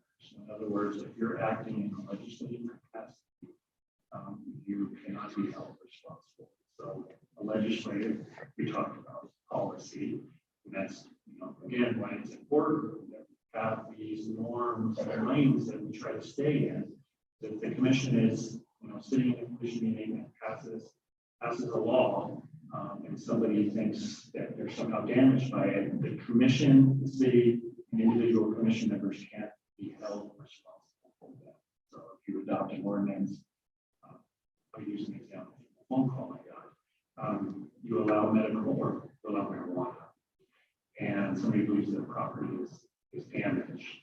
The individual commissioners are immune from that allegation that they have to pay that property owner for their belief that their property value was diminished because they marijuana dispensary opened up near their home.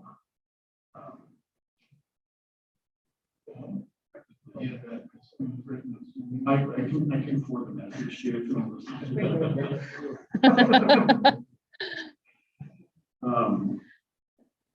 And also individual members of the commission, if you're discharging an official duty, you're immune. There is limited personal liability. So if you're acting outside the course and scope, that's going to be a question of fact. It may not be covered by the city, or the city may not provide a defense. And just backing up a little bit, the city's risk is covered by the MMIA, self-insurance risk retention pool. And when a claim comes in, we refer that to MMIA and they determine whether it's a covered under the memorandum of understanding, and MMIA provides a defense. It is subject to the city's deductible, which is, I think, somewhere around $11,000 to $13,000 now. And so the question with this is always, is the commissioner or employee official acting in the course and scope of their duties? If they're not, they could be held personally responsible and not have a defense provided by the city or MMIA. $11,000, something like that. Yeah, it seems like a very small deduction. Yeah, I'd have to rely on the experts at MMIA. But you pay a lot of premium in order to have an $11,000 deduction, right?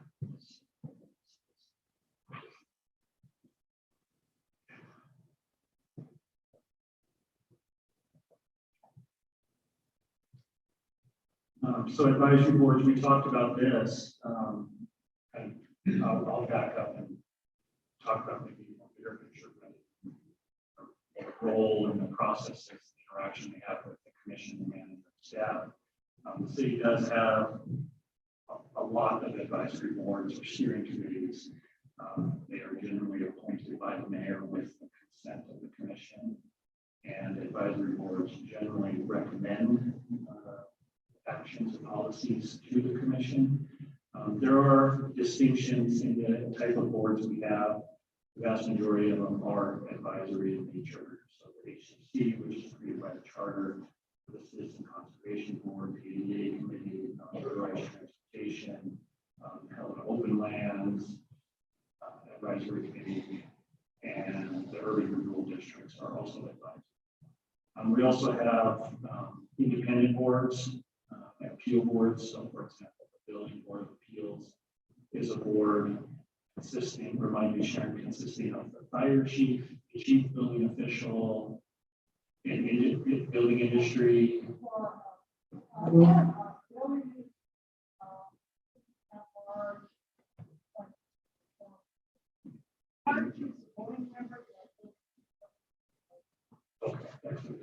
And so the building board of appeals, it's very rare. I think in my time with the city, I think we may have had 2 or 3 appeals. from interpretations of the building code.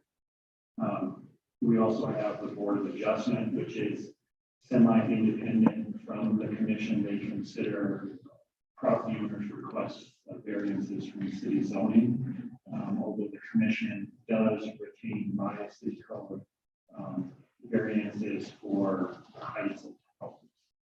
Other than that, the Board of Adjustment considers variances for sign regulations, lot coverage, landscaping requirements, parking, signage is probably the most common one, and setbacks. Then the independent ones are the airport, the regional airport authority, which is created by joint resolution of the city and county commissions. And then the city has created a business improvement district, a tourism business improvement district, that is the hotels in town. And the business, or the BID and TBID are legally separate. They have directors required to obtain their own insurance and legal counsel, but they are a creation of the city commission, and the city commission reviews and approves their budget and assesses the property within those districts. Any questions there? Now the fun part that pretty much discussed, ex parte communications. I left the memo last month. This is always an interesting topic. So, sorry, Commissioner Reed.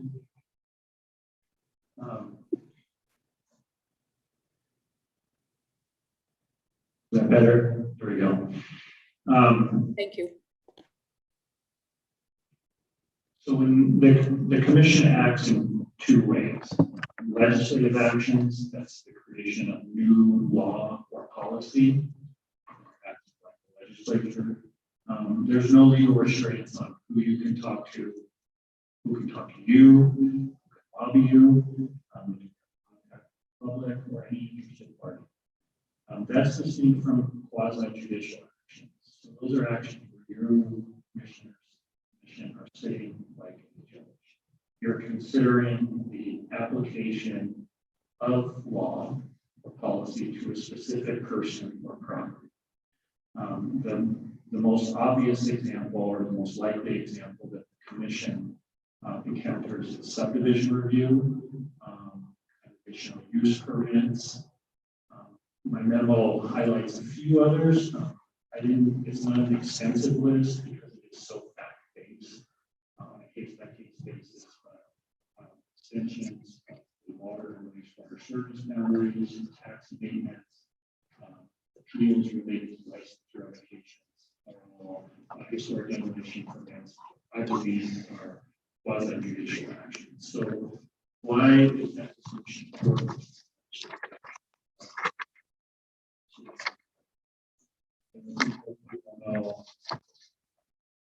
When parties are before a judge, the judge can't talk to one party without being part of due process. And that's where the term ex parte comes from. Only one-sided. Montana is grounded in due process considerations and open meeting. So, for example, if the commission is presently considering a major study. In terms of open meeting requirements, the subdivision decision has to be based on the record, i.e., the evidence presented at the public hearing or email given to the commissioner.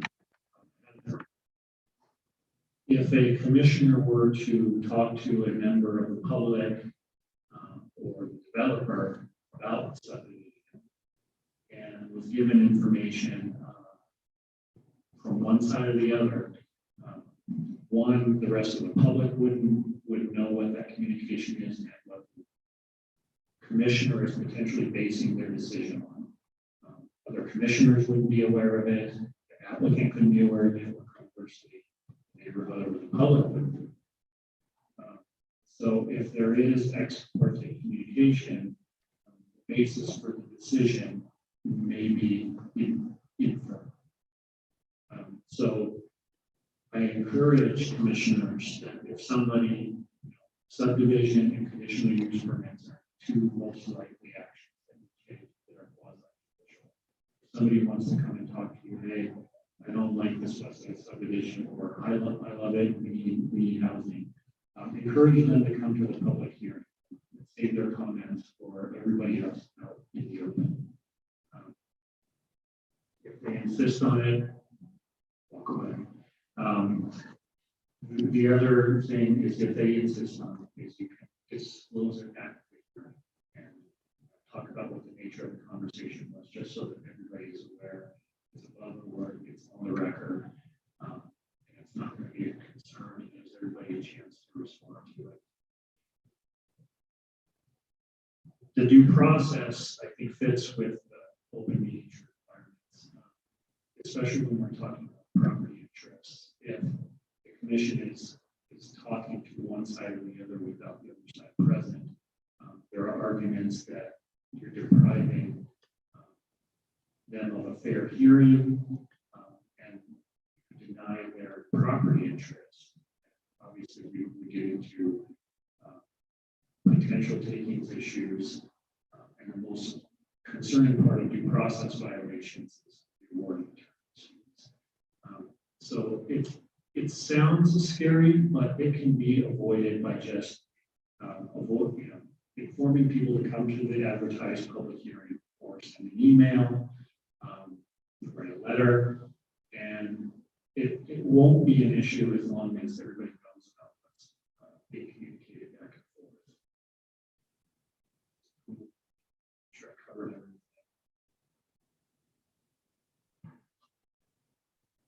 If there's any question about whether you've had it, you can always contact myself, or Rachel, or Sharon. And yeah, if you have any doubt about it, disclose it at a commission meeting. We should be able to avoid an allegation decision of the commission based on.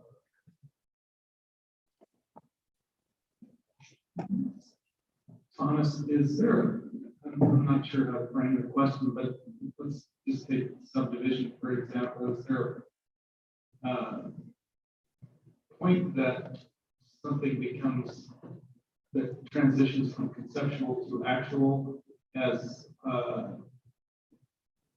say developer X talks to me about something that might be, as a conceptual idea of a subdivision versus an actual? Is there a trigger?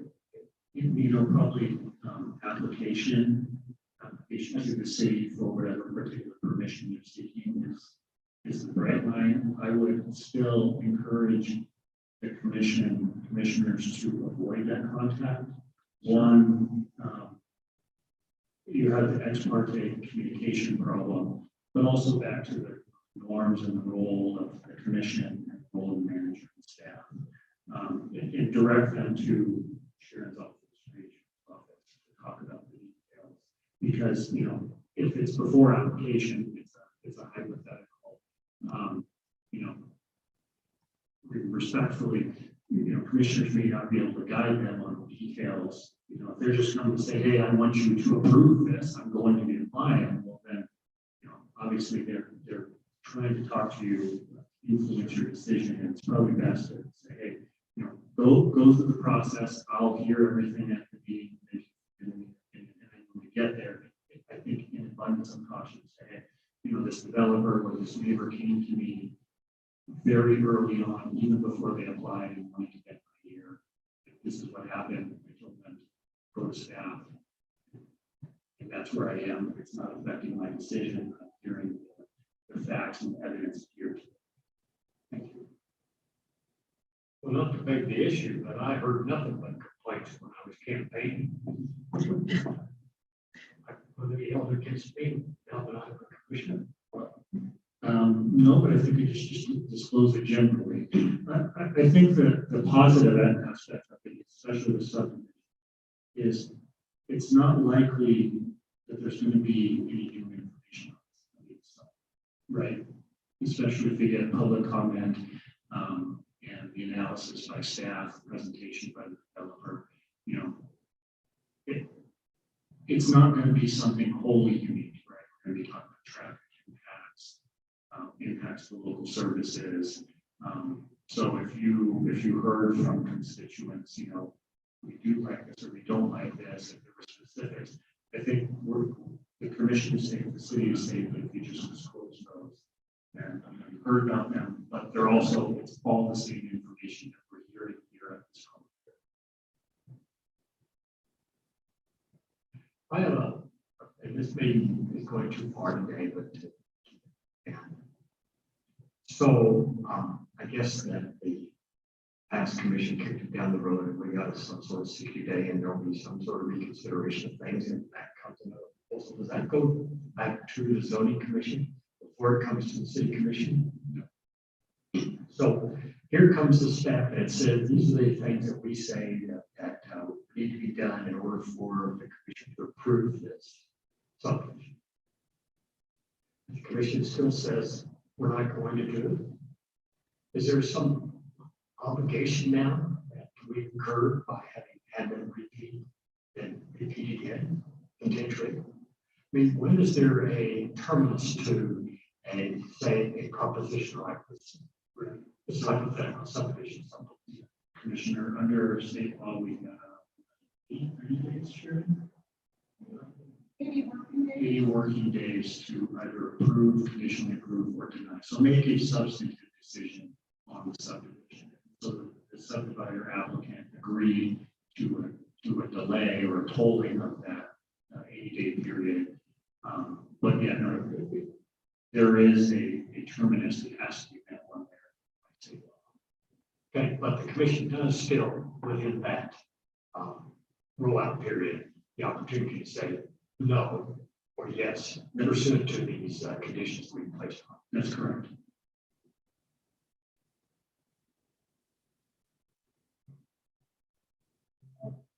Yeah.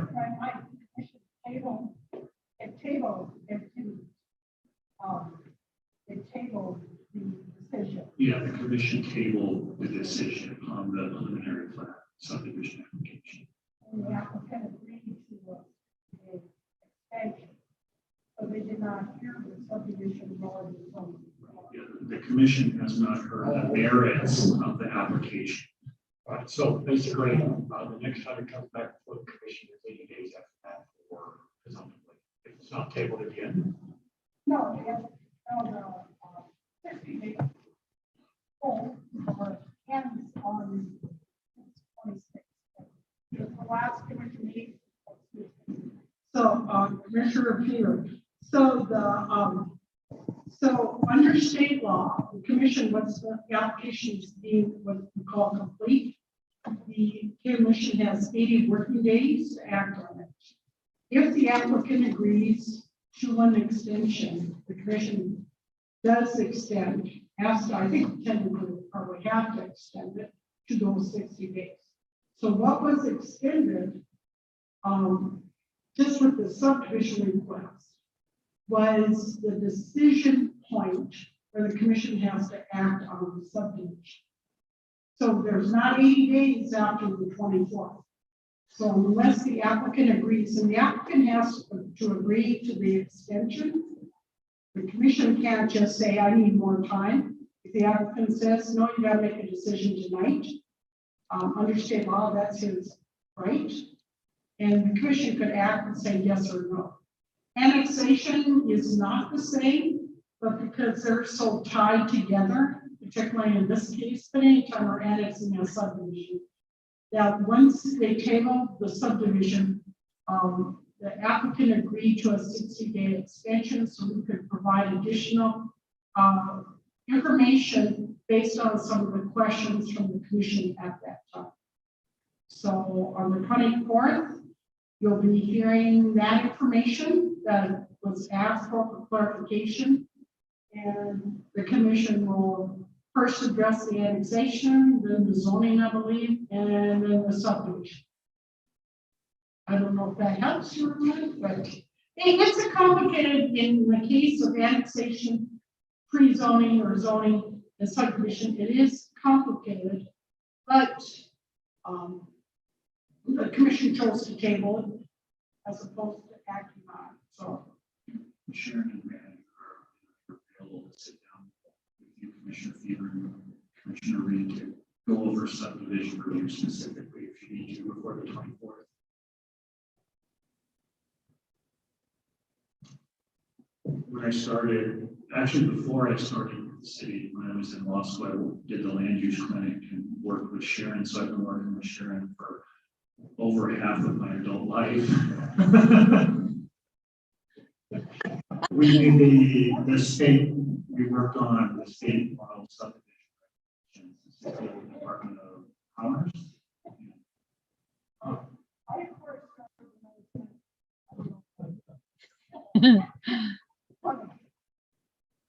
That's all I have there. Thank you, Mr. Jordan. Do you have questions for the attorney? Well, I think I'd probably do need some counsel on this project. It is a big deal. And not just on the west side, it's just a big deal. Okay. It seems like we're done with the time, right? Madam Clerk, are we done? Here. Have we exhausted our Yeah, I agenda? think it's similar to the one you guys had without a manager in the report. You hit the top of it. So maybe we can talk about a different future. Because we hit your top, wasn't it 1 o'clock? Was we done? So Mayor and Commissioners, yes, we are all past the hour. I thought that we would be ending things.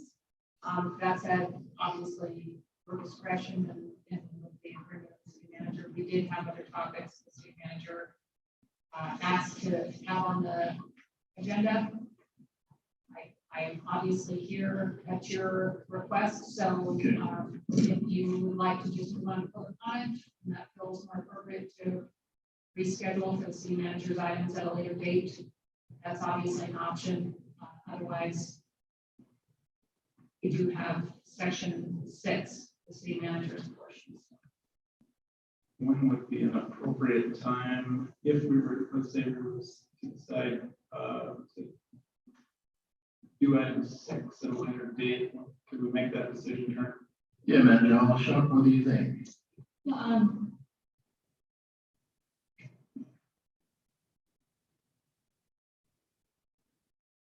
I'm just contemplating what you all need next, by way of expectations. I'm thinking about the budget in my head. Frankly, it's disappointing that we didn't have enough time today to get to what needs to be talked about around a strategic plan and actually setting a direction for the team. So if I were to suggest a conversation next, it would be there as opposed to the intro, because the timing of it is important for us to get the budget moving. We're asking about the time now, the date, so to speak. I'm not sure that you're going. Are you asking somebody asking a question? Okay. Do you want me to redo the, or go ahead and complete the item 6 on another date, or I just don't know if it's Okay. just to move to the next to strategic planning. That's what I'm getting at. I'll just ask the commissioners here and online, what's your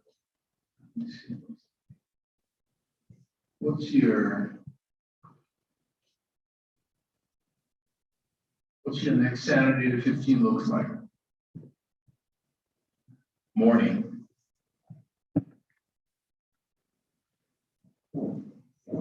So you're a working state employee and you don't want to do it on a weekday.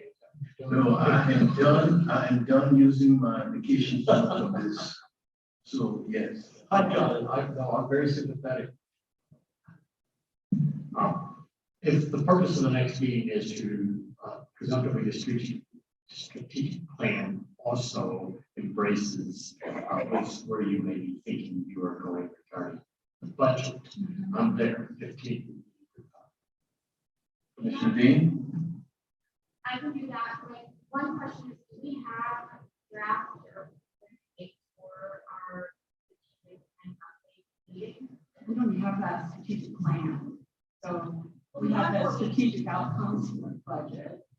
That's a says strategic outcomes, not a strategic plan. So, But it's a continuation of that process of being last. no, this would be a process yet to be discussed. So I'm trying to figure out what's the best. So I way think that we to- should probably actually have this presentation closer to when we actually have that meeting. Because I think that if we space it out too much, I think we'll just do the same circle of questions. Thank you, Commissioner. Do you have a time frame for that? How about I go ahead and plan Yeah, for February, bring it back to you all on an admin meeting and propose a strategy for strategic plans and a vision. Setting, talking about perhaps revisions to the bylaws based on some of the things that have been brought up here. I'm not sure what, okay, you all, that's what I need. You haven't really had a good conversation. I was hoping to do that. okay, I think what Commissioner Dean is saying, okay, you plan that for what time in February? I just put it on the admin. Okay, put it on the agenda, and then we will plan to do it a week before, yeah, a weekend, Saturday before that. So it can be, Sometime. okay. Madam Clerk, is it clear as mud or what? Pretty much sums it up for me. I was going to ask them just for clarification on my end. So, city manager is going to reschedule portion 6 of the agenda today, correct? We are scheduling portion 6 in accordance with when she is going to start her strategy. Correct. We'll Okay. do that maybe a week before her, the city manager's schedule. Correct. Okay. Just so I understood. So then, Mr. Mayor, I guess I would ask then, are we going to move on to item 8? That is exactly right. Okay. Before we leave 6, which is for some future meeting that we will schedule. And I'll repeat, I think that the word budget would really look nice to me in that context. I don't know how you plan a budget. And at least we could have some clear discussion on where the city manager is going on the budget, what our ideas are under that plan. So if that could be added to that portion of 6, I think it would be useful to me. Thank you, Commissioner. And also, I would like it, hopefully, but I like the context today. I think this was good to have us actually, so we can see each other except on the screen. So thank you for the nice accommodations. I appreciate all that. I definitely make sure all of you are aware that the city center staff, the staff were largely to blame and deserve all credit for all of it. So Stephanie was Phenomenal. amazing. And, she did 99.9% of it. Circle. So I'm glad that it worked out the way it did.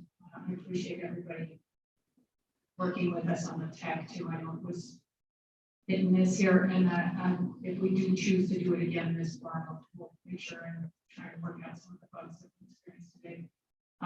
So Mr. Mayor, if you'd like. Yeah, I think Director Penoso, I said, we appreciate the staff doing this for us. Please relay the message to them that, especially with Dawn. Thank you. Thanks a lot. Now, at this time, is there anyone from the public wishes to address the commission? Do you have anyone? I'm looking at the screen and I'll speak on behalf of Stephanie over there. I can pretty much assure you that no one is here to make public comment. There's no one in the meeting. So I have received all written public comment and a Q&A and have no one online or in the room. So Thank you.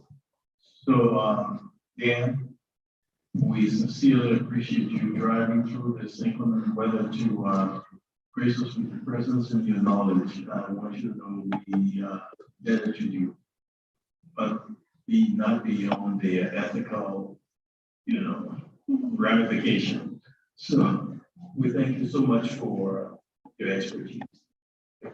Ladies and gentlemen, if nothing else, this meeting is adjourned and you may have your lunch.